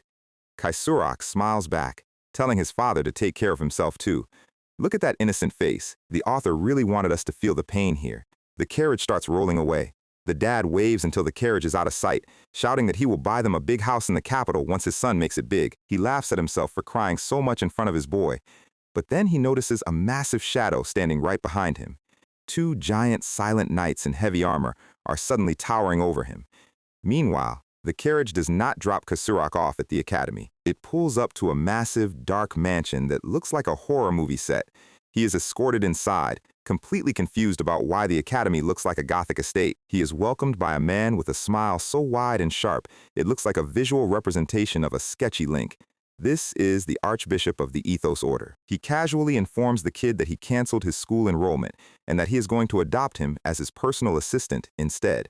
He explains that his artistic inspiration has been running dry lately, and that Kaisurak's shape-shifting ability makes him the perfect new muse. Kaisurak has no idea what this creep is talking about. The Archbishop just laughs and orders his guards to bring in his persuasion tool. They drop a bloody, heavily bound figure onto the rug. It is his father, completely broken and barely conscious. The Archbishop grabs the kid and whispers a highly generous offer. If he cooperates for just 10 years, he will forge a graduation certificate and let them go. They can live happily ever after with all the money they want. But if he refuses, he will tear his father to pieces right in front of him. He tells him to choose quickly because he is a very busy man. The father weakly tells his son to ignore him and just run. But Kaisurak knows there is nowhere to run. He asks if he will really let them go after 10 years. With no other option, the kid agrees to the deal. The Archbishop is thrilled, immediately calling for the maids to bring out a dress. Yeah, this guy is a complete freak. Kaisurak tells his crying father not to worry. He tells him to just wait 10 years, showing a painful, forced smile that is honestly heartbreaking to watch. The father can only weep, realizing his son's life is about to become a living hell. 10 years pass. Inside the mansion, the servants whisper about how Kaisurak is treated like an object, subjected to constant physical and mental breakdown in the name of the master's art. We see the result. At 25, Kaisurak is completely covered in deep surgical scars, his body practically a canvas of trauma. His eyes are completely lifeless. The sweet kid from 10 years ago is officially dead. He enters the master's study to present his contract, but there is a guest in the room. The master is annoyed by the interruption and barks at him to get out, but Kaisurak refuses to leave. He quietly notes that today marks the exact end of their 10-year agreement. The guest sitting on the sofa speaks up. This is our first look at Kratos, the master manipulator from the Zoe Kingdom. He has a massive, inhuman grin and a dark green cloak. Back to the present. Kaisurak looks at Ban and delivers the name he has been hunting for centuries, Kratos. And our guy is left completely speechless. Kaisurak's personal diary continues, detailing the slow, systematic destruction of a 15-year-old kid. Today, the Archbishop decided to run another round of experimental procedures on his soul. And by procedures, I mean bringing in a literal audience of corrupt cult members to watch a child suffer. Every single hour in that stone cell was a waking nightmare. But he kept writing that he just had to endure 5 more years to see his father again. By year 3, his physical state was so mangled, he wrote, that having his limbs torn apart would have been a relative mercy compared to what they were doing to him. With only 1 year left on his contract, his mind completely snapped, and he spent his nights scratching the exact same promise over and over on the stone walls with his bare fingers. When the 10th year finally arrived, the innocent kid who wanted to save his family was officially gone, replaced by a hollow, laughing shell. This is what happens when you break a person down to their absolute molecular limits. He walks down the grand carpet of the mansion, dragging his chains toward the master who stole his life. The Archbishop is currently bowing to Kratos, thanking him for the political secrets sold to the Zoe Kingdom like a loyal dog. He turns to Kaisurak and tells him to consider himself lucky that the guest did not find him annoying enough to execute on the spot. Kaisurak ignores the insults, asking only if his father is really behind those heavy doors. The Archbishop laughs, noting it has been a whole decade since their last family reunion, and opens the door. Kaisurak steps forward, calling out to his dad with the very last spark of hope left in his chest. But the moment he looks inside, his eyes go completely cold. From the darkness, a weak, barely human voice begs for death. It is his father, but he is no longer human. The Archbishop has spent 10 years fusing him into a massive, writhing mountain of flesh and metal tubes, keeping him breathing artificially just to serve as a trophy. The Archbishop boasts about it like he just won an art competition, calling this horrific suffering his absolute masterpiece. Kesarok drops to his knees as his world completely collapses. The Archbishop is ecstatic, loving the look of absolute despair on his face, bragging about how difficult it was to keep the old man alive in this state. Kesarok asks why he broke his promise after 10 years of perfect obedience, but the Archbishop just laughs, saying they are technically free to go home now. The grief instantly mutates into pure, blinding hatred.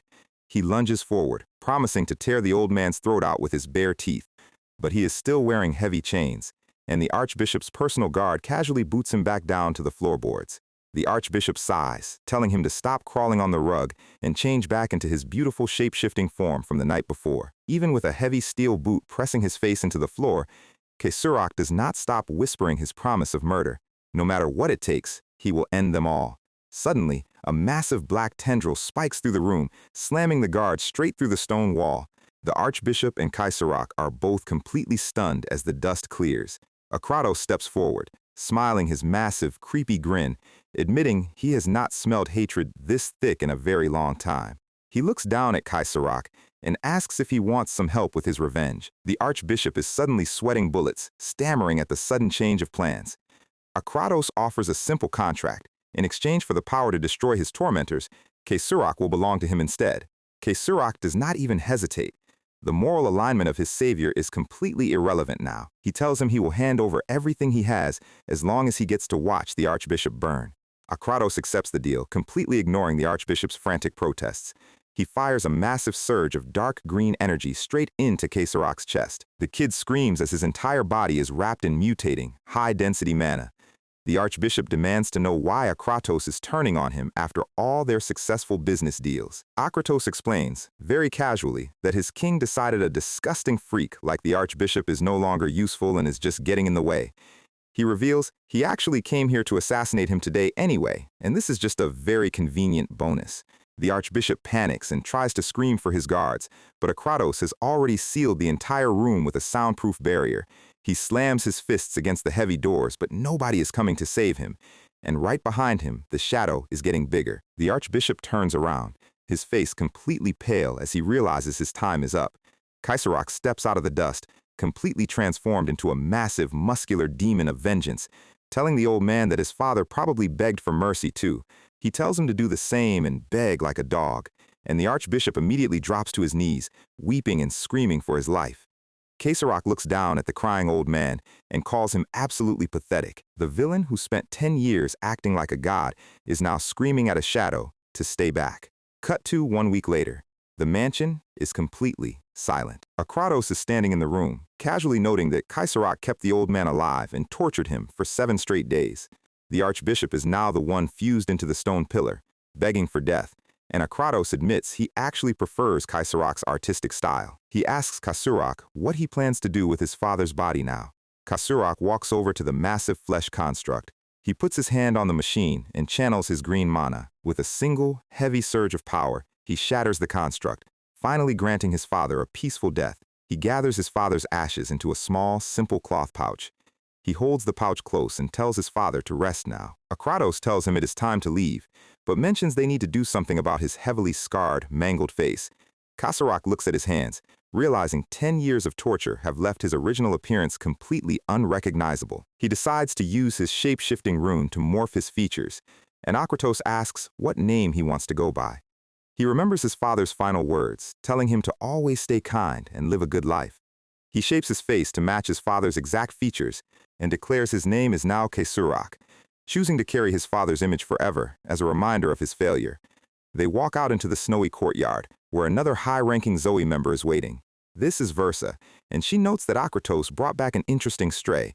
Akratos explains he already forced one extra rune into the kid's body, and they are heading to the Zoe kingdom to implant another one.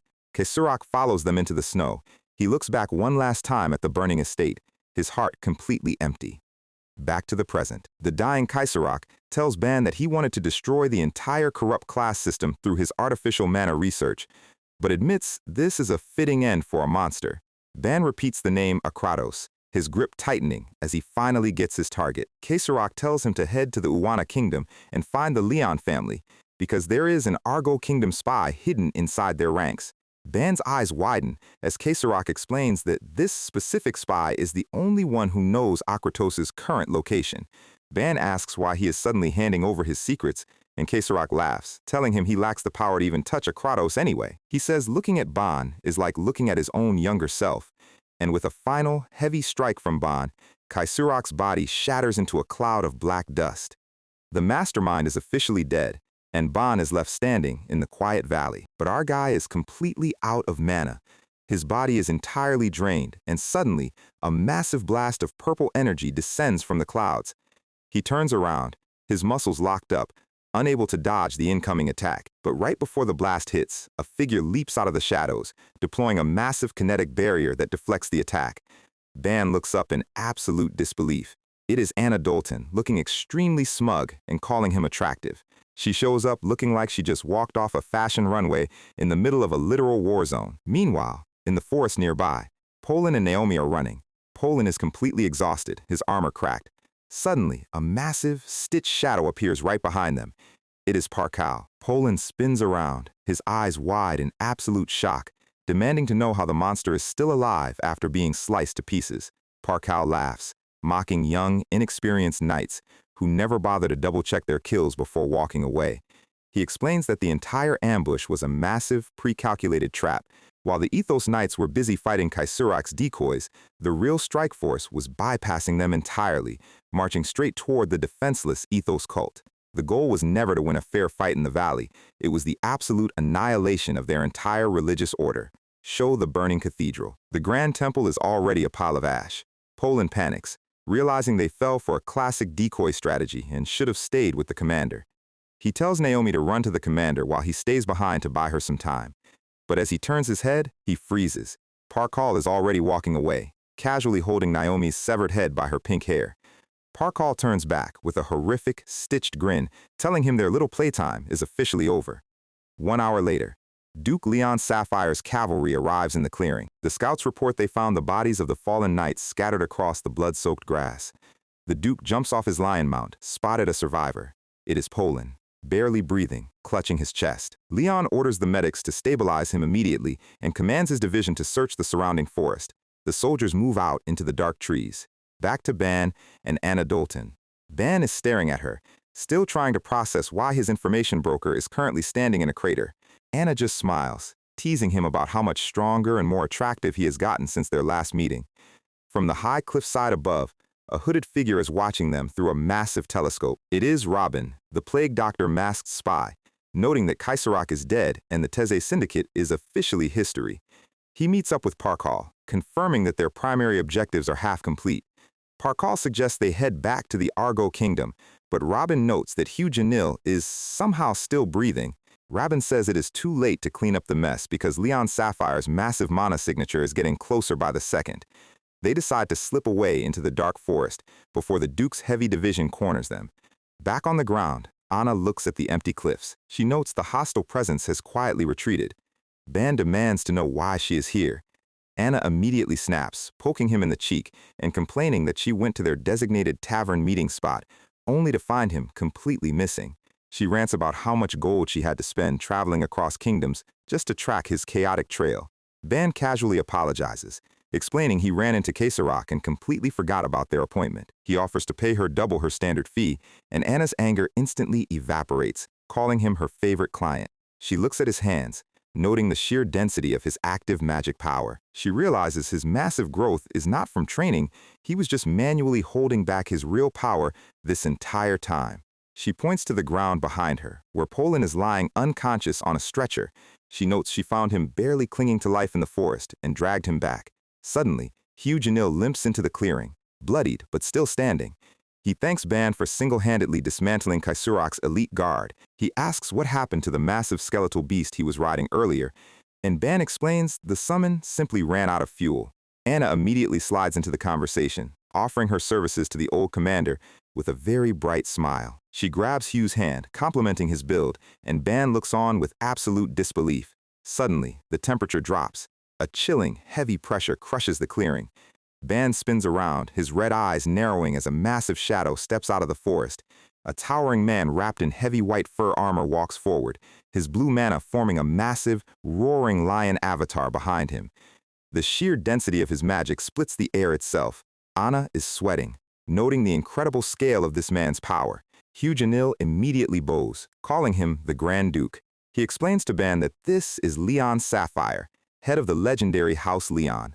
Close-up of Leon Sapphire, looking incredibly grim. He is accompanied by his elite division, including his high-ranking family members. Ban's eyes widen. He remembers Kasurak's final warning. There is an Argo spy hidden inside this exact family. Leon ignores the tension, stepping forward to embrace his old friend Hugh Janil, relieved he survived the slaughter. Hugh Janil shakes his head, admitting the entire order is gone, and that he only survived because of this young boy. Leon stares at Ban, completely shocked that a teenager managed to put down Kasurak. He places his heavy hand on Ban's shoulder, calling him a true benefactor. Noting Ban's physical exhaustion, Leon invites him to return to his estate to rest and recover. Ban accepts the invitation, knowing this is his perfect ticket inside to hunt the spy. Leon orders his massive army to secure the guests and head back to the territory. He warns his guards to stay extremely alert because the remaining syndicate sorcerers might still be lurking in the shadows. On the battlefield, the last remnants of Kaisarak's physical form slowly dissolve into the wind.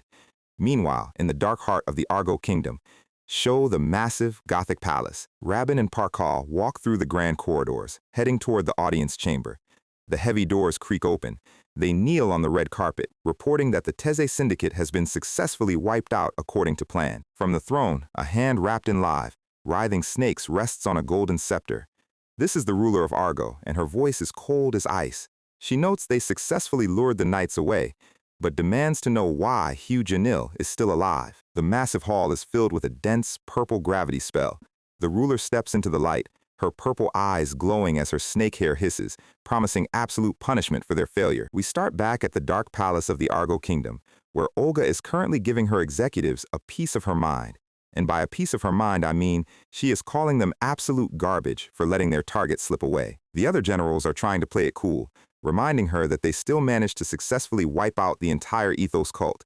Rabin tries to deflect the blame, arguing that the intelligence they were handed was completely wrong from the start. He explains that the knights had a hidden monster in their ranks who was far more dangerous than anyone they had prepared for. A single warrior who completely tore through their elite mercenary unit and ruined their entire strategic ambush. And on top of that, Leon Sapphire somehow bypassed their scouts and crashed into the battlefield right when things were wrapping up. Olga cuts him off with a single, freezing command. The executives immediately drop to their knees, admitting their failure was severe enough to deserve execution. Olga explains that their entire master plan revolves around capturing Leon Sapphire, because his physical shell is the only one strong enough to hold their refined artificial mana formula.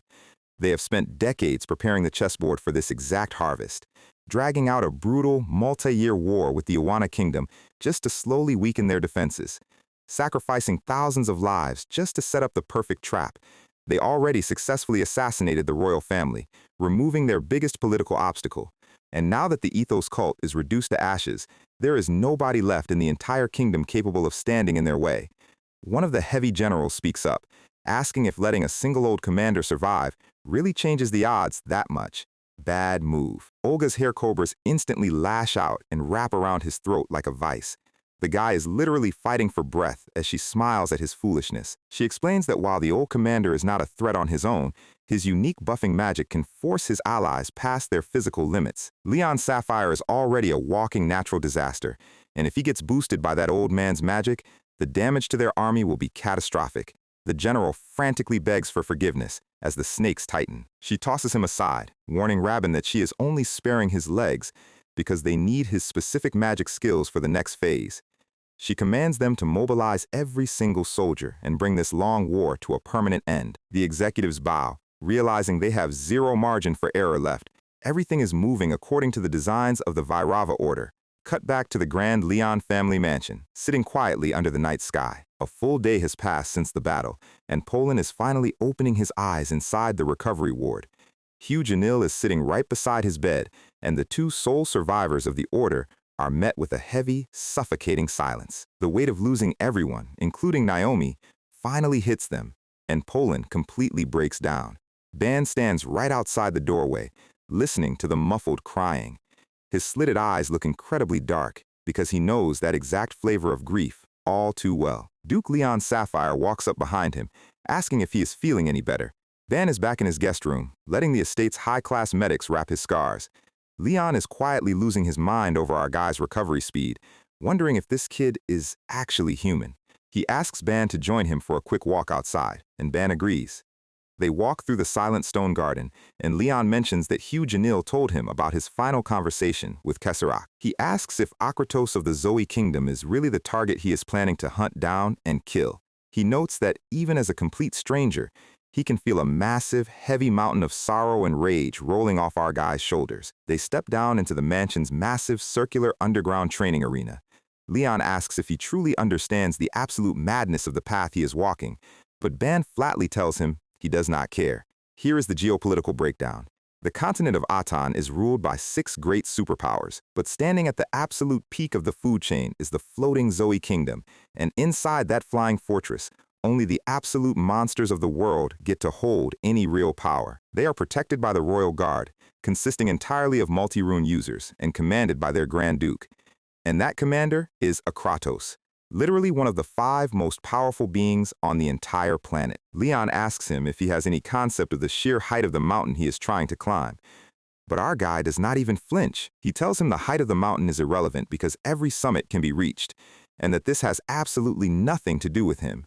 Leon sighs, realizing our guy's stubbornness is on a completely different level, and decides there is only one way to settle this. He flares his massive blue energy, the pressure instantly cracking the stone floor. He lunges forward like a high-speed freight train. His body expands, turning into a massive blue-furred wolf-beast hybrid. He swings a colossal fist, and the impact completely shatters the stone beneath Ban's feet. Ban leaps back, instantly sizing up his opponent.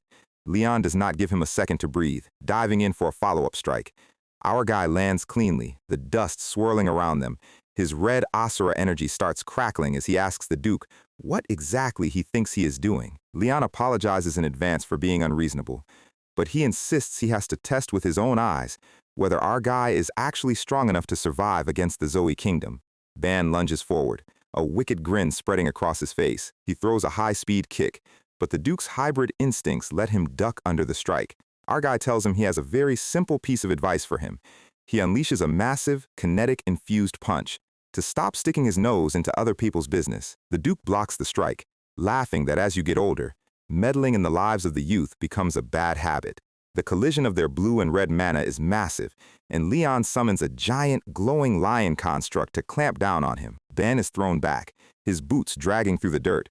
The Duke notes that he accidentally let too much of his real combat emotions slip out. The training ground walls are completely spiderwebbed with cracks, but our guy's hand instantly breaks through the rubble. Leon is impressed to see him standing. Our guy dusts himself off and decides he is done playing nice.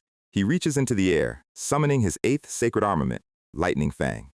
A massive, dark claymore, wrapped in pink lightning flares to life in his grip. He warns the Duke that he is about to show him exactly how annoying an uninvited guest can be.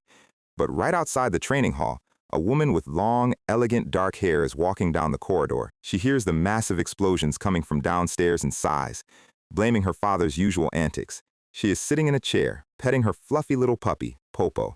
And yes, that is Leon Artie, the same bratty noble girl our guy rescued from the mountain bandits a few chapters ago. Talk about a small world. His demonic asura aura is completely off the charts. Here is the breakdown of his 8th sacred arm, the Lightning Fang. It is a legendary sword capable of shifting between 3 highly destructive forms. Our guy casually decides that killing the patriarch would be a diplomatic headache, so he is just going to lightly slice off his left arm and let the household medics sew it back on later. Truly peak main character logic. He blurs forward like a flash of red lightning. Leon is completely frozen, realizing this level of pure, murderous pressure is something he has never even felt on a real battlefield. Our guy slitted red eye locks onto his target. He brings the sword down in a terminal arc, but right before the blade connects, Artie's voice echoes from the doorway, yelling at her father to stop making a mess. Ban manually clamps down on his power, pulling his strike halfway, but the residual shockwave still nicks Leon's shoulder, spraying blood. A massive beam of pink lightning cuts a deep trench through the stone floor and exits straight through the ceiling. Artie steps in, Completely oblivious to the fact that she just saved her dad from a very expensive prosthetic, Leon Sapphire stands in his beast form, staring at the crater behind him with his jaw on the floor. He touches his bleeding shoulder, wondering how long it has been since a human actually managed to bypass his hide. The realization that the kid pulled his punch and still did this much damage is terrifying. He looks at Ban, officially acknowledging his absolute strength. Artie walks up to the crater, her eyes widening as she spots the guest. She points her finger, calling him a crazy mercenary, and Ban immediately fires back, telling her she is as loud and annoying as ever. She turns to her dad, explaining that this is the exact bodyguard who saved her from Merkel's gang in the mountains. Leon's attitude completely flips. He bows his head, formally apologizing for being incredibly rude to his daughter's savior. But then, his overprotective dad instincts kick back in, and he warns Ban that if he ever shows any romantic interest in his daughter, he will end him. Ban flatly tells him that will never happen, leaving Artie looking slightly offended. Ban asks what he really wants from him, but before they can talk, a scout crashes through the door in a panic. He reports that the joint armies of the Argo and Bogura kingdoms have launched an all-out, full-scale invasion. The Patriarch and Artie both look completely shocked. The war map shows their forces marching straight into Owana's southern borders. We cut to the snowy plains at the border, covered in broken steel and frozen mud. A grim reminder of how brutal this conflict has been. The clouds over the valley look incredibly dark. Inside the Owana defense camp, the soldiers are losing their minds, complaining about how this war has been dragging on for years. In the war tent, the commanders are analyzing the troop movements. They note that while the foot soldiers are from Bogura, the leaders are all high-ranking Argo sorcerers. Russell, a low-class 9 knight with a styled mustache, notes that Argo is simply using Bogura's men as cheap meat shields to preserve their own forces. Charlotte, a beautiful red-haired vanguard, sighs, admitting that is the only way a tiny vassal state like Bogura gets to survive. The blindfolded warrior, Volkov, says something about the silence on the front lines. He notes that normally things would have dissolved into a full-scale brawl by now, but the battlefield has been suspiciously quiet for days.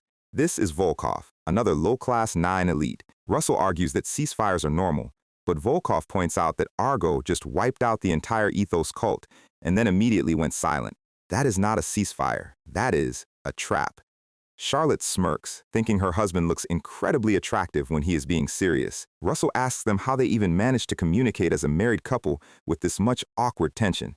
The conversation is cut short as a scout bursts into the tent, confirming Volkov's bad feeling. Russell asks for their numbers. The scout tells him their entire legion is marching, leaving absolutely nobody behind. The commanders realize this is the final, decisive strike.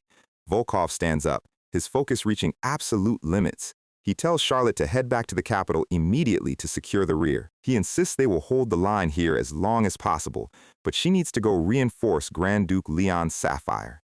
We cut to the Argo camp, where a massive, grotesque army of mutated, zombie-like soldiers is marching through the snow. They look completely hollow, their bodies warped by dark mana experiments, and leading them from the top of a pile of skulls is Labang.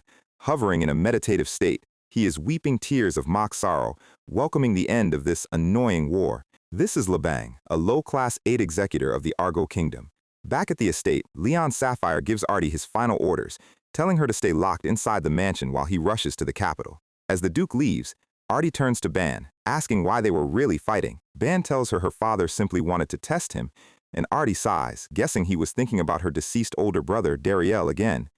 Ban looks curious, but Artie quickly brushes it off and tells him to go rest.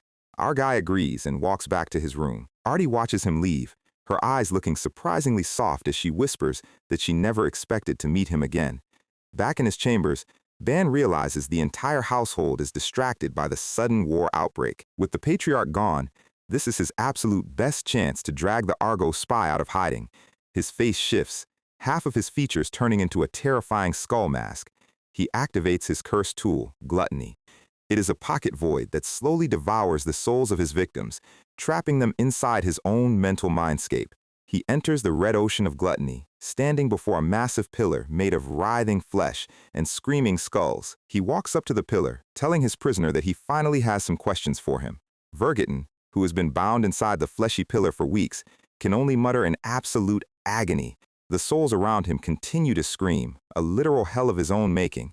Vergeton looks down with hollow eyes, begging our guy to just let him die.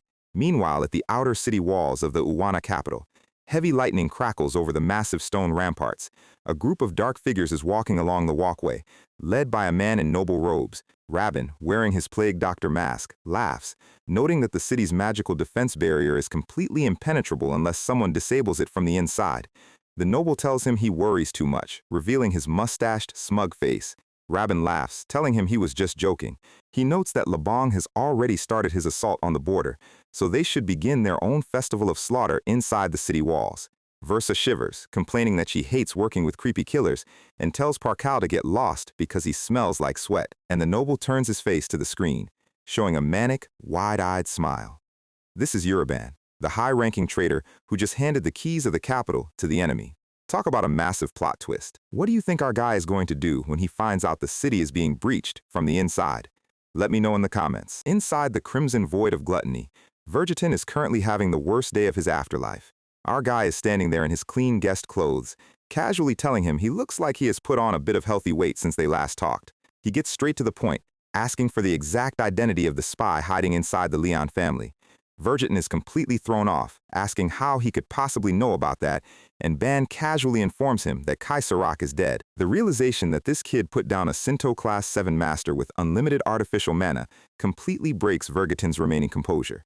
Ban offers him a simple trade, drop the spy's name, and he gets a free pass out of this dark dimension. But Vergeton is not buying it, crying out that there is no way a demon like Ban would ever let him walk away alive. Ban sighs, admitting he should probably be the one to break him, but he has actually brought in a professional. Footsteps splash in the blood pool. Ophin walks out of the shadows, her eyes looking completely cold. Vergeton instantly recognizes her and starts screaming like he has just seen a ghost. Ophan is confused, and Ban explains that since she was so depressed about missing her chance to tear Kaisurak to pieces, he brought her a substitute. He tells her that as far as revenge goes, this half-dead thing is the perfect gift. She asks if Vergeton was not already dead, and Ban explains he kept him breathing specifically so she could extract the name of the Argo spy. Ophin is deeply moved, asking why he would go to such lengths just to help her. But our guy's internal monologue is on a completely different level. He literally admitted to himself that he made that entire wholesome story up just to get her to do the dirty work. He points to the back, telling her that her negotiation tools are waiting. A literal surgical table covered in rusted blades and saws rises from the blood sea, and Ban tells her to go absolutely wild. Ophan is shaking, holding a small scalpel as she stares at the man who murdered her siblings. Ban stands right behind her like a sleep paralysis demon, asking her why she is hesitating. He reminds her, very loudly, that this is the exact monster who slaughtered her entire family right in front of her eyes. He brings back the memories of Scholar's arm being sliced off and his heart pierced, the images of her younger siblings coughing up blood in agony, the mocking, wide grin of their executioner while she lay on the ground, completely helpless. He forces her to remember her own weakness, all the rage, grief, and pain she has been holding back. He screams at her, asking if she has really forgotten everything they went through. Ophan clutches her head, screaming back that she has never forgotten, not even for a single second. The sheer hatred flares in her eyes as she reaches her absolute breaking point. Ban squats down, whispering that she needs to let that hatred explode and pay them back 1,000-fold. He tells her that revenge is entirely righteous, and that she should not let herself be locked inside trashy morals made up by hypocrites. He notes that since she is still a bit green, he is going to show her a quick demonstration. He unleashes a massive burst of dark shadow mana, tying Vergeton to the surgical table with heavy steel chains. Vergeton is muffled through a gag, screaming as Ban tells him to hold still, because moving will only make it worse. Ban tells him he will give him a chance to speak once every 6 hours, so he should choose his words carefully. Vergeton is already sweating bullets, begging to talk right now. And then, the author decides to hit us with some classic, high-tier censor comedy. Ban is suddenly wearing a bright pink cooking apron and a chef's hat, chopping vegetables while the narrative box notes that they are strictly following all family-friendly censorship rules. Ban is literally tasting the soup while Vergeton's screaming face flashes on the screen.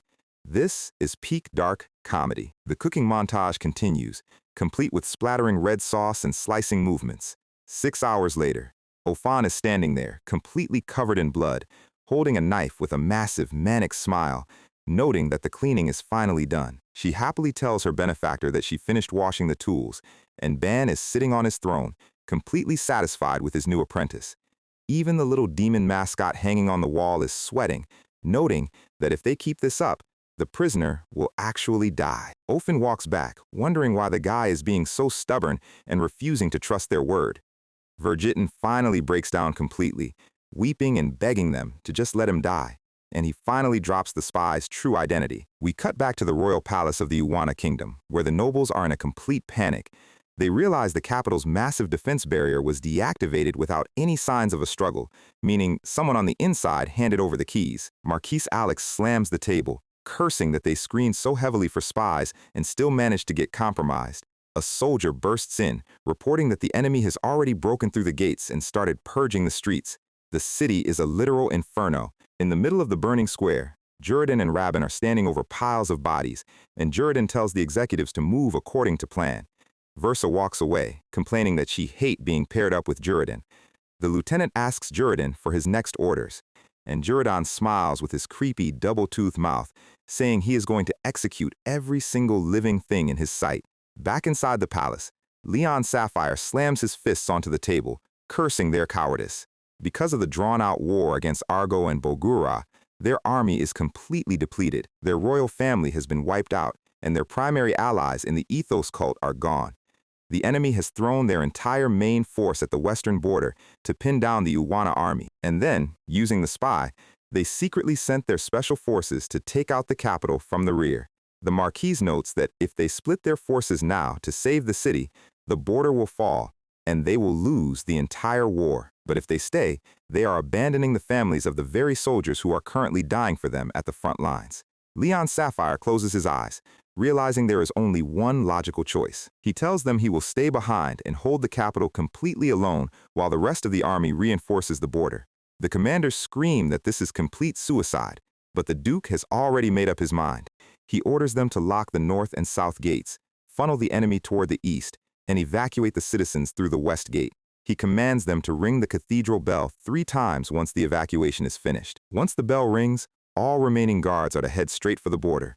The Marquise begs him to think of his own family, but Leon Sapphire just walks toward the window, stating that every citizen of this kingdom is his family. Giga Chad moment of the century. He looks back with a proud smile, leaving his daughter in their care. His body starts expanding, his muscles flaring with wild blue mana. The nobles scream for him to stop, but Leon Sapphire smashes straight through the glass, leaping down into the burning city like a meteor. He impacts the ground, sending a massive shockwave through the street. His beast claws tear up the cobblestones.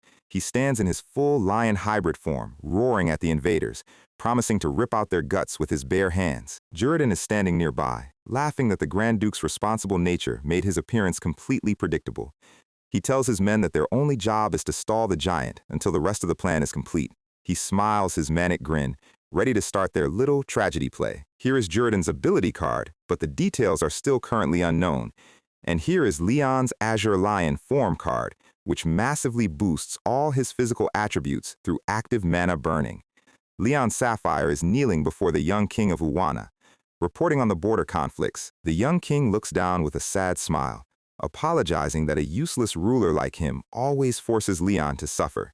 Leon bows deeply, promising to return with another victory. Cut to a stormy night over the palace. The king has been brutally assassinated, skewered on his own throne, and Leon arrives to find him dying in a pool of blood. Leon weeps, screaming in pure agony at the sight.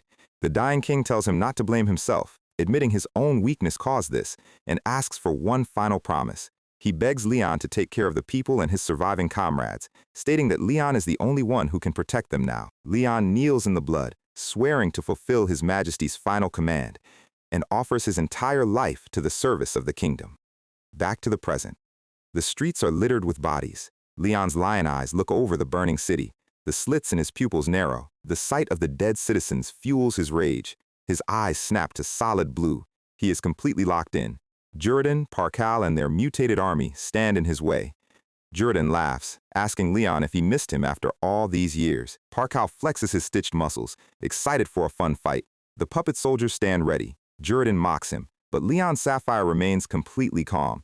He notes that their forces are all assembled and that his only job is to stall them until the bell rings. He whispers his vow to protect this kingdom until his very last breath. Juridan blurs forward, his spiked mace instantly crushing an Uwana defender. The soldier's body is violently mutated into a jagged mass of black stone. Leon looks on in disgust, noting that no matter how many times he sees that alchemical magic, it is still grotesque. Jordan walks forward, dragging his mace, joking that he is actually a very delicate and sensitive man. He swings the heavy steel, telling the Duke to be gentle with him.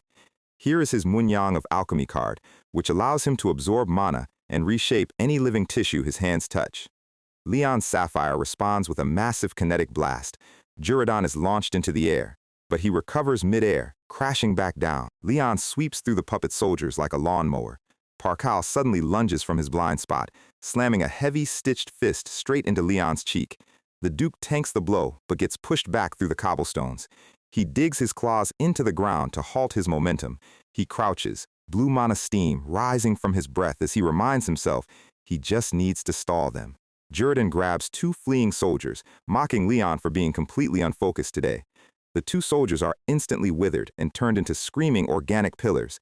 He asks the Duke if he is distracted by something else right now. He tosses their empty shells aside, swinging his heavy mace once more. Leon leaps in, his claws clashing against the alchemical steel. He ducks under Parkal's massive sweeping hook. Parkal screams at him to make this fight more exciting. He slams his fists into the ground, causing a massive explosion of stone. A huge crater opens up in the street. Parkal lifts a boulder, looking disappointed that this legendary general is being so weak and flimsy, but Jordan tells him to shut his mouth, explaining that Leon is simply holding back and stalling for time. He warns Parkal that if he insults the Duke again, he will turn him into toilet paper. Parkal snaps back, but suddenly, a loud echo rings out. Jordan looks up, annoyed that someone is playing music in the middle of a battle. The cathedral bell rings once, and then 3 times. Leon Sapphire smiles, his eyes flaring with pure, unrestricted power as he notes the evacuation is finally complete. And that means he does not have to play along with their little game anymore. He blurs forward at sound barrier-breaking speed, his fist impacting Parkal's chest with massive kinetic force. The stitched giant is launched through 3 solid stone buildings, coughing up blood. Jordan is completely thrown off by the sudden increase in speed. He leaps into the air with his mace, welcoming the real fight. A high-speed exchange of strikes begins. Blue claws meeting alchemical steel. Leon deflects the heavy swings with ease, kicking Jordan back into the dirt. Jordan smiles insanely behind his visor, begging for more. Parkal bursts out of the rubble, his stitched arm mutating into a massive, giant muscle hammer, admitting he takes back what he said about the Duke being weak. He swings the giant arm down with all his might, but Leon Sapphire easily sidesteps the strike. He reaches back, drawing his massive, double-headed black battle axe, swinging it in a giant blue kinetic arc. His Azure Lion combat mode is fully unleashed. At the Leon family mansion, the night is quiet, but the air is thick with the smell of smoke and impending disaster. Standing on the hill overlooking the estate is Bersha, an elite Argo assassin who is currently looking at her target like a kid looks at a candy store. Inside the mansion, the situation is a complete mess as the household prepares for a rapid evacuation. Leon Luna, the Grand Duchess, is directing the servants and guards with absolute precision, showing zero panic. Her daughter, Leon Artie, is terrified but tries to match her mother's composure as she prepares to flee to the underground shelters. The guards are completely amazed by Luna's strength, noting that even with an army of invaders at their doorstep, she doesn't show a single hint of fear. Of course she doesn't. As the Grand Duchess and head of the family, she knows the entire kingdom's survival depends on her staying strong, or at least, that is what everyone in this room wants to believe. As the guards scatter to secure the perimeter, Artie runs down the hallway, tears streaming down her face because her entire life is currently burning down around her. The commanders coordinate the defense, hoping to buy just enough time for the family to slip away. Artie slams open the doors to the medical wing, screaming for our old friends, the wounded Holy Knights. Poland and Hugh Janil look up in absolute shock. She tells them the Rorgo Kingdom has declared full-scale war, and their special forces have already breached the capital. Poland immediately tries to get up, claiming he can still swing a sword. But he's looking at his own bandaged leg, like he forgot he got absolutely wrecked 2 chapters ago. The harsh reality sets in that he is currently about as useful in a fight as a wet paper towel. Hugh Janil tells him to stop being stubborn, reminding him that Ban and Anna are still resting upstairs. Artie promises to go fetch them herself while the knights coordinate the defensive line. She sprints back into the grand hallway, her dress trailing behind her. She races down the spiral staircase, praying she can find our guy before the walls start caving in. Suddenly, a heavy set of footsteps echoes from the dark carpet at the bottom of the stairs. It is Bersha, and she is holding a massive bone whip that is twitching like a living snake. She recognizes Artie instantly, lunging forward with a psychotic grin on her face. Artie freezes, realizing she has walked straight into a death trap.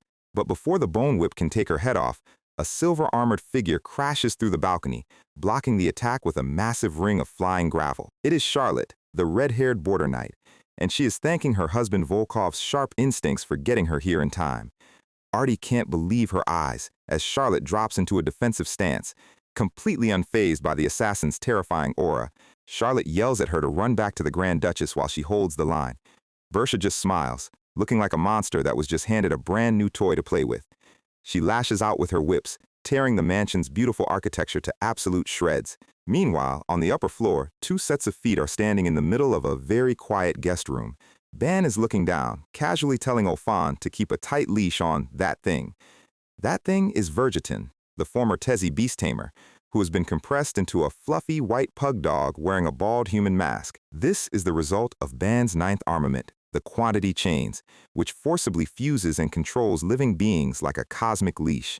The cursed dogman starts screaming and cursing, only for Ban to tell him to shut his mouth before he turns him into a rug. Suddenly, the entire floor erupts as Charlotte is blasted straight through the ceiling, rocks and plaster raining down.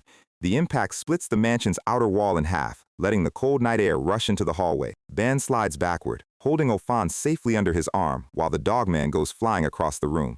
Looking through the smoke, he spots Artie and Charlotte scrambling on the stone tiles below. Bersha lands casually in the courtyard, mockingly praising Charlotte for having incredibly sharp eyes. She laughs hysterically, claiming she hasn't felt this excited in years. Dozens of segmented bone whips erupt from her spine, clicking and locking into place like a mechanical nightmare. They rain down in a blinding storm of razor-sharp spikes. She asks Charlotte how many more times she thinks she can dodge. Her ability is the bone segment marionette, allowing her to pull jointed skeletal structures out of her own flesh and manipulate them freely. Charlotte realizes that if she steps aside, Artie and the kids upstairs will be wiped out in an instant. She activates her visual rune, the Munyang of the Scarlet Eyes, which lets her perceive trembling red waves. These waves show her the future exactly 2 seconds before it actually happens. Using those precious 2 seconds, she spins her rapier, parrying every single bone whip in a spectacular high-speed dance of steel. Bersha's psychotic smile only grows wider as she begins to accelerate her strikes even faster. Charlotte's eyes go wide as she realizes her future vision is running out of processing speed. The bone whips pierce through her defense, slamming against her silver plate. A dark spike tears straight through her side, splattering blood across the stone tiles. Artie screams her name, but Charlotte tries to stand tall, whispering that it is nothing but a scratch. Suddenly, Charlotte's scarlet eyes shrink to tiny pinpricks of pure terror. Her hand loses all grip, and her rapier clatters uselessly onto the floor as her body goes completely numb. Bersha walks forward slowly, mockingly asking her why she can't seem to feel her own mana anymore. She explains that her bone weapons aren't just sharp, they are designed to block the entire nervous system's circulation of energy. To understand why this is a death sentence, we have to look at how mana actually works in this world. A caster's energy stabilizes inside their bone marrow before being pumped through the heart and spreading throughout the nervous system.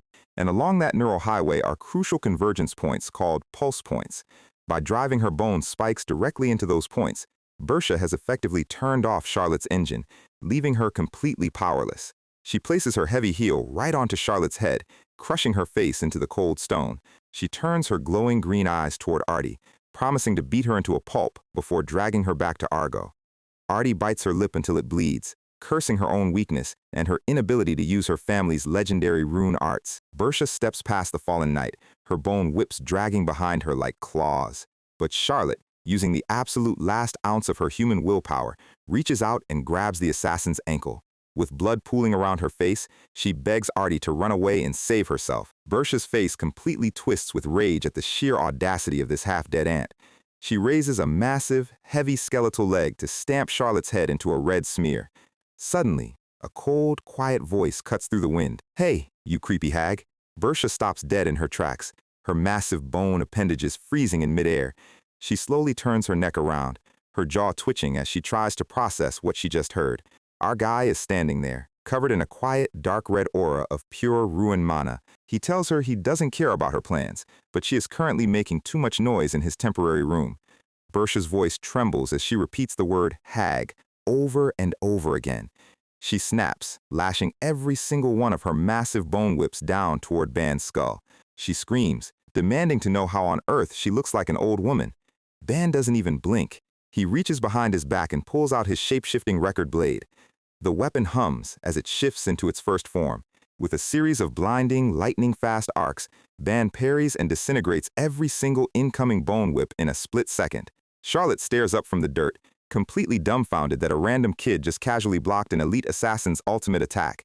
Ban's sword crackles with dark red lightning as it shifts into its second form. He leaps into the air and delivers a colossal downward swing called Heavenly Judgment. The strike hits Bersha with the force of a falling meteor, shattering her defenses and sending her crashing into the dirt. As she spits out a mouthful of blood, Ban floats down effortlessly, asking her if she still wants to argue about her age. His face goes completely dark, his eyes glowing like two burning red coals as he shifts the sword into its third form. He delivers a clean horizontal flash of pure, concentrated energy. A massive kinetic shockwave obliterates the entire courtyard, crushing Bersha deep into the shattered stone floor. Artie is standing there with her mouth wide open, realizing this guy is 10 times stronger than he was when he guarded her in the mountains. Charlotte is sweating, trying to comprehend what kind of monstrous entity is currently standing in front of her. Bersha is lying face down in a crater, her bone armor completely shattered and her eyes rolled back into her head. Ban casually rests his massive sword on his shoulder, asking Artie if this single lunatic is the only one they have to worry about. Before she can answer, the elegant Grand Duchess Luna runs into the courtyard, yelling their names. Artie points to the fallen knight, telling her mother that Charlotte took a heavy blow to save her. Luna walks up, but her eyes suddenly lock onto the weird pug dog with the human mask standing near Ban. The dogman's tiny green eyes widen in absolute recognition as he looks at the Grand Duchess. Ban looks down at his pet, asking him if he still remembers the description of the Argo spy he mentioned earlier. The cursed dogman grins through his creepy mask, telling Ban to watch very closely what he's about to do next. Luna kneels down, pretending to offer first aid to Charlotte's bleeding shoulder. She shouts that all the family members have been evacuated and they need to leave immediately.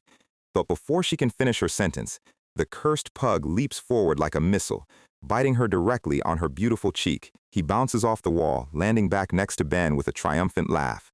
The dogman screams that he saw it with his own eyes, proving that her face is nothing but a lie. Luna clutches her face, screaming in pure rage at the damn dog that just ruined her disguise. Ban's slitted red eyes narrow as he smiles. Ah, so that's how it is. In a flash of light, our guy disappears from his spot. He delivers a brutal, bone-shattering straight punch directly into the Grand Duchess's face. Artie and Charlotte scream in absolute horror, watching the mother of their house get launched across the courtyard. Charlotte uses the absolute last of her energy to block Ban's path, her sword trembling against his dark gauntlet. She demands to know how he dares to lay a hand on the Grand Duchess of House Leon. Ban just looks at her calmly, asking if she seriously hasn't noticed that her beloved Duchess is wearing a literal mask. Artie looks back at her mother's body, her heart stopping as she sees something impossible. The skin on Luna's neck and chin is cracking apart like dry porcelain, revealing a dark, hollow shadow underneath. Luna slowly stands up, touching her broken face and laughing about how she got careless after decades of hiding. Charlotte is completely confused, claiming that the mana signature radiating from her body is definitely the Grand Duchess's. Ban explains that the spy is wearing a highly advanced magical mask, one that was personally crafted by Kesarok. Ordinary sorcery has absolutely no way of stripping this mask off, because it fuses directly with the host's own blood vessels. But unfortunately for the invaders, the guy who helped create that mask is currently sitting in his hands as a very angry pug. The spy looks at Vergeton in shock, realizing that the entire Teze mercenary syndicate has indeed been wiped out. Charlotte drops her sword, her voice shaking as she asks if the Grand Duchess is really an Argo spy. Ban ignores her, staring at the spy and remembering Kaisarok's final promise that this person knows where a Kratos is. His hand crackles with dark energy as he suggests they have a nice, cozy private chat to discuss his target's coordinates. The spy sighs, reaching up to her hair, realizing her decades-long mission was just ruined by a single moment of carelessness. Artie is weeping, begging her mother to tell her this is all a sick joke.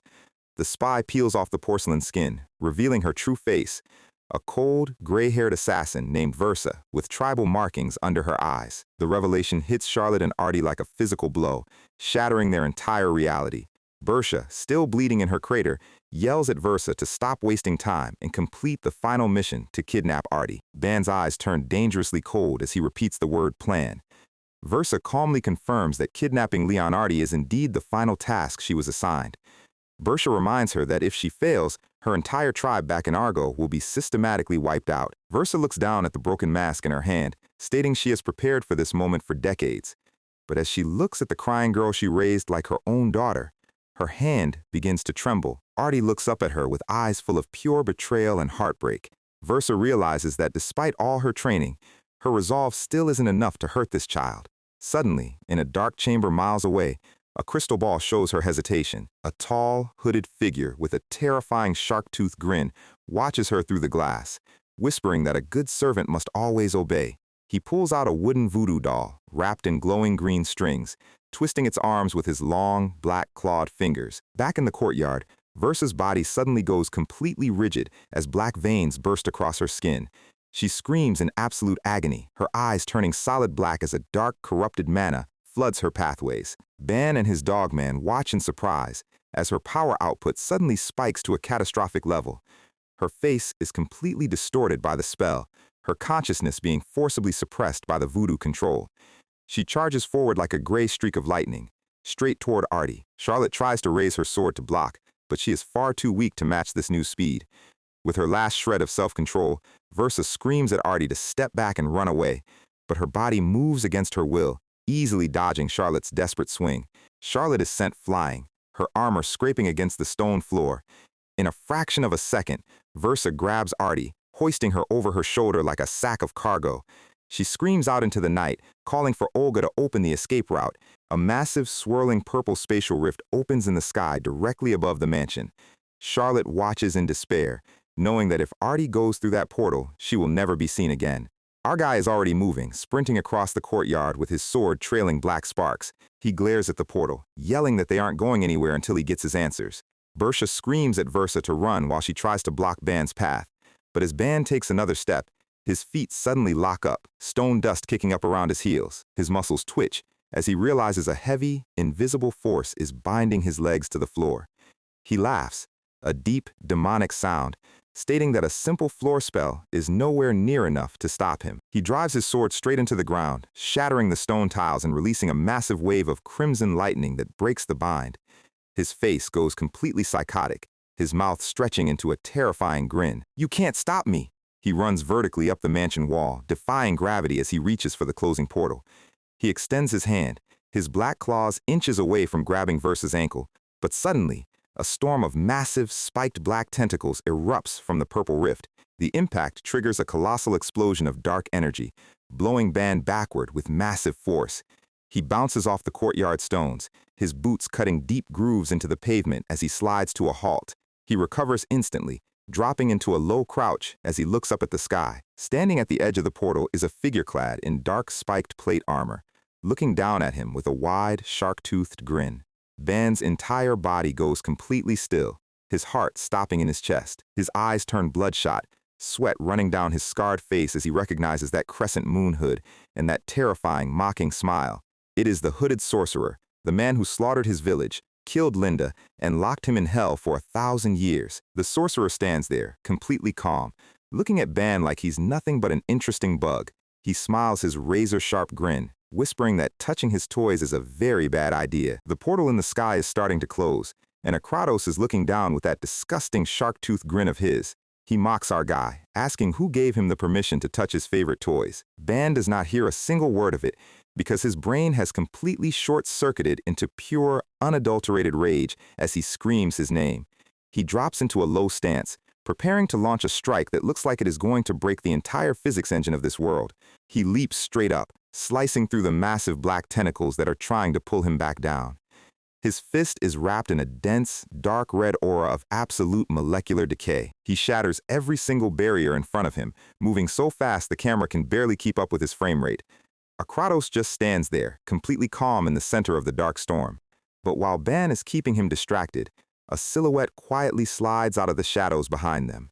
It is Anna Dalton, and she is moving with the kind of stealth you only see in high-tier stealth games. She reaches out and taps the spy Versa right on the collarbone, leaving a glowing green rune pattern behind. By the time Versa realizes someone is there, Anna has already vanished back into the night.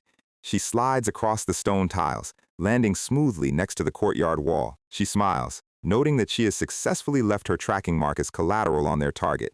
Above them, Ban lands a massive kinetic overhead blow directly onto Akratos' helmet. The impact breaks his spatial barrier, and Ban mockingly asks him if his ankle just snapped from the pressure. Akratos decides he has had enough fun for today, ordering Versa to step through the dark portal with the kidnapped girl. Ban screams at him not to run away, bringing his giant sword down to split the sorcerer in half. Akratos just laughs, telling our guy that this was highly entertaining and promising to see him around. The sword connects, but the body instantly woodenly cracks and splinters into pieces. The entire thing turns out to be a hollow wooden dummy covered in ancient runic writing. Ban drops to one knee, staring at the useless piece of wood in complete disbelief. Anna explains that this is a high-grade puppet rune, which uses the user's mana to copy their form and automatically reverts once they are too far away. Suddenly, a massive, glowing green orb of writhing serpents manifests in the dark sky above the mansion. Charlotte looks up, trembling as she asks what kind of biological horror they are dealing with now. Anna is completely disgusted, crossing her arms as she looks at the floating eyeball. A voice booms from the green sphere, identifying itself as Kyrian, the mutated king of Argo.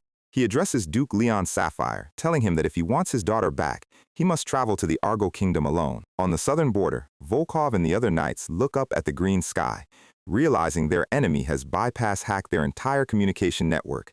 The giant snakeball dictates terms, warning that if Sapphire brings a single soldier with him, he will go down in history as a bloodthirsty tyrant. The eye blinks, leaving a final chilling message before dissolving into green sparks. Meanwhile, on the burning streets of the capital, Duke Leon Sapphire is standing in his massive azure lion form. He is looking down at a broken, bleeding Juridan who has been completely defeated by his colossal strength. Sapphire hears the message about his daughter, his eyes turning yellow with pure panic. He leaps over the burning buildings, sprinting back toward his estate at supersonic speed. On the ground, Parkal lies crushed, his mechanical body spitting oil and blood as the other soldiers note his regeneration has failed. Juridan drags himself over, whispering that they are both finished if they don't do something desperate right now. He looks up with a sick, metallic grin, telling Parkal to use his rune arts to devour him. He explains that if they fuse together, they can survive this battle and face Sapphire once again as a single, mutated entity. Parkal laughs hysterically, his stitched mouth stretching as he prepares to consume his comrade's entire body. Back at the estate, Ban is still standing over the wooden dummy, his hands shaking with an intensity we have never seen before. Anna walks up, asking where he is going now that the enemy has escaped back across the border. Ban does not answer. In his mind, he is back on his wedding night, surrounded by fire and the screaming phantom of his bride. After enduring 1,000 years of liquid fire in the absolute dark, he has finally found the man responsible for his torment. Anna notes that his eyes look exactly the same as when he was hunting Kasurak, asking him if Akratos is his true revenge target. Ban tells her to stay out of his business, but Anna smiles, pointing out that she might actually have a way to help him get his revenge. Ban stops, slowly turning his head to look at her. Before she can explain, a massive kinetic shockwave shatters the courtyard tiles as a giant blue and white beast lands. Duke Leon Sapphire reverts to his human form, his breathing heavy as he looks at the ruins of his home. He runs over to Charlotte, his voice cracking as he asks if his daughter is safe. Charlotte drops to her knees, crying tears of blood as she begs for his forgiveness. She whispers that she was too weak and failed to protect the young lady from the spy's hands. Sapphire falls to his knees, his entire world crumbling around him. Anna steps forward, casually suggesting that everyone is conveniently gathered and it is time to have a serious talk about how to get his daughter back. The next day, inside the mansion's intact parlor, the heavy oak doors are shut tight. Volkov reports to the war table, confirming that Argo's troops have fully withdrawn from the border zone. Suddenly, the doors swing open and Leon Sapphire walks in, accompanied by Ban and Anna. The knights try to stop him, arguing that marching into Argo Kingdom alone is a suicide mission designed to get him killed. Sapphire looks like he has aged 10 years in a single night, stating that if he doesn't comply, his daughter will be executed immediately. Hugh Janil steps in, telling Volkov to calm down because the Duke isn't planning to charge in without a strategy. He turns to Anna, asking her to explain the plan she presented to them the previous night. Russell and the other knights look at her with deep suspicion, wondering who this random woman actually is. Anna walks up to the table, claiming she hates explaining things twice, so everyone needs to open their ears and listen carefully. She grins like a cat that just found a bowl of cream, laying out her master plan on the map. Meanwhile, at the royal castle of the Argo Kingdom, the dark towers are silhouetted against the stormy night sky. A heavy set of leather boots steps onto the stone drawbridge outside the gate. The guards look down from the battlements, shocked to see that Duke Leon Sapphire has actually arrived completely alone, as demanded. Lapin, the weeping executioner, stands on the wall with tears running down his face, ordering the gates to be opened for their brave guest. The heavy iron drawbridge slowly lowers over the dark moat, letting the Duke step into the lion's den. But deep in the forest outside the castle walls, a metallic telescope rises quietly from the bushes. Anna peers through the lens, confirming that the head of the family has successfully entered the castle. She turns back to the group, a cold smile on her face as she asks if everyone is ready to begin. Our guy Ban stands in the shadows, his arms crossed as he nods silently. Anna activates her teleportation rune, her hands glowing with a bright green light as she prepares to bypass the castle's entire defensive array. The strike team drops their cloaks, revealing Charlotte, Volkov, Hugh, Russell, and Ban, all ready to launch a rescue mission in the heart of enemy territory. Here is how the plan actually looks on paper, presented in a cute cartoon slide that makes this deadly infiltration look like a kid's game. Step 1. Our handsome Duke enters the castle without making a fuss. Step 2. Awana's elite strike team follows right behind, using a secret teleportation bypass to slide past the outer walls. Step 3. They find the young lady, link up with the Duke, and escape together before the enemy even realizes their security has been breached. Charlotte is not amused by the drawing, screaming at Anna to stop treating a life-or-death infiltration like a comedy routine. Hugh Janil points out that they don't have any high-tier stealth sorcerers in their ranks to pull off this kind of stunt. Anna claims she forgot to explain the most important part of her rune arts, turning her attention to the blindfolded Volkov. She grabs his hand, praising his firm grip before telling him to count to 3. Volkov looks confused, but he decides to play along. The room goes quiet as the countdown begins. Volkov counts to 2, wondering what kind of cheap trick she is trying to pull. But on the count of 3, Anna instantly vanishes, reappearing directly behind his back, with her hand wrapped around his throat. The knight's jaws hit the floorboards in unison. Anna explains that by touching someone, she leaves a temporary spatial mark on them, allowing her to teleport directly to their coordinate. Volkov sweats, realizing that if this were an actual battlefield, his head would have been rolling on the floor before his brain could even register her movement. Anna continues, explaining that during the chaos last night, she successfully marked the spy Versa before she stepped through the portal. Since Versa is currently inside the Argo castle, she can use that mark to teleport their entire strike team straight to her location.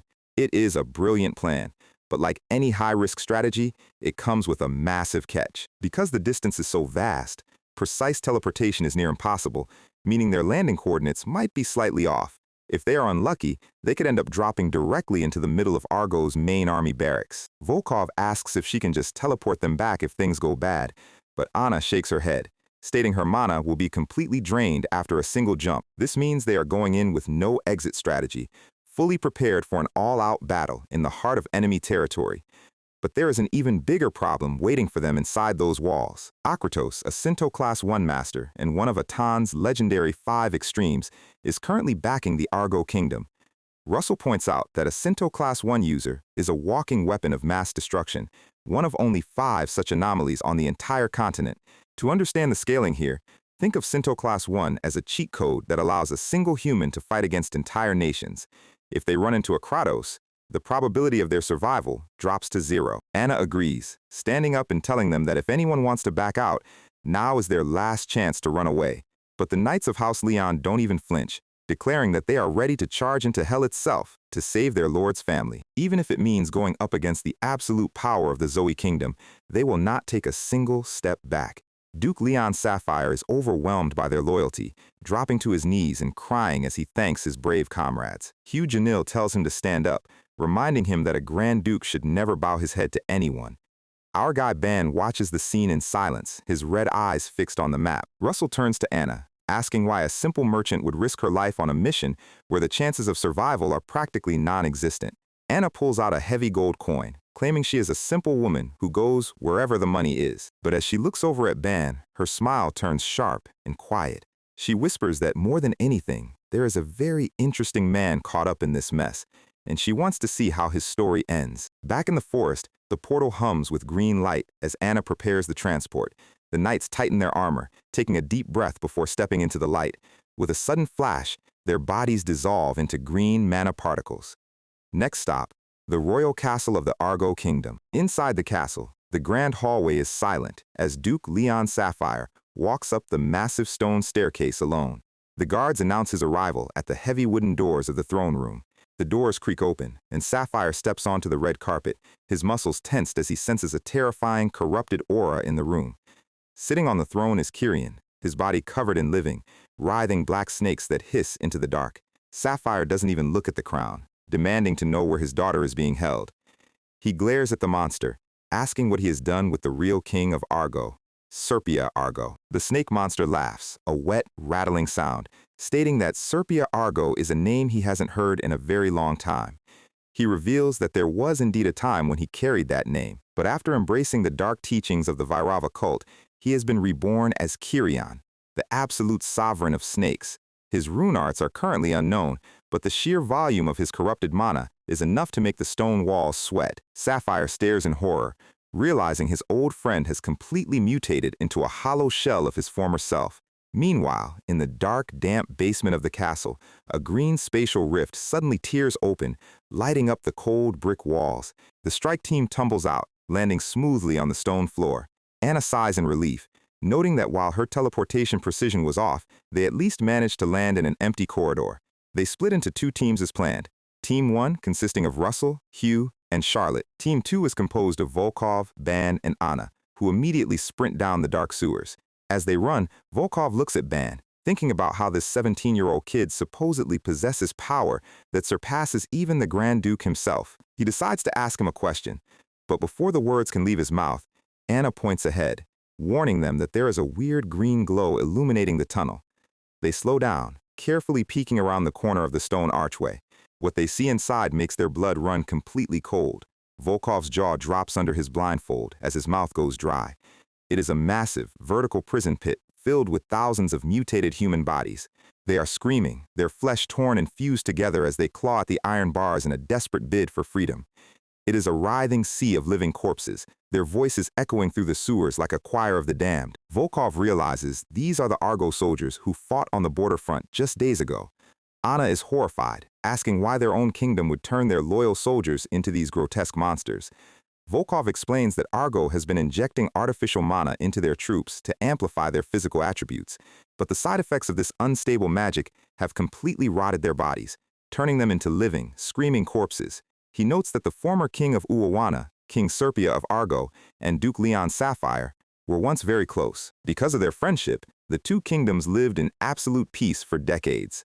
But several years ago, Argo suddenly cut off all contact with the outside world and locked their gates. When they finally opened them again, they had formed a military alliance with Bogra and launched a brutal, unprovoked invasion. Anna shivers, claiming the story sounds like a creepy urban legend. Suddenly, Ban stops walking, his red eyes fixed on the center of the chamber. Anna asks him why he stopped, but the look on his face tells her everything she needs to know. They look down into the abyss, discovering a massive canyon where thousands of mummified bodies are hanging from the ceiling like grotesque cocoons. Their chests are glowing with a bright red core of concentrated artificial mana. It is a literal factory of death, designed to harvest human life force on an industrial scale. Volkov is completely speechless, but Ban points down, telling him to look at the stone floor. A literal river of fresh blood is flowing through the stone channels, leading deeper into the subterranean levels. They follow the red stream, their footsteps echoing quietly in the wet dark. The river empties into a colossal, circular stone cavern that looks like an ancient cathedral of blood. Anna whispers that whoever designed this place has gone completely mad. Volkov peeks through the archway, his eyes wide, as he spots something pulsing in the center of the pool. It is a colossal, biological, organic heart, pulsing with red veins and absorbing all the harvested blood from the ceiling above. Before they can examine the core, a heavy step echoes from the stairs behind them. A tall, imposing figure steps into the light, his shadow stretching across the blood-soaked floorboards. It is Lapin, the weeping executioner, and he is holding his massive spear with 3 screaming skulls mounted on the tip. With tears of mock sorrow running down his face, he glares at our strike team, calling them impudent fools who have just signed their own death warrants. So, we are standing in a subterranean blood factory, and the boss fight has officially begun. Lapin steps down the stone stairs, his bare feet slapping against the wet floor. He's sobbing his eyes out, calling us blasphemous wretches for desecrating his sacred altar. Volkov immediately starts sweating, recognizing him as the Sinto Class 8 beast they barely survived last time. Lopin tells us he'd love nothing more than to grind our bones into dust right here, but the mission comes first, and he literally turns around and starts booking it down the hallway. Volkov yells that the bald giant is running away like a coward, and we have to catch him before he alerts the king. The three of them sprint down the flooded red corridor, water splashing everywhere. Lapin pulls a silver whistle to his lips, grinning through his tears. Suddenly, a deep, rumbling vibration shakes the brick walls of the tunnel, and a massive, disgusting wall of black sludge and blood comes rushing out of the pipes. It is a literal zombie tsunami, packed with thousands of screaming, mutated artificial mana soldiers. Anna screams that this is absolutely disgusting as the horde floods the entire hallway. She unleashes a massive, high-velocity kick, sending 3 zombie heads flying into the brickwork. Ban just walks forward, casually punching a mutated skull into red paste. They keep coming endlessly, and our guy is already looking like he wants to close the game and uninstall it. Anna slides to a halt on the wet stone, her boots kicking up red spray. She tells them she'll draw the aggro and hold the line here while they run ahead. Volkov asks if she'll be all right, but she just laughs, claiming these low-level mobs are nothing to her. She pulls out her twin chain dart weapons, the steel links clinking in the dark. She spins them in a massive, high-speed circle, shredding the front line of the horde. She doesn't even need to waste her mana runes on these small fries. She waves goodbye, yelling, "See you later, darling!" And our guy just deadpans that he'd prefer if she died right there. Ban and Volkov burst into the main sacrificial chamber, cornering the crying executioner. Lopin stops, turning around with his 3 skull spears held high. Volkov warns Ban to be extremely careful because the tip of Lopin's spear is coated in a nasty pain-stimulating toxin. Ban asks if that's all. Volkov explains that the poison itself isn't lethal, but the synergy with his rune arts is what makes it a complete nightmare. Lopin raises his arms, calling them impudent wretches who dare ignore the mercy of St. Kyrian. He spins his spear, his tears flowing faster as he prepares his attack. He launches a massive, high-velocity thrust, the air splitting around the steel point. Here is how his ability, the Pain Rune, actually works. It is a highly toxic, synergistic passive that converts the subjective magnitude of pain felt by the target directly into physical weight. Even a tiny graze from his spear spreads the venom, making your nervous system scream in agony until the pain becomes so heavy your body physically collapses under its own weight. Our guy just stares at him with those empty red eyes, asking if that minor trick is the absolute extent of his power. Volkov is completely dumbfounded, stuttering that, yes, that is basically it. Ban sighs, stating that there is really not much to this boss fight. Volkov screams at him to wait, but Ban has already dropped into a low crouch. He launches himself forward like a railgun projectile, straight toward the spears. Volkov reaches out, screaming at him not to underestimate a Sinto Class 8 executioner. Lapin laughs, spinning his 3 spears in a massive, high-speed defensive circle. He notes that no matter how much raw mana the boy has, he is still just a 17-year-old child, and there is no way a human teenager can endure the psychological weight of his pain toxin. The spears strike, driving straight through Volkov's armor as he tries to shield the boy. Green venom splashes across his steel plates, sizzling as it contacts his skin. Ban just sits there on the stone steps, watching the veteran fall to his knees. Volkov gasps, his face turning red under his blindfold as the poison begins to stimulate his neural pathways. His armored hands begin to tremble violently against the wet floor. With a massive crash, the gravity of his own agony slams him flat against the stone, cracking the pavement. He screams in pure, unadulterated torment, unable to lift even a single finger as the weight increases. Lapin smiles, stepping down the altar and claiming it is time for their purification. He activates the Pain Rune, the green light intensifying around the fallen knight. The stone floor shatters completely, burying Volkov's body in a shallow crater of gravity. Volkov groans, spitting blood as his ribs begin to crack under the invisible pressure.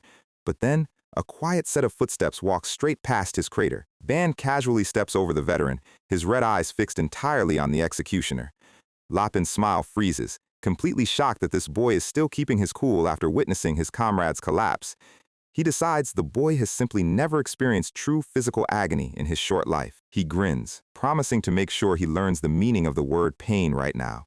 He launches a relentless flurry of thrusts, driving dozens of bone needles straight through Ban's chest and arms. He laughs hysterically, claiming this is the absolute end of his impudent life. Volkov screams from the floor, crying out that the multiplied gravity of those wounds will crush his organs to jelly.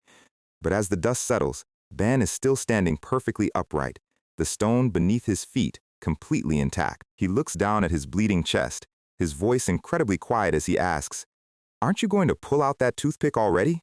Lopin's eyes wide in absolute horror, his face completely pale as his jaw drops. He screams, demanding to know why on earth the boy is completely fine after taking dozens of direct hits. It makes absolutely no logical sense. Even Volkov is trembling, staring through his blindfold at the impossible scene. To put this in perspective, a single graze from Lapin's spear feels like your entire nervous system is being grabbed by a pair of pliers and yanked out of your skin, followed by your raw flesh being violently scraped across a rusted blade. And yet, this boy has taken dozens of those piercing wounds without even twitching a muscle. The level of agony should have turned him into a red smear on the floor, so how is he standing there, looking bored? Ban slowly reaches up, grabbing the spearhead driven into his ribs with his bare, scarred hand. He asks Lapin if he has any idea how he managed to survive 200 years of liquid fire inside that dark subspace void without losing his mind. Every single day, the memories of his wedding night and the mutilated bodies of his family would resurface in his mind. He would see Linda's corpse being dragged by her hair over and over again. The mental agony was so intense, so overwhelming, that he had to find a distraction just to keep his consciousness from collapsing. And the only way he could do that was by physically tearing his own flesh apart with his bare hands. Because if he didn't focus on the physical pain, the deep, suffocating darkness of his despair would have swallowed him whole. He points to the massive, thick stitch-like scars covering his chest and arms, explaining that they are the result of his own claws. He looks at the trembling executioner, stating that compared to the hell he lived through, this little poison isn't pain at all. In a flash of red-black light, our guy moves. He delivers a brutal, supersonic punch straight into Lopin's face, shattering his nose. Lopin scrambles backward on his hands and knees, screaming at him to stay away. He is completely terrified, realizing he has just locked himself in a room with a demon. Ban's entire body is wrapped in a towering dark red aura of asura mana, his slitted eyes glowing like twin stars. Lapin begs for his life, crying tears of actual fear as he realizes his ultimate technique is completely useless. But our guy does not do mercy. He unleashes a savage flurry of strikes, ripping the giant to absolute shreds. The executioner's screams echo through the blood cathedral as his body is systematically disintegrated. Volkov watches from the floor, his entire body shaking as the pressure of the pain rune finally fades away. He has been a soldier his entire life, but he has never seen a human being fight with this level of pure, calculated cruelty. He clutches his metal gauntlet, realizing one thing with absolute certainty: this boy must never, under any circumstances, become their enemy. Meanwhile, in the cold, dark underground prison of the Argo Castle, Leon Artie is tied up inside a cell, her tears dripping onto the stone floor as she looks up at her captor. She is begging Versa, the spy who raised her, to tell her that this is all a double-agent mission. She wants her to say that her mother is still the proud Grand Duchess of Awana, and that this is all a lie. She screams, her voice cracking as she demands her to hurry up and say it is all a dream. Versa just looks at her, her expression completely hidden behind her high collar, whispering for her to go to sleep. A soft purple sleep rune glows around Artie, making her eyes heavy. As her vision begins to fade into the dark, she whispers the word mother before collapsing onto the stone floor. As she falls asleep, we are taken back to her childhood inside the Grand Leon mansion years ago. A young, elegant Grand Duchess Luna is holding a picture of her biological son, Dariel, who died years ago. She is staring at it in the quiet parlor, her back turned to the door. The maids whisper in the hallway, claiming that she still hasn't accepted the adopted street orphan as her heir. A little blue-haired Artie overhears their conversation, her eyes wide with a deep, quiet sadness. Hoping to win her mother's approval, little Artie runs into the training yard where Luna is practicing her spear arts. She proudly shouts that she managed to manipulate her internal mana for the very first time at the academy today. She looks up with hopeful eyes, begging her mother to watch her practice just once. But Luna doesn't even look back, delivering a powerful strike with her spear that shatters the wooden target. She coldly states that she is departing for the war front tomorrow, telling her they will do it next time. Years pass, and winter settles over the massive estate. The servants continue to gossip in the grand hallways, questioning the Duke's decision to make an adopted girl with no magic talent his heir. They whisper that if only Lord Dariel were still alive, the family wouldn't be in this pathetic state. They claim she is nothing like the true bloodline, showing zero spirit. Artie stands behind the door, realizing that even her own mother has completely abandoned her to the rumors.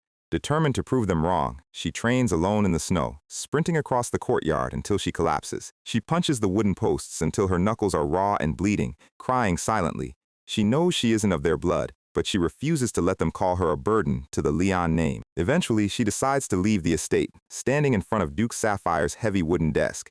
The Duke sighs, his face full of worry as he asks if she really intends to go to the military academy in the Horror Kingdom. Artie smiles, her eyes bright, as she claims there will be a lot for her to learn so far away from home.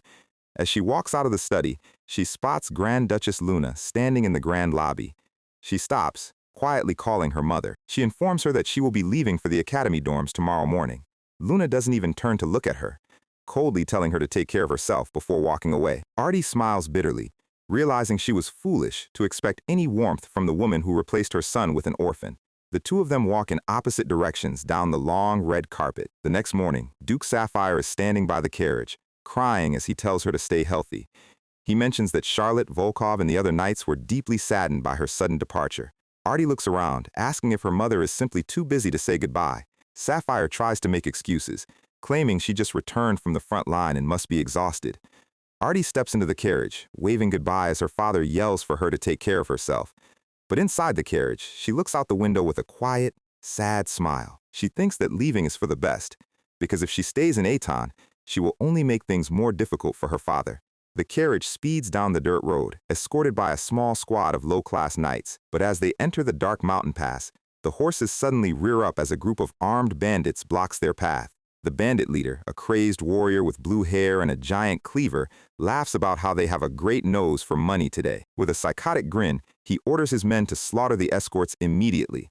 The low-class knights are systematically wiped out, their bodies falling onto the blood-soaked dirt road.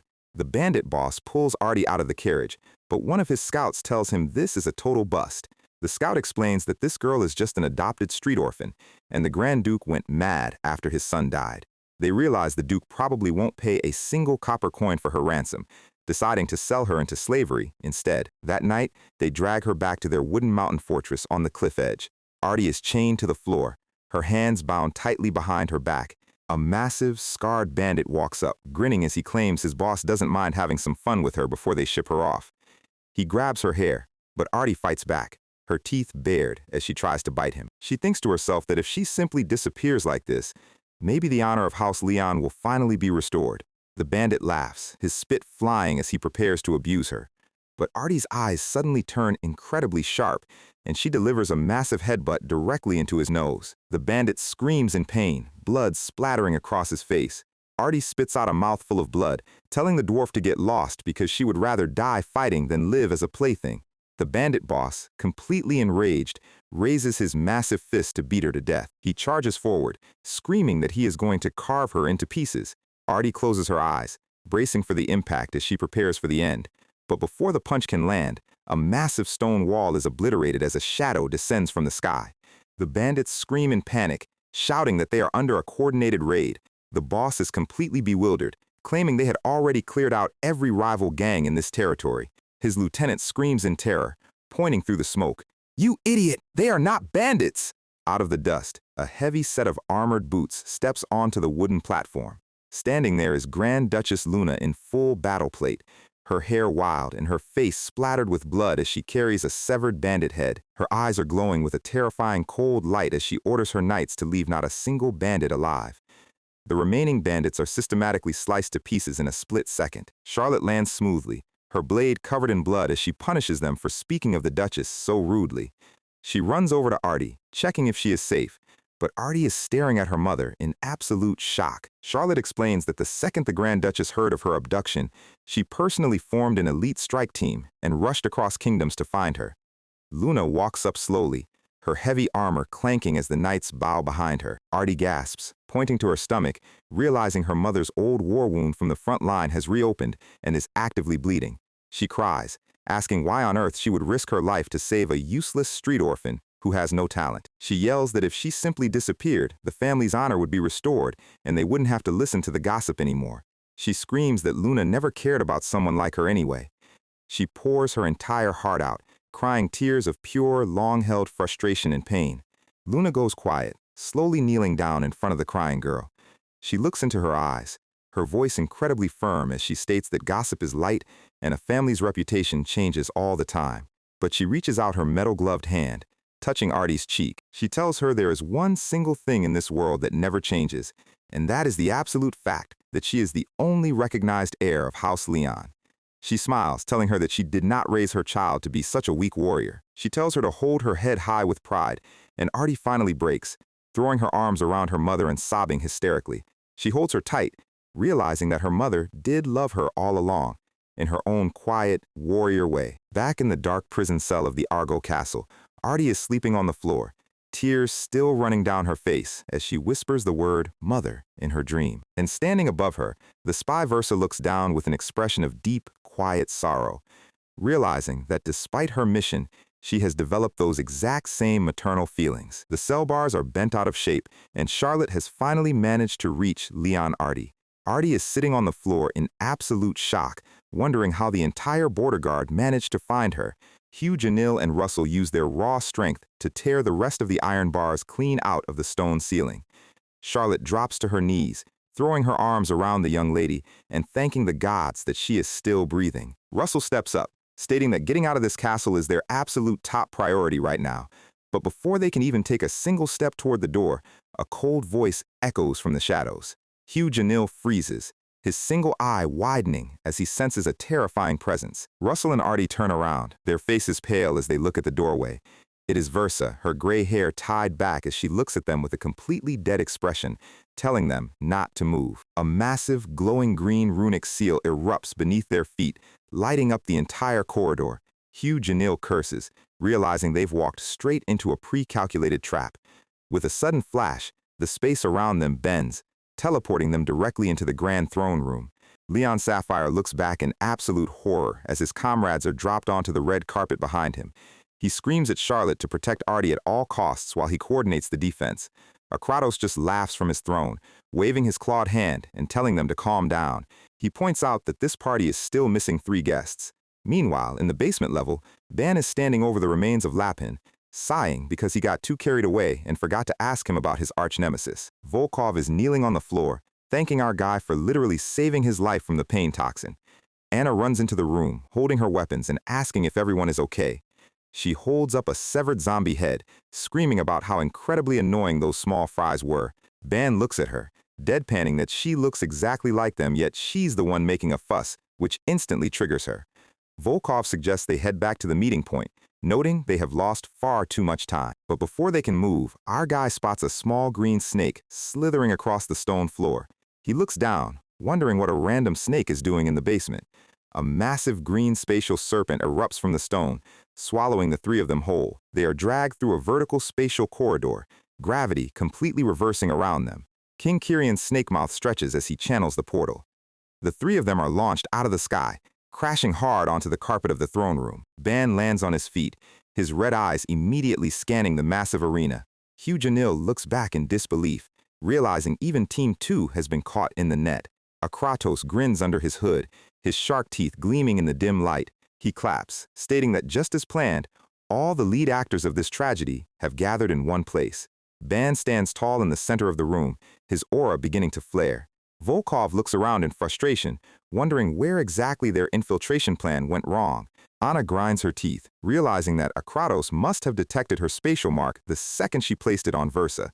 To a Sinto Class 1 master, her stealth teleportation magic was basically a giant neon sign. He saw her leave the mark and decided to let them use it just so he could bundle them all together for a clean wipe. Anna slams her fist against the carpet, cursing his twisted, calculating mind. Kyrion stands in front of the throne, mockingly praising Uwana's sorcerers for leaping straight into his death trap. But Akratos steps forward, stating he only needs Leon Sapphire's body, and the rest of them can die right here. Versa steps between them, reminding King Kyrion of his promise to let Artie go safely once Sapphire surrendered. Kyrion goes completely ballistic, asking if she dares to give him orders, threatening to slaughter her entire tribe again. But Versa doesn't back down, her eyes fixed on the mutated king as she demands his word. Kyrion screams, calling her an insolent wretch who has forgotten her place. His massive black serpents lash out, wrapping around her torso and slamming her against the stairs. He crushes her ribs, screaming at her to wake up and realize she is not the real Grand Duchess of House Leon.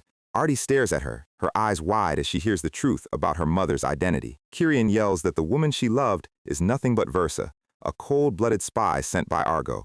But even as the snake squeezes the life out of her, Versa looks at Kyrian, begging him to release the child. Akratos slowly walks down the steps, mocking her for actually getting attached to her target. The entire room goes completely still as a massive, suffocating pressure descends from the ceiling. Volkov and Russell fall to their knees, their lungs burning as the gravity of the room spikes. Hugh Janil clutches his chest, gasping for air as he realizes it's hard to even stand under this pressure. Ban is standing in the center of the storm, his gray skin covered in black veins. His eyes are wide, completely bloodshot as he stares at the hooded sorcerer. Akratos looks at him, laughing as he comments on what a lovely crowd they have today. He tells Versa that Kyrian is still her senior, and she needs to show some respect. Versa whispers that she only serves Akratos. Akratos chuckles, stating that is technically correct, but he leans forward, his cyan eye glowing as he asks if she really thought he'd let her keep the girl. Versa bows her head, whispering that she is truly sorry. Akratos sighs, stating this is the first time she has ever been this stubborn about a target. He smiles, telling her she can deliver the girl her final punishment herself. Kyrian looks shocked, but Versa is relieved. She bows, thanking him as she turns toward Artie. She walks down the red carpet, her face hidden behind her high collar. She looks at the crying girl, thinking that today is probably the last time she will ever see her. She knows Artie will never be able to forgive her for the betrayal. But even so, she reaches out her hand, hoping that by some miracle, she can save her life. Suddenly, a massive, black-spiked tentacle erupts from behind, tearing straight through her chest. Versa's eyes go wide in shock as blood splatters across her face. She coughs up blood, looking down at the black spike protruding from her sternum. She looks back at Akratos, asking why. Akratos bursts into hysterical laughter, asking if she seriously thought he would let her go, calling her a fool. Versa collapses onto the floor, her body twitching as her blood pools on the carpet. Ban's eyes turn completely red, his mindscape screaming with the phantoms of his wedding night. His aura explodes into a towering geyser of dark energy. He glares at the hooded master, stating that he is going to die right here today. With a sudden flash, Ban launches himself forward. He smashes his fist directly against Akratos' spatial barrier, creating a giant kinetic shockwave. Akratos blocks the strike, laughing as he comments on his raw, unrefined strength. Ban's aura is red hot, his face twisted into a demonic grin. Akratos mocks him, asking how exactly a bottom feeder thinks he can kill a Sinto Class 1 master. Leon Sapphire in his white lion form leaps into the air, bringing his massive claws down. The Duke's yellow eyes are wide with sweat, noting that the sorcerer's killing intent alone is making him instinctively want to retreat. Suddenly, Versa's body begins to glow with a violent green light. She growls, her gray hair flying as her muscle fibers begin to expand. Massive columns of artificial mana erupt from her pathways, cracking the floorboards. Akratos laughs, explaining that he just crammed unstable artificial mana into her past her physical limit. She will possess Sinto Class 7 strength for exactly 1 hour, after which her biological cells will completely combust, and her body will explode. Artie screams her mother's name, tears streaming down her face. Akratos raises his metal hand, delivering his final order to the mindless spy to kill Leon Artie. Versa launches herself forward like a green comet, straight toward the girl.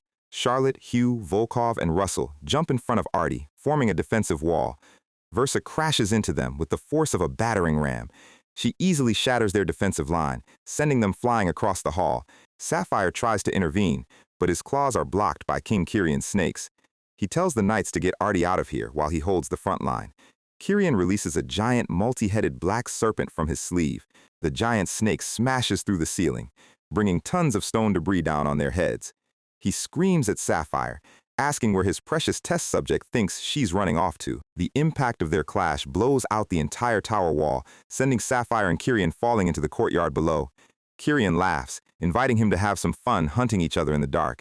They tumble through the air, clashing amid falling masonry. Inside the ruined tower, Hugh Janil tells Volkov to go support the Duke. Volkov looks back in frustration, asking about the situation here. Hugh Janil screams that he will handle this room, telling him to trust his veterans. Volkov nods, leaping out of the shattered wall to follow his lord. The remaining tower structure begins to crack and collapse under the pressure of the fight. Charlotte and Russell shield Artie as the heavy stone pillars cave in. The white lion's roar echoes from the courtyard below as the battle rages. Charlotte grabs Artie, telling her to hold on tight as they slide down the falling debris. The outer tower splits in half, a massive crack running down its side. The entire thing collapses in a giant cloud of gray dust. The knights tumble through the air, trying to land safely on the lower roof. Back in the grand throne room, only Ban, Anna, and Akratos are left in the silence. Akratos stands at the top of the stairs, explaining that he doesn't care about their little war, he only came for a progress report on the artificial mana. But because they saw the blood altar downstairs, he has to kill them both to keep the secret. Anna turns to Ban, asking him why on earth he is smiling at a Sinto Class 1 master. In Ban's mind, the image of the blood cathedral downstairs is replaced by his bride's bloody dress. He starts laughing, a deep, raspy sound that makes the hairs on Anna's arms stand up. For 1,000 years in that subspace hell, he dreamed of this exact moment. Through endless centuries of non-stop torture and agony, he kept himself sane by promising to tear this man to pieces. And now, the moment he desperately waited for has finally arrived. His jaw stretches into a wide, psychotic grin, tears of fresh blood running down his scarred cheeks. He laughs hysterically, stating he is so happy he can't stop smiling. Anna steps back, completely terrified as she looks at the boy's twitching face, wondering what kind of monster he actually is. Ban walks up the red carpet, his voice cold as he states he has a mountain of questions to ask him. He extends his hand, pointing at Akratos' shoulder, stating they will start by tearing off his left arm. Akratos' eye twitches, completely insulted that a 7th divine rank trash thinks he can take him on. His cyan pupil glows brightly under his hood. A massive wave of green spatial pressure crashes down, cracking the stone floor and pillars. Anna is instantly pinned to the floor, her breathing heavy as she realizes his ambient pressure alone is enough to crush her. She looks at Ban, completely shocked that he is still standing upright. Akratos floats above the throne, his spiked armor covered in green electricity. He tells Ban he is staring up at a mountain he will never be able to climb, calling his confidence delusional. He promises to give him a quick death if he surrenders right now. Ban feels his sealed pathways straining, realizing his current sealed body cannot withstand Sinto Class 1 spatial magic. If he wants to survive, he has to release his limits, even if his pathways combust. He reaches deep into his mindscape, his red eyes wide, as he whispers the name of his inner soul, Asura. A massive, terrifying horned skeletal giant with a row of skulls on its chest manifests in the red rift behind him. Akratos' smile fades as he looks at the massive projection. Anna's jaw hits the floor, completely unable to process the scale of his hidden magic. The giant skeletal hands emerge from the rift, the red eye of the soul glowing. The Asura projection speaks in a deep, booming voice, asking why he has called him out. Ban demands the release of the sealed mana. The soul warns him that if he releases the seal now, he will lose his mind and his current body won't be able to withstand the strain. He warns him that his mental state will barely survive. Ban smiles, stating this is not the time to worry about those kinds of details. The skeletal giant breaks the heavy iron chains locking his core. The runic talismans burn away in a massive flash of red fire. The Asura soul agrees to release a portion of his sealed mana. A massive geyser of pitch-black, unholy mana erupts from Ban's body, shaking the entire castle. His eyes turn solid red, black veins running down his face. The pure rune mana waves are so heavy, the light in the room begins to bend. The black smoke rises to the ceiling, completely swallowing the green spatial pressure. Akratos slides back, his spatial shield crackling as the black mana touches his barrier. Anna is panting on the floor, completely terrified as she notes she has never sensed magic this dark and heavy in her life. Akratos stares in disbelief, realizing his opponent's energy is completely pitch black. He wonders how a human can possess mana this murky and unholy. Ban looks at his hands, the black veins pulsing under his skin. He cracks his neck, his voice completely calm but chilling as he looks at his target. He steps forward, stating that going straight for ripping his limbs off might be a bit too cruel. In a fraction of a second, he vanishes, reappearing directly in front of Akratos. He delivers a massive, pitch-black punch that shatters the spatial barrier into tiny glass shards. He glares at the trembling sorcerer, stating that first, he will just crush his precious bits. Akratos' pupil twitches in absolute terror as he finally realizes he has just unleashed a true monster. A massive geyser of green, toxic artificial mana splits the tower floor wide open, and standing in the middle of the crater is Versa. She is currently running on the magical equivalent of 4 5-hour energies and a prayer, her body completely bulked up by Akratos' Sinto Class 7 biological boost. Russell grits his teeth, yelling to Volkov that her power output just shot straight through the ceiling. The math is simple. She is at least rank 7 now, and they are basically looking at a walking natural disaster. Charlotte looks on in horror as her scarlet eyes flash, showing her a brief glimpse of the past. They've sparred with this woman countless times back at the estate, back when she was still playing the role of the warm Duchess Luna, and even back then, her baseline stats were terrifying. She controls her target's movements with spoken commands, spreads raw physical mana through her entire muscular structure, and specializes in ultra-close-range combat powered by a body strengthened to the absolute physical limit. Volkov drops to one knee, admitting that the three of them together have never managed to land a single hit on her during training. But Volkov's blindfold tightens as he bares his teeth. There is no backing down here. They have to stop her no matter the cost, because if they do not, Artie is as good as dead. He rallies the squad, reminding Charlotte and Russell of those brutal training sessions. They never won once, but that was when they were holding back. Right now, she has completely lost her mind to the artificial mana decay. Her movements are wild, disorganized, and driven by pure instinct, which means this is the best possible setup for a battle of attrition. Volkov steps forward, spinning his massive chain scythe wheel until it becomes a blur of humming iron.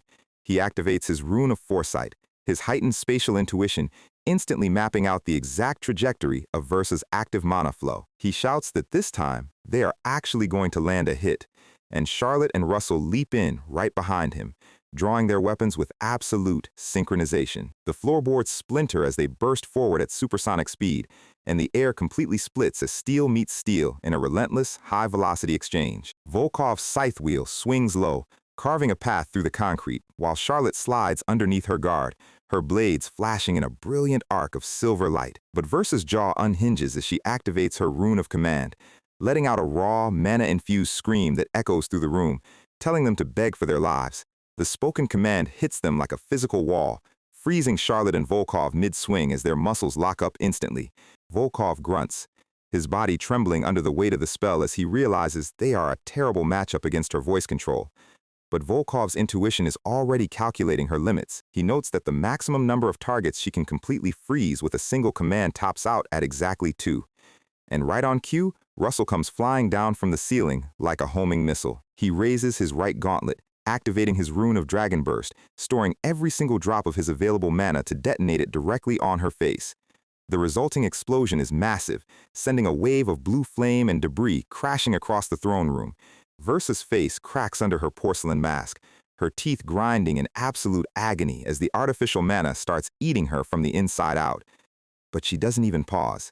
She sweeps her leg, kicking Volkov and Charlotte back with enough kinetic force to shatter a stone pillar. She lunges forward, her movements becoming so fast they blur into a series of jagged, violent lines. Charlotte tries to recover her stance, but Versa is already past her, her sights locked entirely on Artie standing defenseless in the back. The raw physical pressure of her dash sends a shockwave that blows Charlotte and Volkov completely off their feet. Versa's eyes are bleeding black fluid, her mind completely shattered by the poison in her veins, but her body moves toward the girl with terrifying, mechanical precision. Artie watches her mother figure charge at her, her eyes wide, as Versa's tragic inner monologue starts to play. The reason she could never fully accept Artie as her daughter wasn't because she was a heartless monster. Knights rush in to block her path, but Versa simply uses their armor as stepping stones, flipping through the air and dodging their blades with effortless, haunting grace. She scales the collapsing pillars like a ghost, her gray skin starting to blister and tear. She was afraid because half of her heart was still grieving her dead son Dario, and half of her was falling in love with the life she built here with Sapphire. And she was terrified that she would end up loving Artie too. Volkov swings his chains to snag her ankle, while Charlotte drives her blade down to pin her arm, and the scythe wheel tears a massive gash across her back, sending black blood spraying across the stone tiles. Charlotte follows up with a lightning-fast diagonal slash, and the impact carves deep into Versa's side, but she doesn't even make a sound. The pain of losing one child was already more than enough to break her, and she knew that in the end, she was nothing more than a spy destined to betray this family and run away. Her cracked black mask reveals a single, glowing white eye, filled with absolute despair. Volkov and Charlotte dive in for another coordinated strike, their weapons cutting through the air, but Versa's tears are free-falling now. She kept pushing Artie away every single time the little girl tried to get close, forcing herself to be cold when all she wanted was to be a warm, loving mother. But the shadow of her past and her duty as a spy always stood between them like an impassable wall. She swings her chains, the steel links clashing against Charlotte's twin blades in a shower of sparks, and she reaches out with her bare hand, grabbing Volkov's chain with a grip that shatters the metal links. She pulls him forward, using his own kinetic momentum to slam him into the floorboards.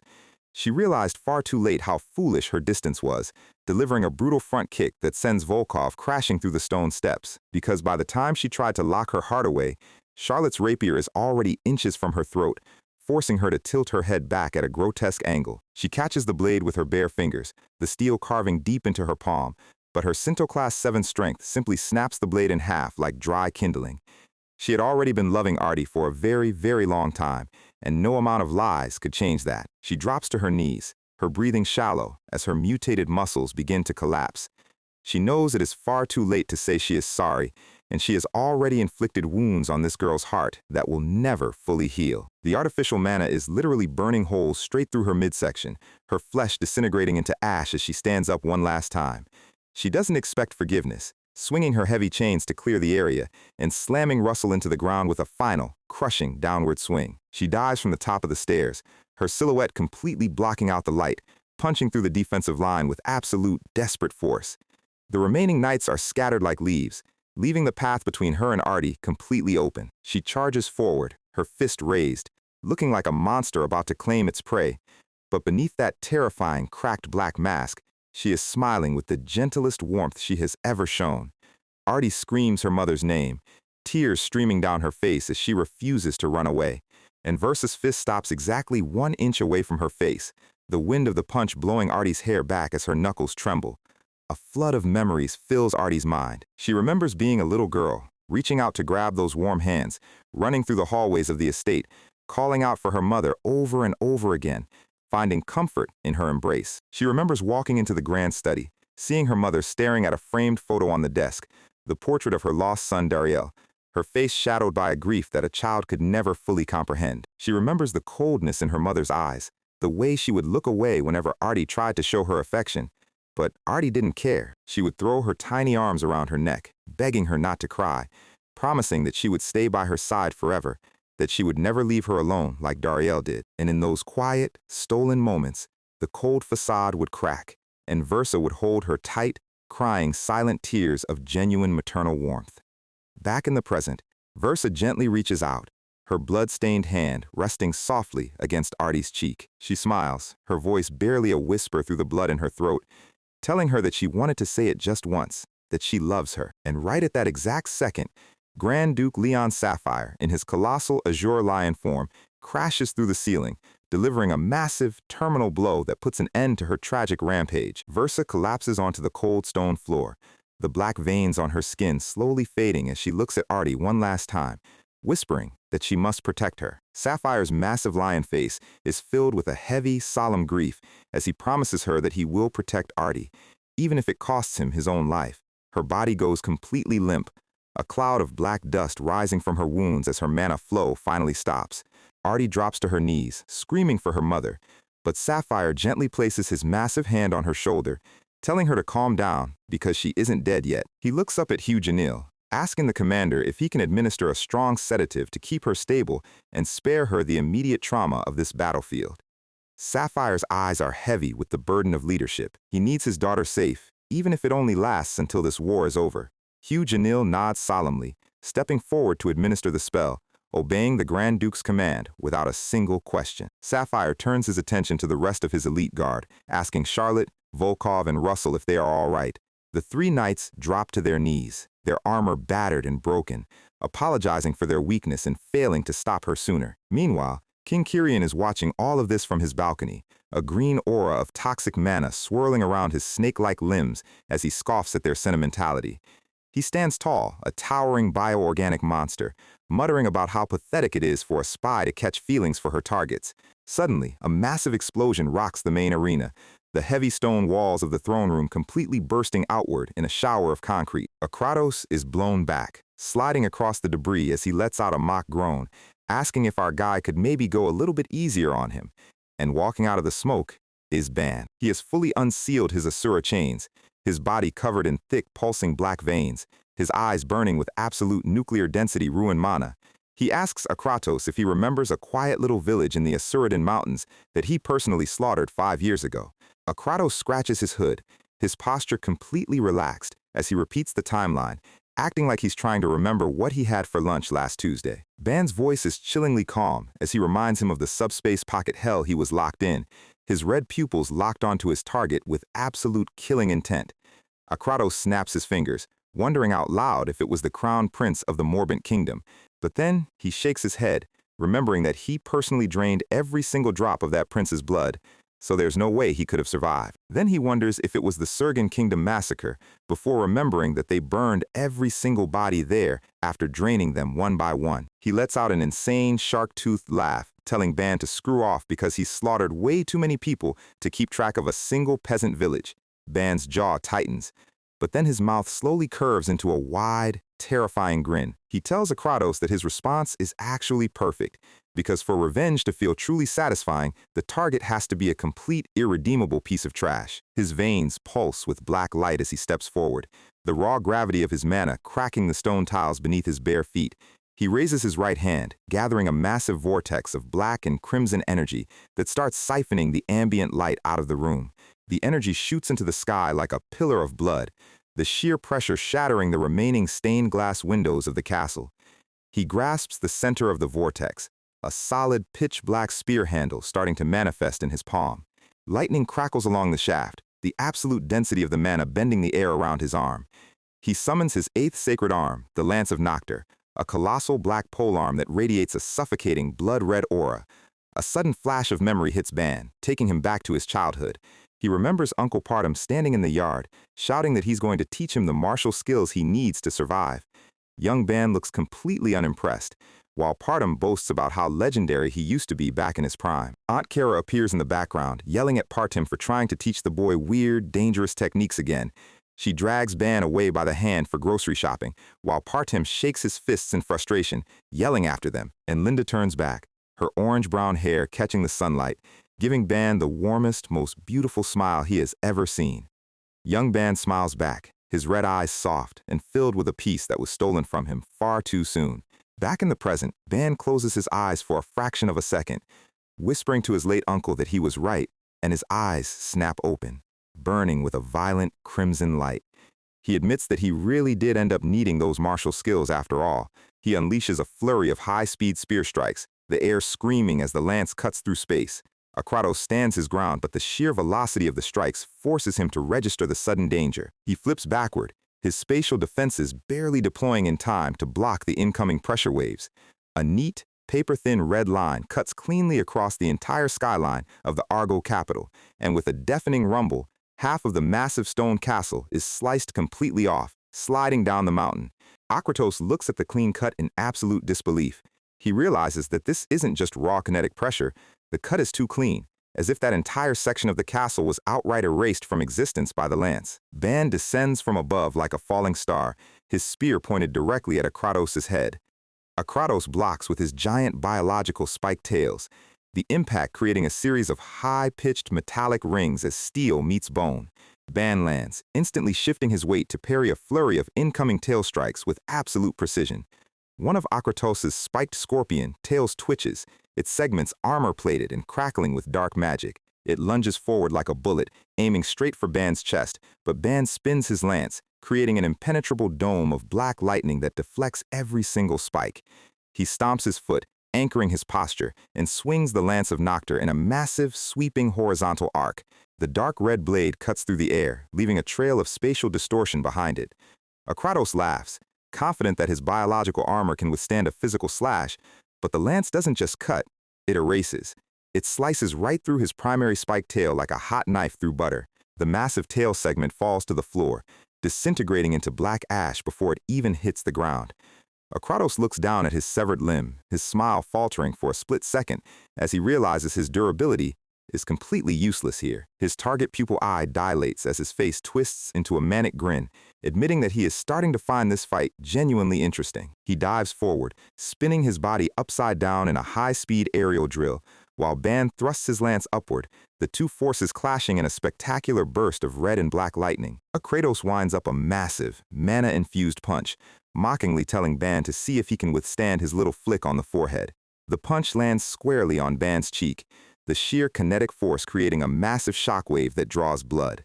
Ban is thrown back, his body spinning through the air from the impact, crashing through a series of stone arches as the ceiling continues to crumble.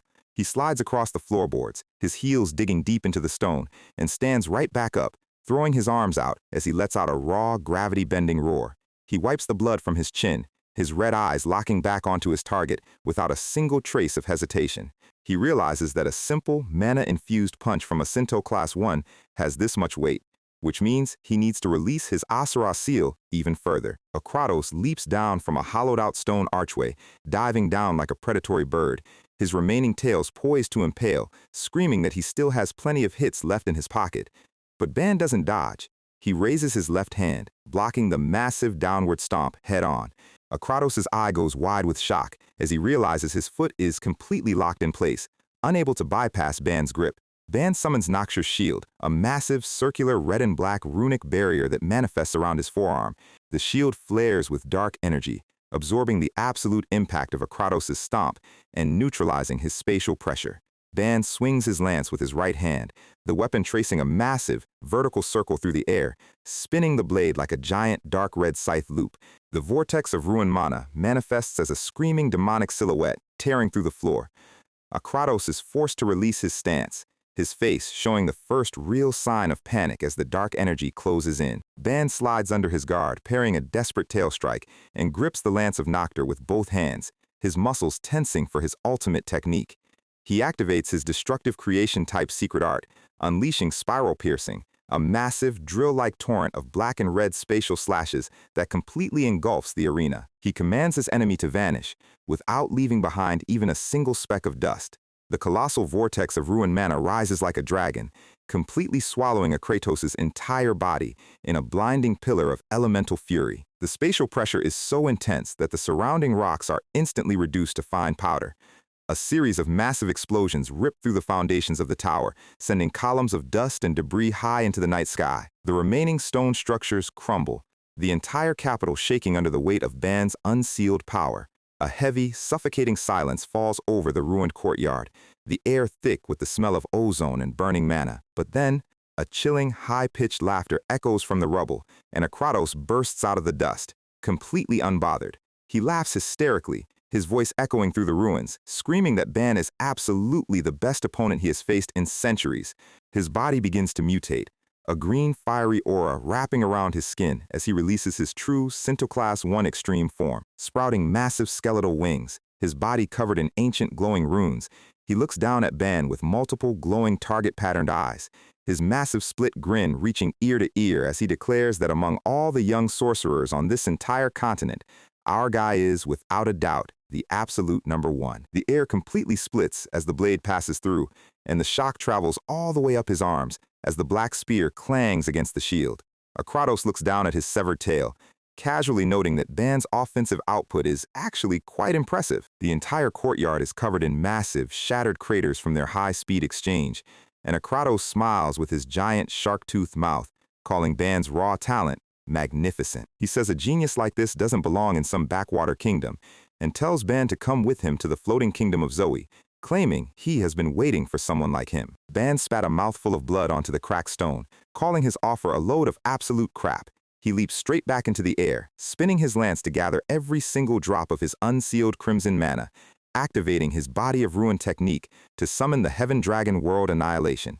He drives the spear downward with absolute, world-ending force, and a colossal screaming red dragon head of pure kinetic pressure descends directly onto Kratos' skull. Kratos doesn't even bother to dodge, chuckling about how this plump little thing just won't listen to reason, and activates his Rune of the Scorpion, his giant purple tentacles surging upward like a wall of eyes and spikes. The eyes on his tail dilate, focusing their dark mana to construct an absolute barrier, and the impact shakes the whole floor as the dragon head is violently deflected. Ban's eyes go wide as he realizes Kratos brushed off his ultimate strike like it was a minor inconvenience. Before he can even recover his footing, Kratos moves, his physical speed creating a sonic boom that shatters the surrounding pillars.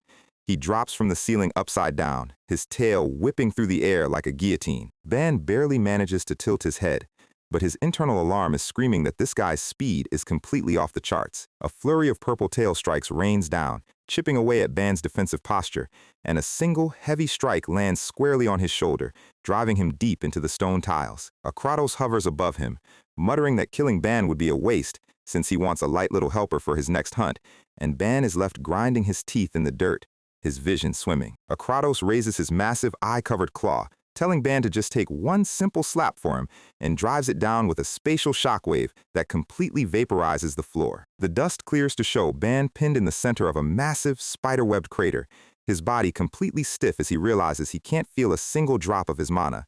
He is totally cut off from his circuit. Kratos lands casually, bragging that this is a spatial sealing technique he personally developed to lock down high-tier targets. He offers the deal again, telling Ban that if he agrees to serve as his king's loyal dog, he will personally teach him all of these high-tier tricks. Ban's fist trembles, his knuckles turning white as he tries to force his sealed mana pathways to activate, and he calls Kratos a damned little dung beetle, spitting blood onto his own chest. Kratos sighing, his manic smile returning as he decides they will have to start by drilling some basic manners into him, and he delivers a brutal, lightning-fast, physical kick that sends Ban flying. Ban tries to block, but his sealed body is completely outmatched by the raw kinetic force, and he crashes through the main courtyard wall, leaving a massive hole in the masonry. Then, a massive beam of blue, icy energy shoots from the side, completely freezing the debris and creating a massive barrier between them.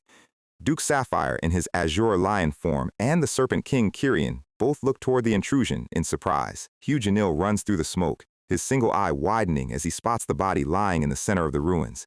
He gasps Ban's name, completely horrified by the state of the boy's physical frame. Russell steps up behind him, screaming that the kid was actually fighting a Sinto Class 1 Extreme completely by himself, and Hugh kneels next to Ban, asking him if he can even hear him. Ban's left eye glows with a faint, dangerous red light through the blood on his face, telling Hugh to just buy him a little bit of time. Artie watches from the steps, her voice shaking as she calls him completely insane for even trying to move in that condition. She wonders what kind of deep, black grudge this boy is carrying to push his body past its physical breaking point.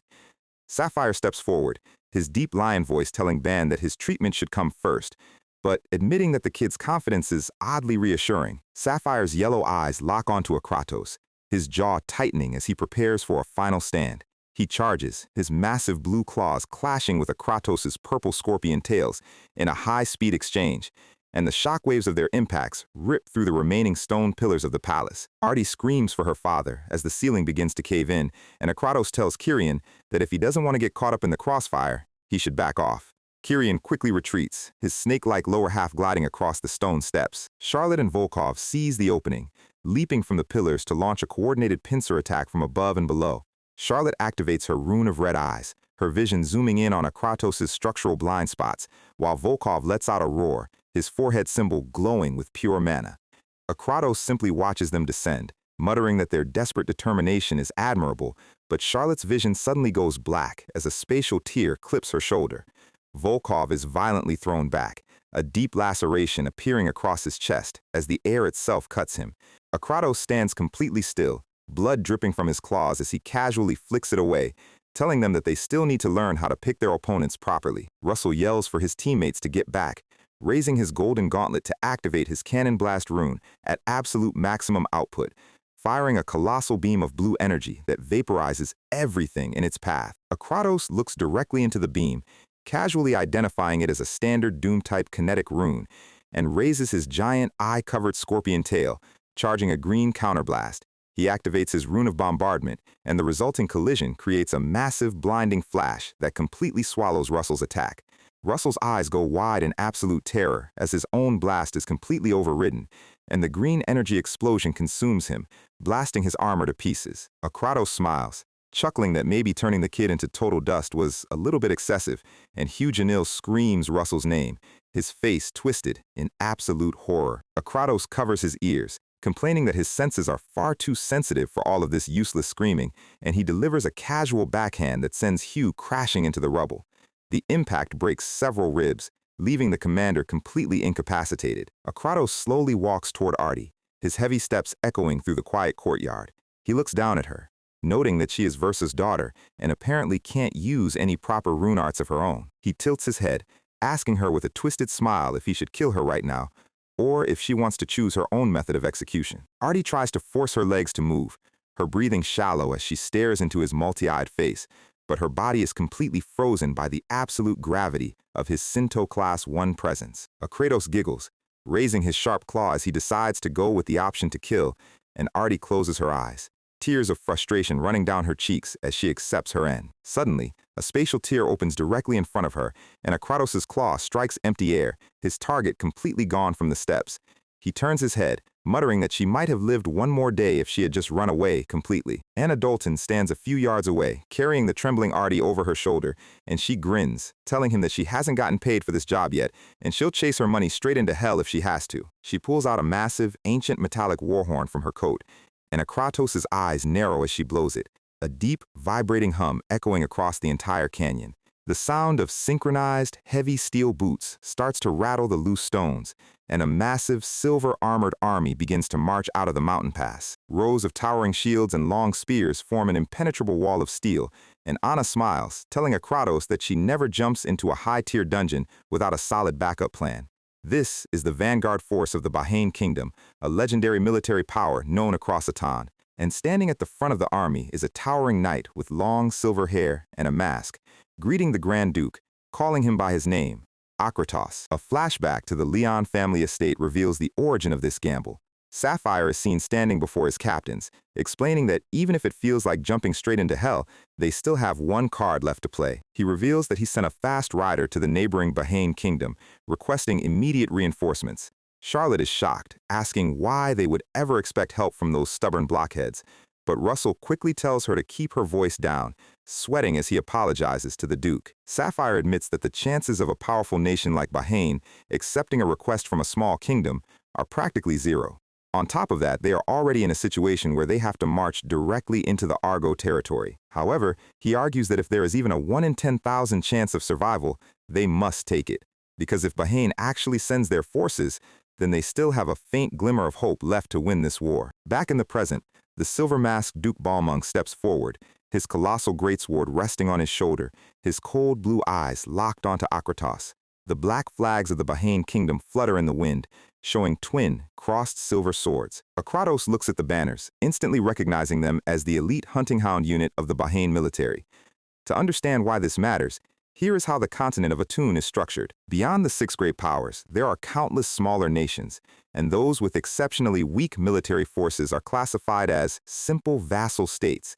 They are kingdoms in title only, their entire military strength falling below even a single city of a great power. But beyond those weak nations, there are select kingdoms with military forces so overwhelmingly powerful that they can threaten the great powers. These select nations are called Throne Guardian Kingdoms, and the one ranking in the top 3 of that list is the Bahane Kingdom. Charlotte looks up from the dirt, crying tears of relief as she realizes the gamble actually paid off. Kratos turns his head, ordering Kyrian to head back to the Argo Palace immediately and take the blood of arrogance to Zoe along with Rabin. Kyrian hesitates, pointing out that Sapphire's physical body is still right there, but Kratos' eye flares with an absolute terrifying purple light, telling him he won't say it a second time. Kyrian is instantly brought to his knees by the pressure, screaming that he deserves to die and promising to obey immediately. He turns his serpentine body and flees into the palace, leaving Akratos to handle the vanguard. Balmung walks down the stone steps, calmly stating that since Bahane is an official ally of the Horror Kingdom, Kratos refusing to retreat and choosing to fight them here is the exact equivalent of Zoe declaring war on the Horror Kingdom. Akratos lets out a dry laugh, asking if Balmung really thinks the floating kingdom of Zoe fears a minor war. Balmung stops, asking if he truly intends to destroy the crown pact that has kept the peace for decades.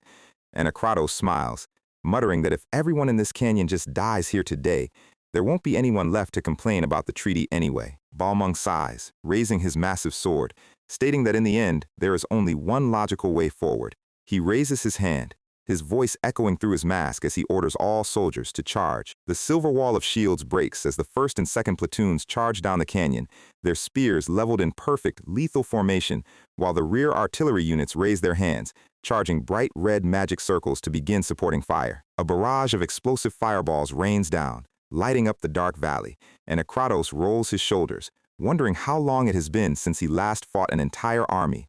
before leaping into the fray. The ground shatters as he lands in the center of their lines, his purple tails whipping through the vanguard and throwing soldiers into the air like ragdolls. A soldier screams as his armor is cleanly pierced by a tail spike, and Akratos spins, a massive wave of dark mana erupting from his wings to clear the immediate area.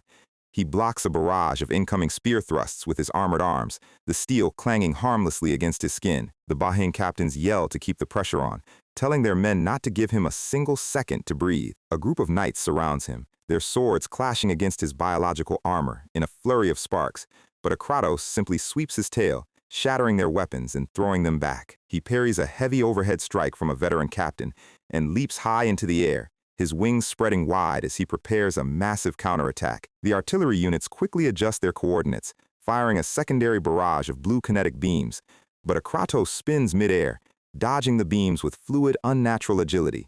His multi-eyed face is twisted in pure, sadistic joy, and he dives back down, his body rotating like a drill. He lands with a crushing stomp, pinning a knight to the stone floor. He laughs, telling them that for an army that charged in so boldly, their actual combat power is incredibly disappointing. He sweeps his tail, creating a massive wave of kinetic pressure that clears the stairs, and chuckles that the Bahrain Kingdom's legendary combat power must have fallen quite a lot over the years. He mocks their formations, his tails easily deflecting a volley of heavy crossbow bolts. A group of spearmen tries to pin his wings, but he simply rips the weapons out of their hands, slicing them down. The artillery units charge their circles again, firing a continuous stream of red lasers, but Akratos' tail sweeps the ground, kicking up a wall of stone to block the blasts. He raises his tail, a massive green orb of unstable mana condensing at the tip, and activates his rune of bombardment, promising to make Bahrain remember this lesson. He fires a colossal green laser that tears through the valley, heading straight for the main infantry lines. The soldiers stare in horror, realizing there is absolutely no way to dodge an attack of that scale.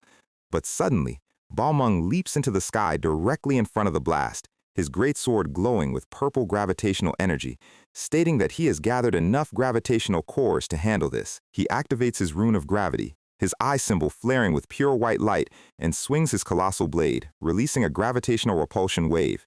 The massive purple crescent cleanly splits Akratos' green laser in half, sending the deflected energy crashing harmlessly into the canyon walls.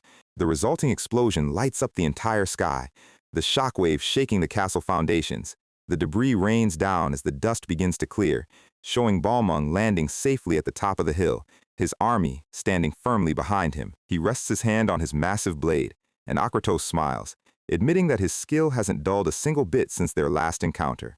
He notes that Balmung has been pumping quite a lot of mana into his sword, calling him by his old title. Suddenly, the spiky red-haired Commander Baron charges from the side, his sword coated in a heavy aura of flame, and Akratos turns his head in surprise as the temperature in the canyon spikes. Baron lets out a roar, calling Akratos a miserable insect, and swings his sword, releasing a massive, vertical flame beam. The fire explosion consumes the cliffside, creating a massive screen of steam and ash.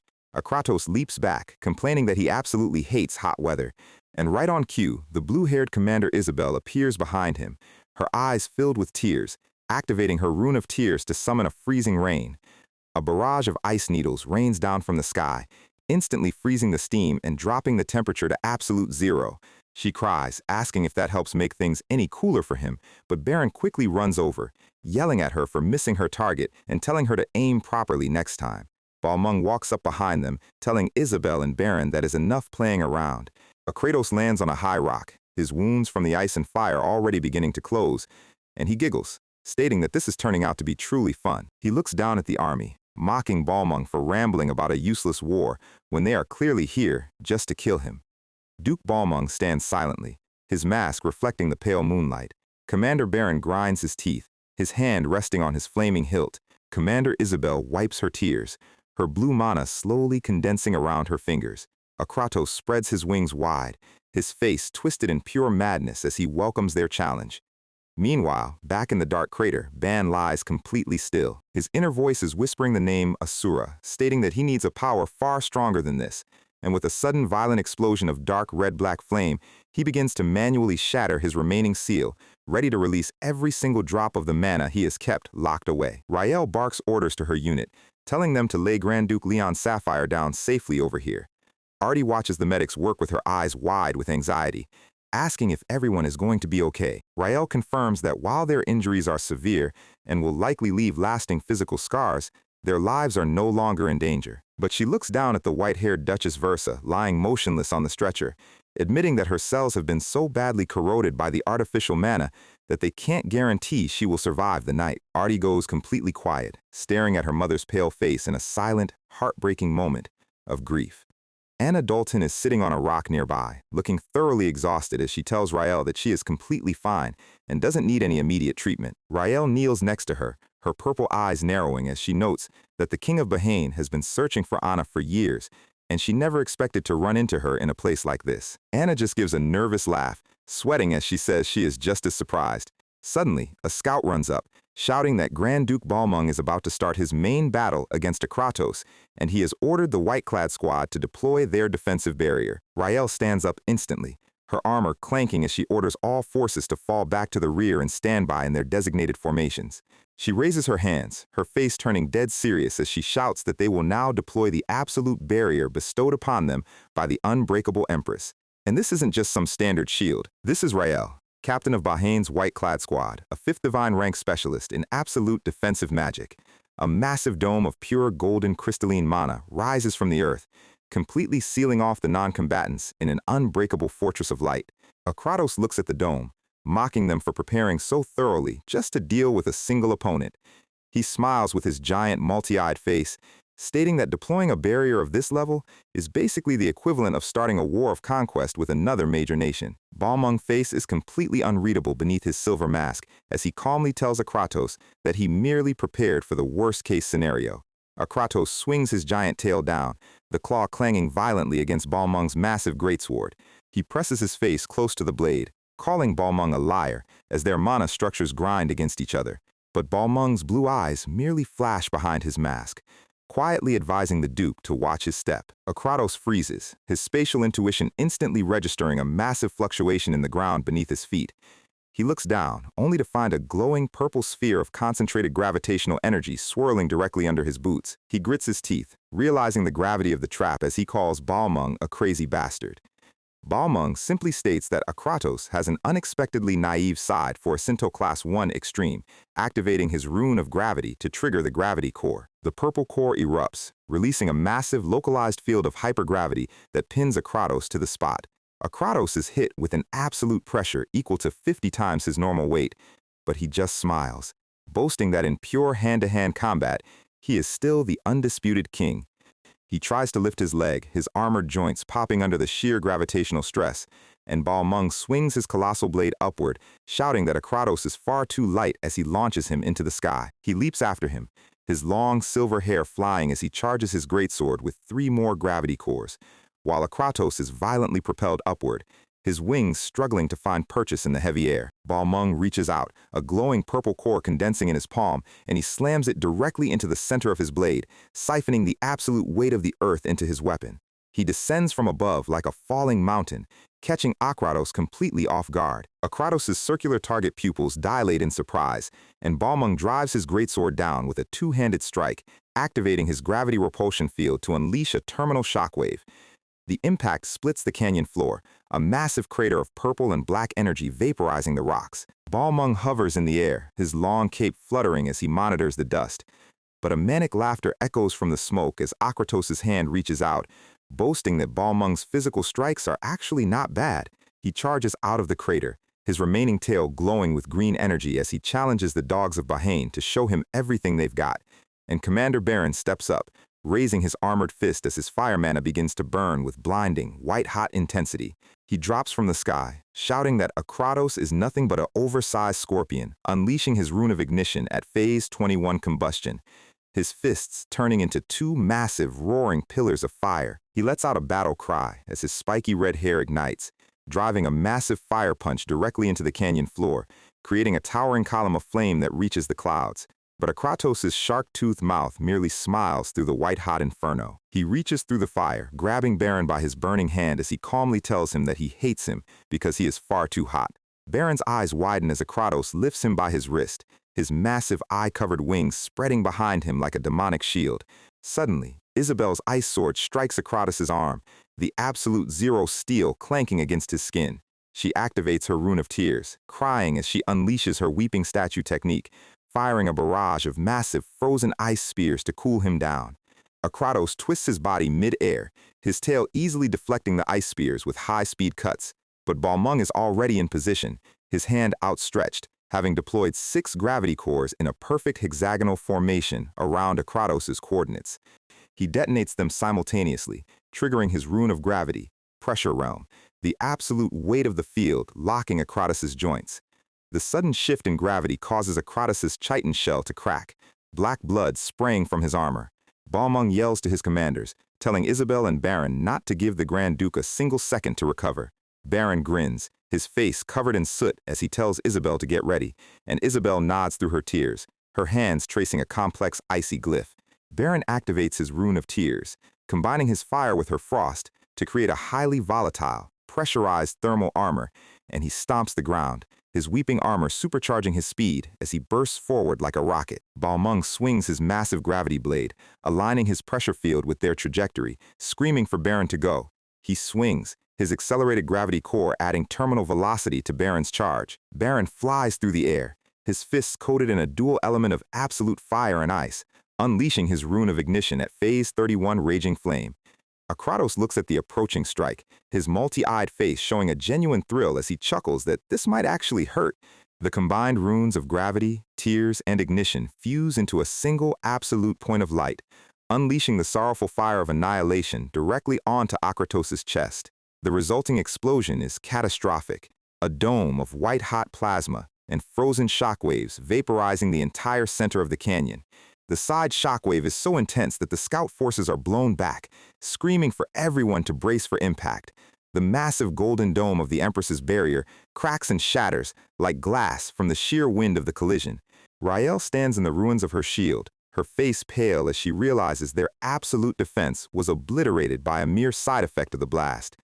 Volkov looks on in absolute awe, muttering that this is what a battle between 4th Divine rank commanders actually looks like.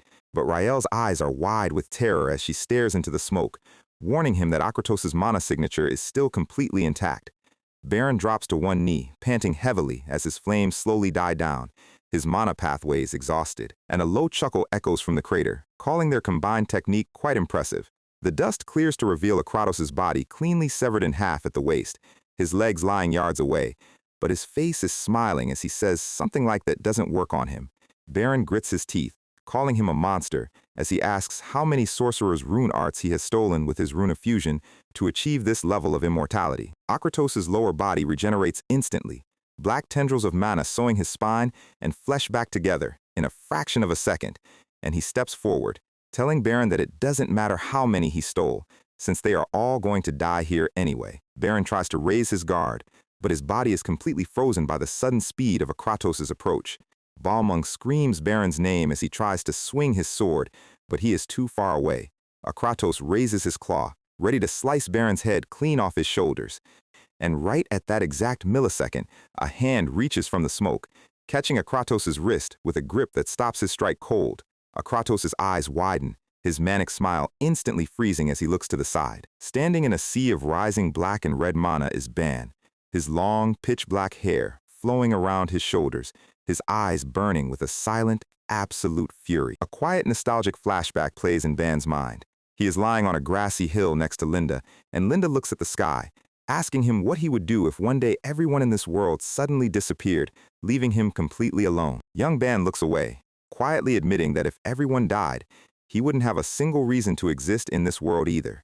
Linda immediately sits up and puts him in a playful chokehold, scolding him for wanting to die after she went through all the trouble of keeping him alive. She looks into his eyes, her expression turning incredibly gentle, as she tells him that even if he is left completely alone, he has to keep living. She smiles, explaining that the divine essence dwells within the souls of all creation, and that is why everything that exists is inherently noble. She stands up, her silhouette catching the sunlight as she tells him that if he ever loses his meaning in life, he must follow the mission given to him. Ban asks her what she means by a mission, and she turns her head, her smile warm and beautiful, telling him that his mission is simply to live as his own soul guides him, because he is worthy of existence. The dream fades, and Ban snaps back to reality, finding himself sitting in a massive pool of blood inside his own mindscape.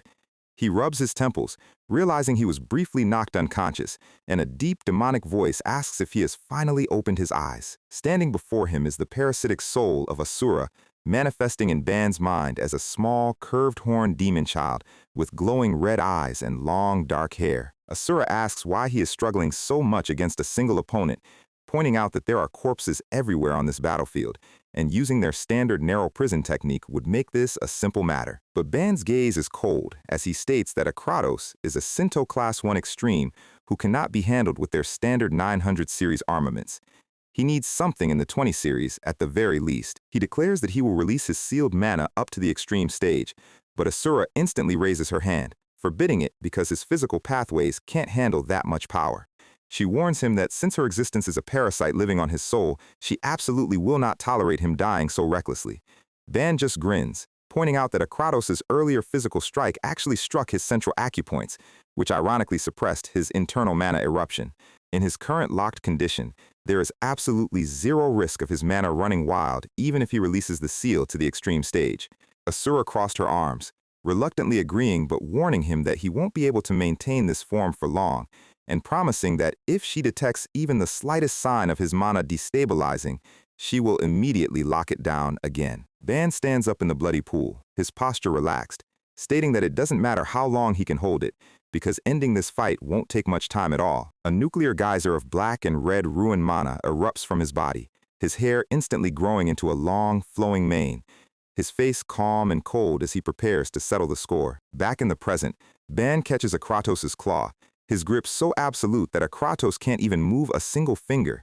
Kratos' manic face twists in absolute shock, his eyes wide as he wonders how this boy is perfectly fine after taking a direct Sinto Class 1 beating. Ban's red eyes flare through his long hair, and he clenches his fist, the black autopsy stitches on his arm glowing with a deep red light. He delivers a simple, straight punch directly into Kratos' stomach. The punch lands with a bone-shattering crunch, and Kratos let out a choked gasp, his chest collapsing under the raw, unsealed pressure. The kinetic shockwave of the punch travels straight through his body, blasting out of his back in a colossal cone of dust and air that splits the canyon floor for miles. Balmung, Baron, and Isabel are completely frozen, their mouths open in absolute disbelief at the sheer scale of the strike. Volkov and Rael stare from the hill, screaming to know what the hell just happened. Charlotte points a trembling hand, screaming that the kid was on the verge of dying just a second ago, and Volkov can only look on in silence, sweating as he notes the change in Ban's aura. The black mana rising from Ban's body is so dense and heavy that Baron can feel a massive physical pressure on par with, or even greater than, Kratos' own power. He yells to know who the hell this kid is. Ban turns his head slightly, his red eyes completely devoid of warmth. He doesn't answer, simply delivering a casual, high-speed backhand that sends Baron flying across the canyon, calling him a moron for yelling in his face. The air splits as Baron is propelled through the rubble, crashing into the stone steps with a deafening rumble.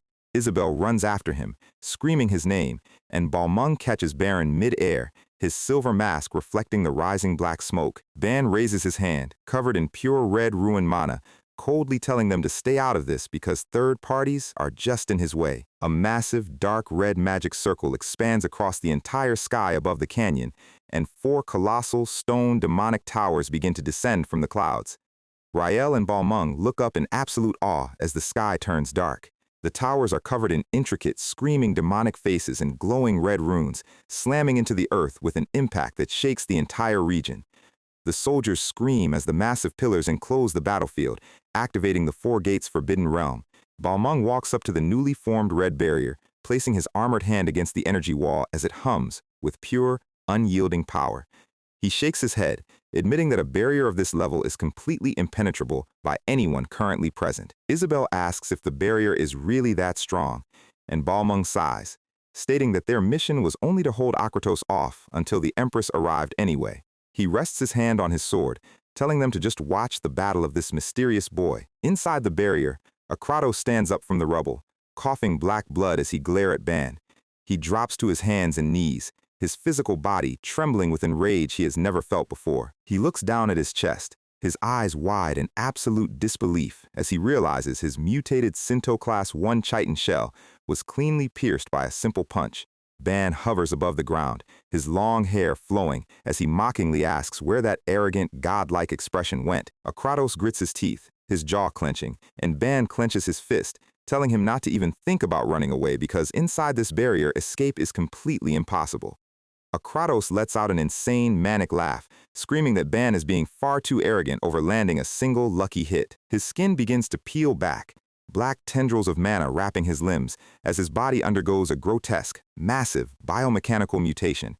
He fuses his stolen runes, his left arm transforming into a colossal, multi-eyed dragon-like railgun, screaming to know who Ban thinks he is to act so smug.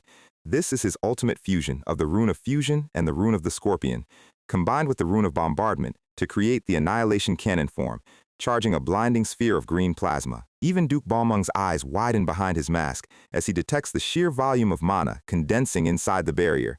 He yells for everyone to run as far away from the barrier as possible, his voice cracking with urgency. The silver-armored soldiers scramble, retreating down the mountain pass in absolute panic, while Rael quickly deploys a secondary shield, telling Artie and Charlotte to stay firmly behind her. Anna Dalton watches the energy spike, sweat dripping down her face as she mutters that this is getting way too dangerous and she should probably just run for it. Akratos roars, ordering Ban and all of these useless bugs to turn to absolute ash, firing a colossal green plasma beam that fills the entire width of the barrier. Ban merely watches the approaching wall of energy, his face deadpan as he states that Akratos still hasn't grasped the actual situation. He raises his right hand, a massive spatial shockwave cracking the air, and he tells Akratos to enjoy his laughter while he still can. He raises both hands, a massive array of black swords manifesting in the air behind his shoulders, activating his armament summoning, formless armor. His body enveloped in elegant black and red ceremonial robes covered in glowing circuitry. He summons the Sword of Universal Severance, his red eyes burning with a silent absolute light, declaring that today is the last day Akratos will ever be able to laugh. And from the heavens, 6 massive, skeletal demonic claws of pure red mana descend behind him, activating the heavenly hand of Asura. Akratos' eyes widen in absolute terror as he finally registers the true scale of the anomaly standing before him. Balmung can only look up in silent, stunned awe. Baron and Isabel hold their breath, their faces pale as the entire canyon is illuminated by the red-black glow. Volkov, Charlotte, and Rael are completely frozen, unable to even make a sound. Ban's red eye glares through his dark hair, his voice chillingly calm as he tells Akratos that he is the one who is about to become dust. And a literal planet-scale explosion of dark crimson energy erupts from the canyon, the shockwave of the collision detonating with enough raw power to be clearly visible from space. 6 massive skeletal claws of pure crimson mana descend from the red clouds, and Ban's red eyes glare through his long hair, quietly telling his arch-nemesis that he is the one who is about to turn to dust. Akratos looks up, his face twisted in absolute panic as he realizes his mutated railgun is completely useless. He mutters that he would die, even if he pulled out all the runes implanted in his flesh, leaving him with only one desperate choice. A massive explosion of green energy erupts from his bioarmor, and the shockwave of his transformation is so violent that the earth itself begins to tremble, throwing the scout forces off their feet.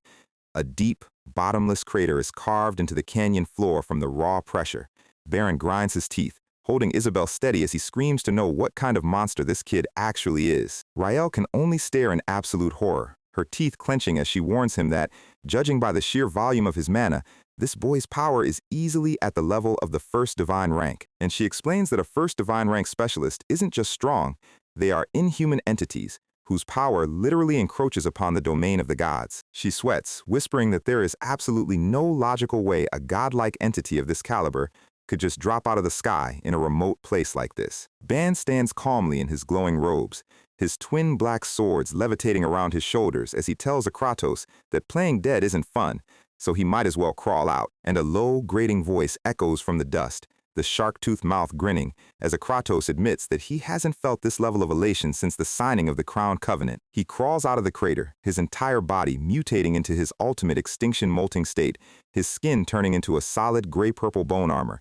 He stands tall, boasting that he, the Grand Duke of Zoe, officially acknowledges Ban as a worthy opponent on par with the legendary 5 Extremes. Rael's eyes widen behind her shield as she realizes what is happening, screaming that Akratos has achieved the resonance of rune arts. To understand why this is a massive deal, here is the basic lore. Originally, Because the human soul and physical body are naturally weak, they cannot handle even half of the true power of rune arts, which are miracles bestowed directly by the gods. However, a very small number of elite sorcerers can make their own souls literally vibrate in perfect synchronization with their runes.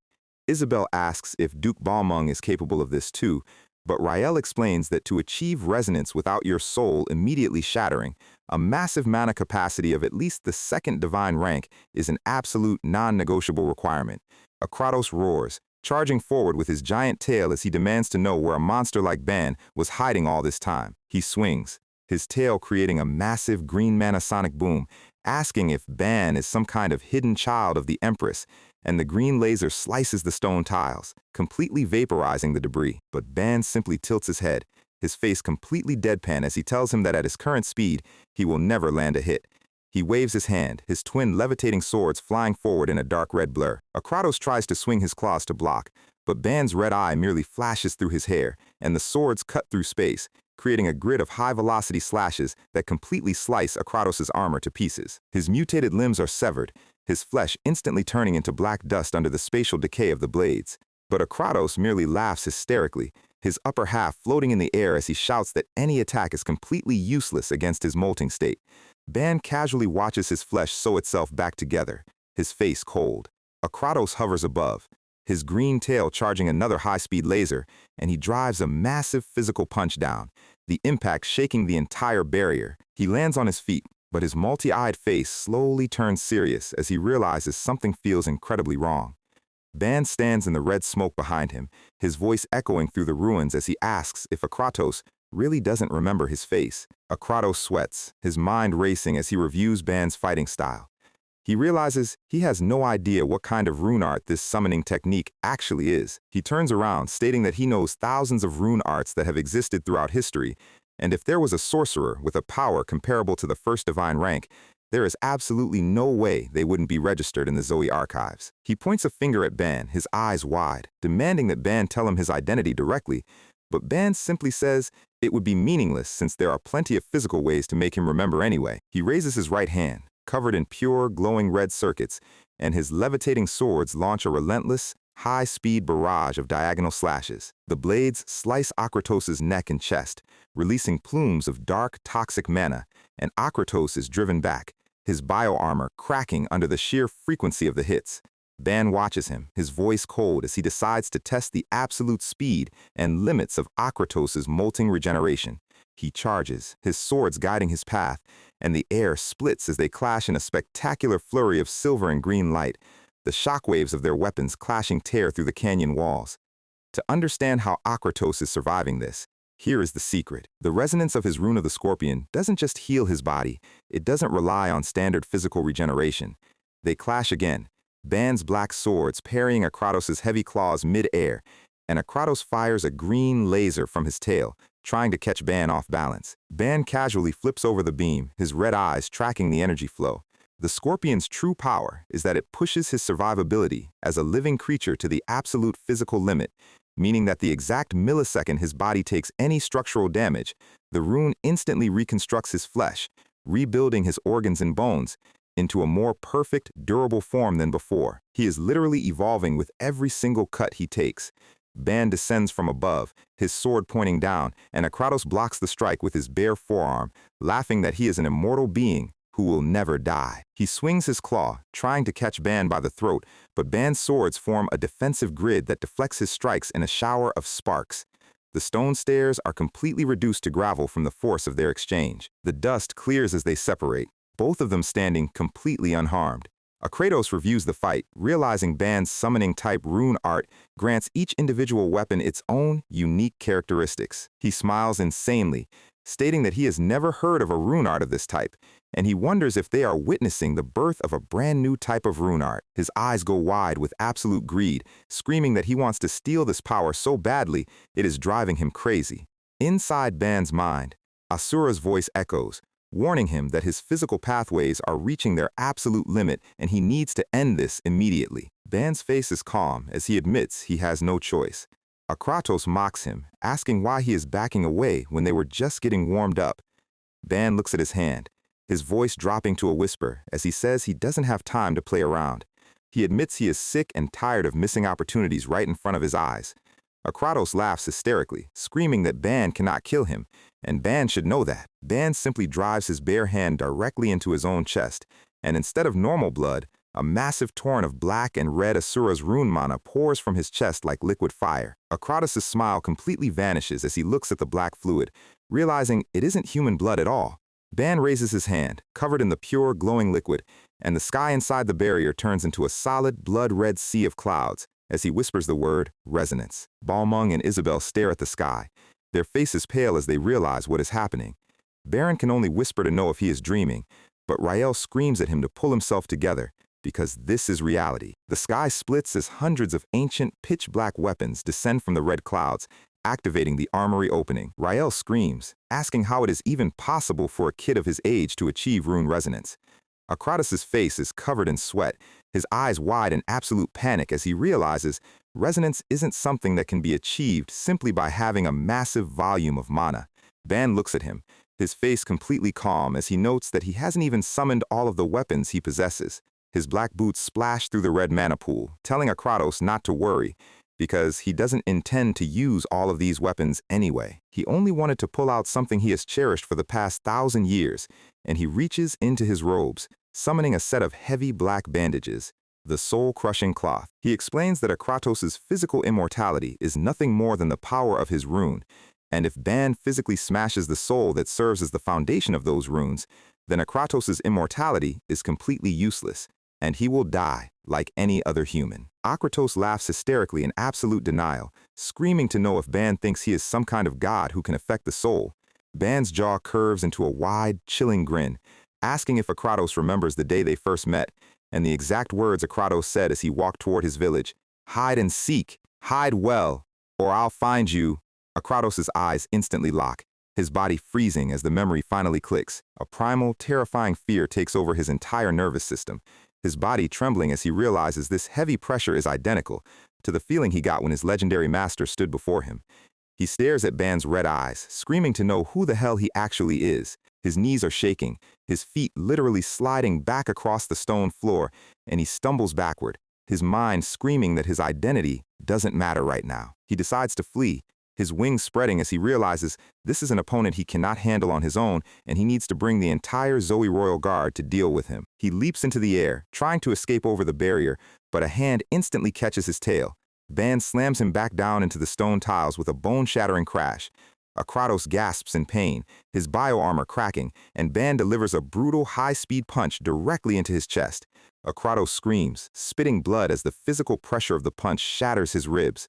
A brief memory of Ban's wedding night flashes, his friends laughing and congratulating him on marrying Linda, warning him that he's going to have a tough time. And Ban delivers another massive punch, the impact creating a localized shockwave that pulverizes the stone beneath them.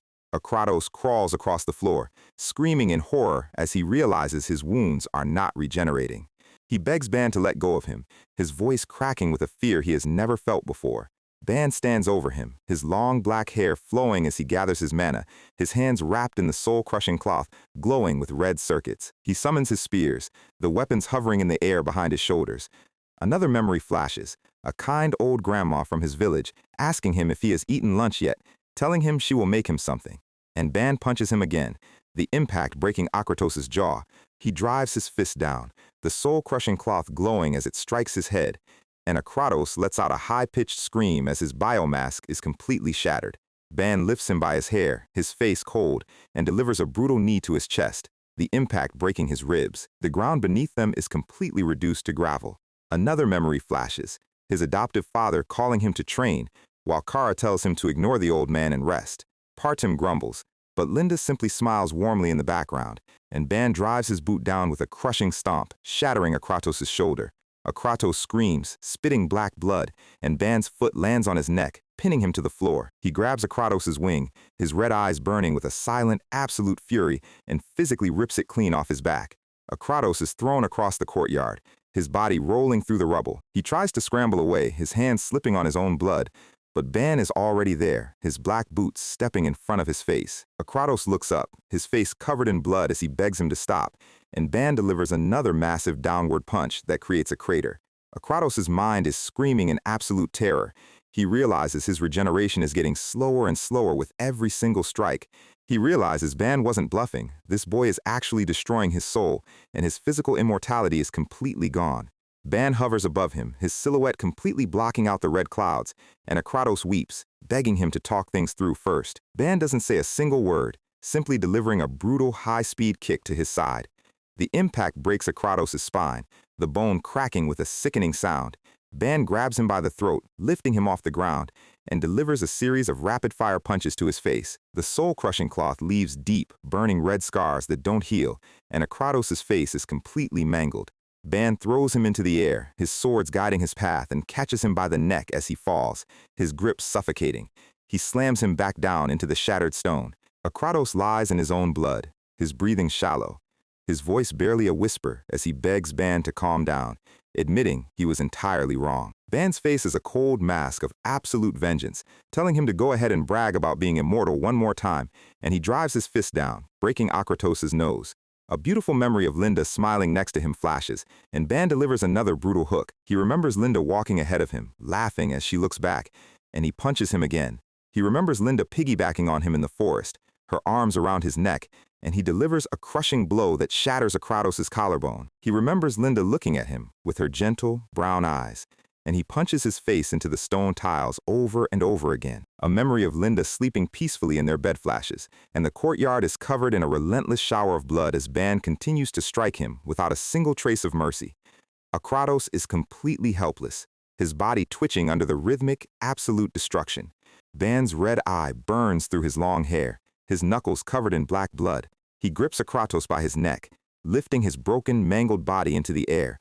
Akratos weeps, spitting teeth as he begs him to spare his life. Ban simply places his left hand on his chest, his skeletal asura hands holding him steady, telling him not to bother apologizing now, because even if he apologizes, it won't bring back a single life. He remembers Linda smelling the flowers in the field, looking back at him with her beautiful, gentle smile. He stares at her face in his mind, his expression filled with a deep, silent grief. He lets out a raw, screaming roar of pure agony and rage, shouting that it is already too late. Akratos screams in absolute panic, realizing he really cannot regenerate anymore, and this is his end. Ban grips his head and his lower body, his muscles tensing with absolute godlike force, and physically rips Akratos clean in half with his bare hands. He holds the two severed halves of the corpse up to the red sky, a rain of black blood showering the ruins, and he stands in the bloody rain, his face covered in red splatters, his red eyes completely cold and empty as he stares into the camera. The dust is settling, but the air is still screaming. Akratos, the absolute terror of the continent, the Sinto Class 1 monster who thought he was a god, is currently gasping for air in the dirt, or whatever is left of him. His elite evolution didn't mean squat against a guy who spent 1,000 years grinding in a liquid fire hell. That pink mechanical skull of his is just floating in a puddle of his own failing mana. And our guy Ban, he is not the type to let you finish your death speech. He reaches straight into the blood pool and grabs the pink skull piece by the crown. He hauls Akratos' remaining upper half into the air like a piece of wet laundry. Akratos is completely losing his mind, screaming for Ban to let him go, but the subscription to his life has officially expired. He's shaking, stuttering, begging for mercy. The terrifying Grand Duke of the Zoe Kingdom is reduced to a whiny toy, and his artificial mana pathways are completely cooked. Ban's eyes are glowing like twin crimson lasers. He looks down at the creature and asks him a very simple question. 5 years ago, the Asaurian Mountains, the village that was completely erased from the map. Do you remember it? You can see the exact moment the gears grind to a halt in Akratos' head. 5 years ago, Asaurian Hiss, the mission to capture the rune of Asura, and the absolute order to leave no survivors. It's all clicking, and none of it is good for him. Ban's silhouette goes completely dark, surrounded by a suffocating, pitch-black red aura. He smiles that wide, toothy grin of his. Excellent. He finally remembers. Ban pulls him so close their noses are almost touching. He reminds him of his own words from 5 years ago, that convenient little excuse every mid-tier villain uses when they're caught. I was just doing as I was told. We get a quick glimpse into the past. 5 years ago, Akratos was standing over the weeping, helpless villagers of Asaurion, delivering that exact same lines. He claimed he had no personal feelings, but he had a job to do.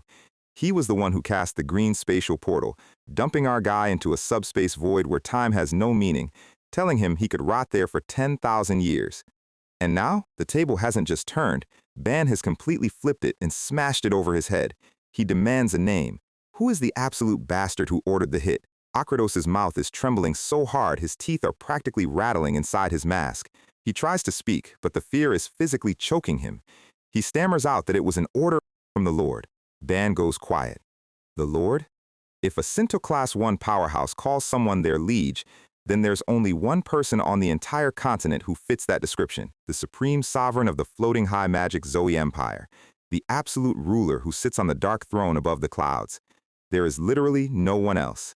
Ban doesn't care about titles. He wants a name, and he wants their rune arts. But the second Akratos tries to say it, his jaw locks up. He's stuttering like a broken record player. His eyes are glowing erratic red as the magical restriction seals in his brain start going haywire. The Zoe Kingdom didn't just give him power, they put a literal padlock on his tongue.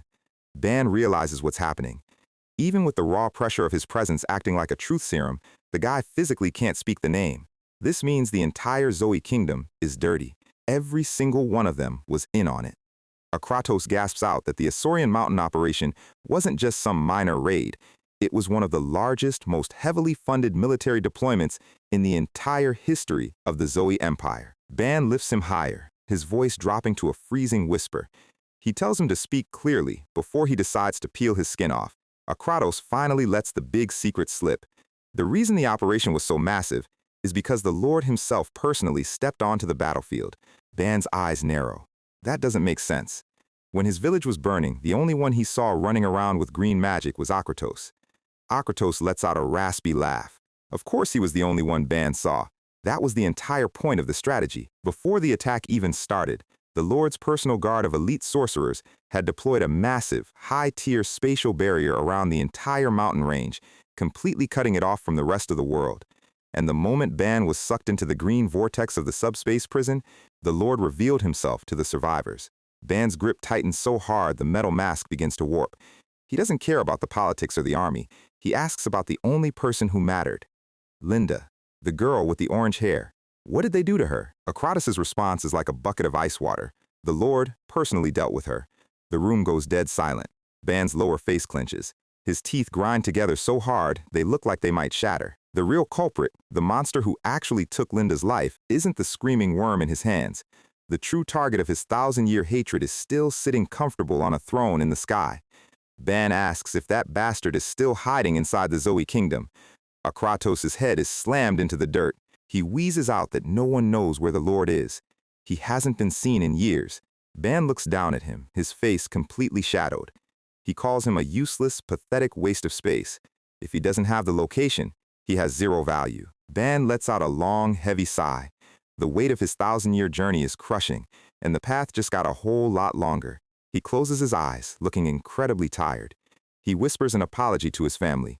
He can't join them in the peaceful quiet just yet. His work isn't done. Suddenly, a warm, gentle hand touches his scarred shoulder. Ban looks back, startled. Standing behind him are the golden, glowing spirits of his uncle Partel, his aunt Kara, and his beautiful wife Linda.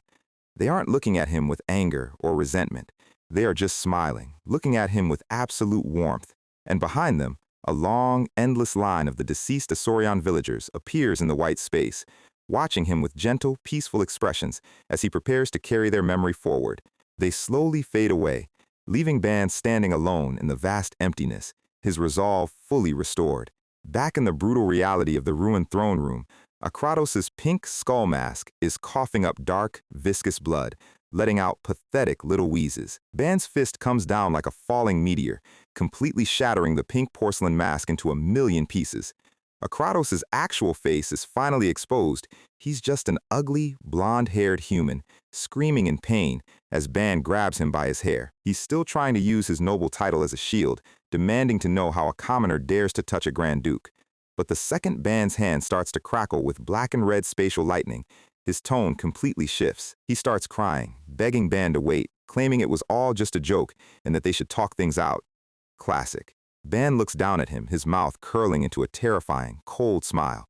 He asks if Akratos knows about the ancient traditions of the Asaurian mountains. Akratos is weeping, shaking his head, completely terrified. We flash back to Ban's childhood. He's sitting on the stone floor, chained up, while his uncle Partel stands over him, holding a massive sword.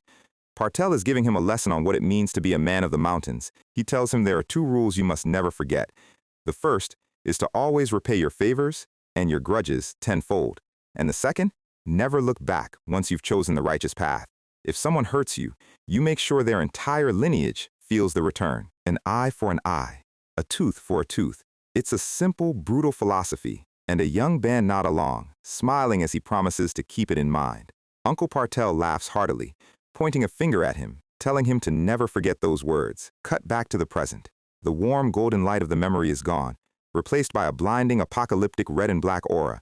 Ban towers over Kratos like a literal god of death. Repay favors and grudges tenfold. Never look back. His destruction fist is fully charged, the dark red kinetic energy tearing the surrounding space to shreds.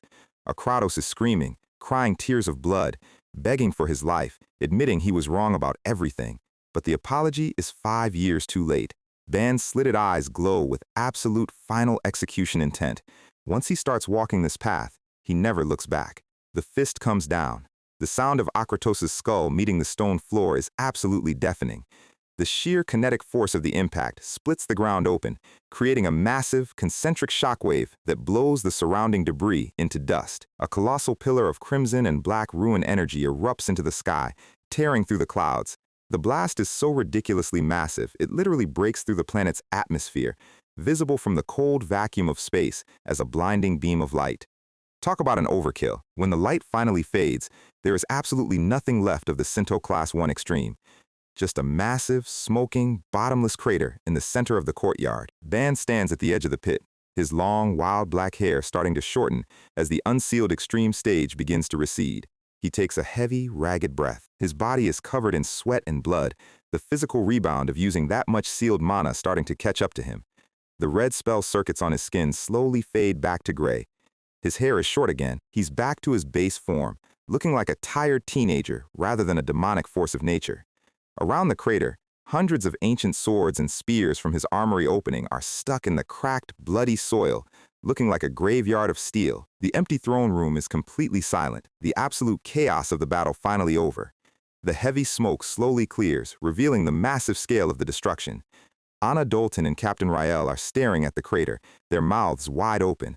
Anna whispers that it's actually over. They just watched a teenager delete one of the continent's legendary 5 powerhouses from the server. Volkov and Charlotte are equally shell-shocked. Charlotte is shaking her head, unable to process what she just witnessed. Commander Isabel and Grand Duke Balmung look on from the sidelines. Isabel is actually crying, completely overwhelmed by the sheer density of the mana that was just unleashed. But Balmung's eyes are cold. He's looking at the smoking pit, thinking about the massive political fallout. A Grand Duke of the Zoe Kingdom dying on foreign soil wasn't part of the plan. He's already wondering what he's going to report to the Empress. Suddenly, a small puff of red smoke pops up in front of Ban. He stands there, looking completely exhausted, the autopsy stitches on his body looking stark against his pale skin. Ban's ears twitch. He senses a massive, incredibly dense presence approaching from behind. A heavy boot clad in ornate silver and gold armor steps onto the stone tiles. A voice echoes through the ruins, calling the outcome truly surprising. A massive, voluminous mane of long, wavy light blue hair whips through the frame like a tidal wave. Ban spins around, his eyes wide with shock. Standing right next to him is an incredibly tall, muscular woman in heavy plate armor, calmly smoking a pipe. She is completely unaffected by the residual spatial erasure mana, looking down at Ban with an arrogant, highly intrigued smirk. We get a close-up of her face. She has sharp, beautiful eyes and a distinct black runic brand on her forehead that looks like a stylized trident. She looks at our guy and asks him directly, "Did you really just kill the Grand Duke of the Kingdom of Zoe?" And just like that, a brand new powerhouse enters the arena, and she doesn't look like she's here to make friends. Half the comments are definitely going to be asking who the new muscular mommy is, and honestly, I can't even blame them. But what does her arrival mean for Ban's leaking mana pathways? We're about to find out.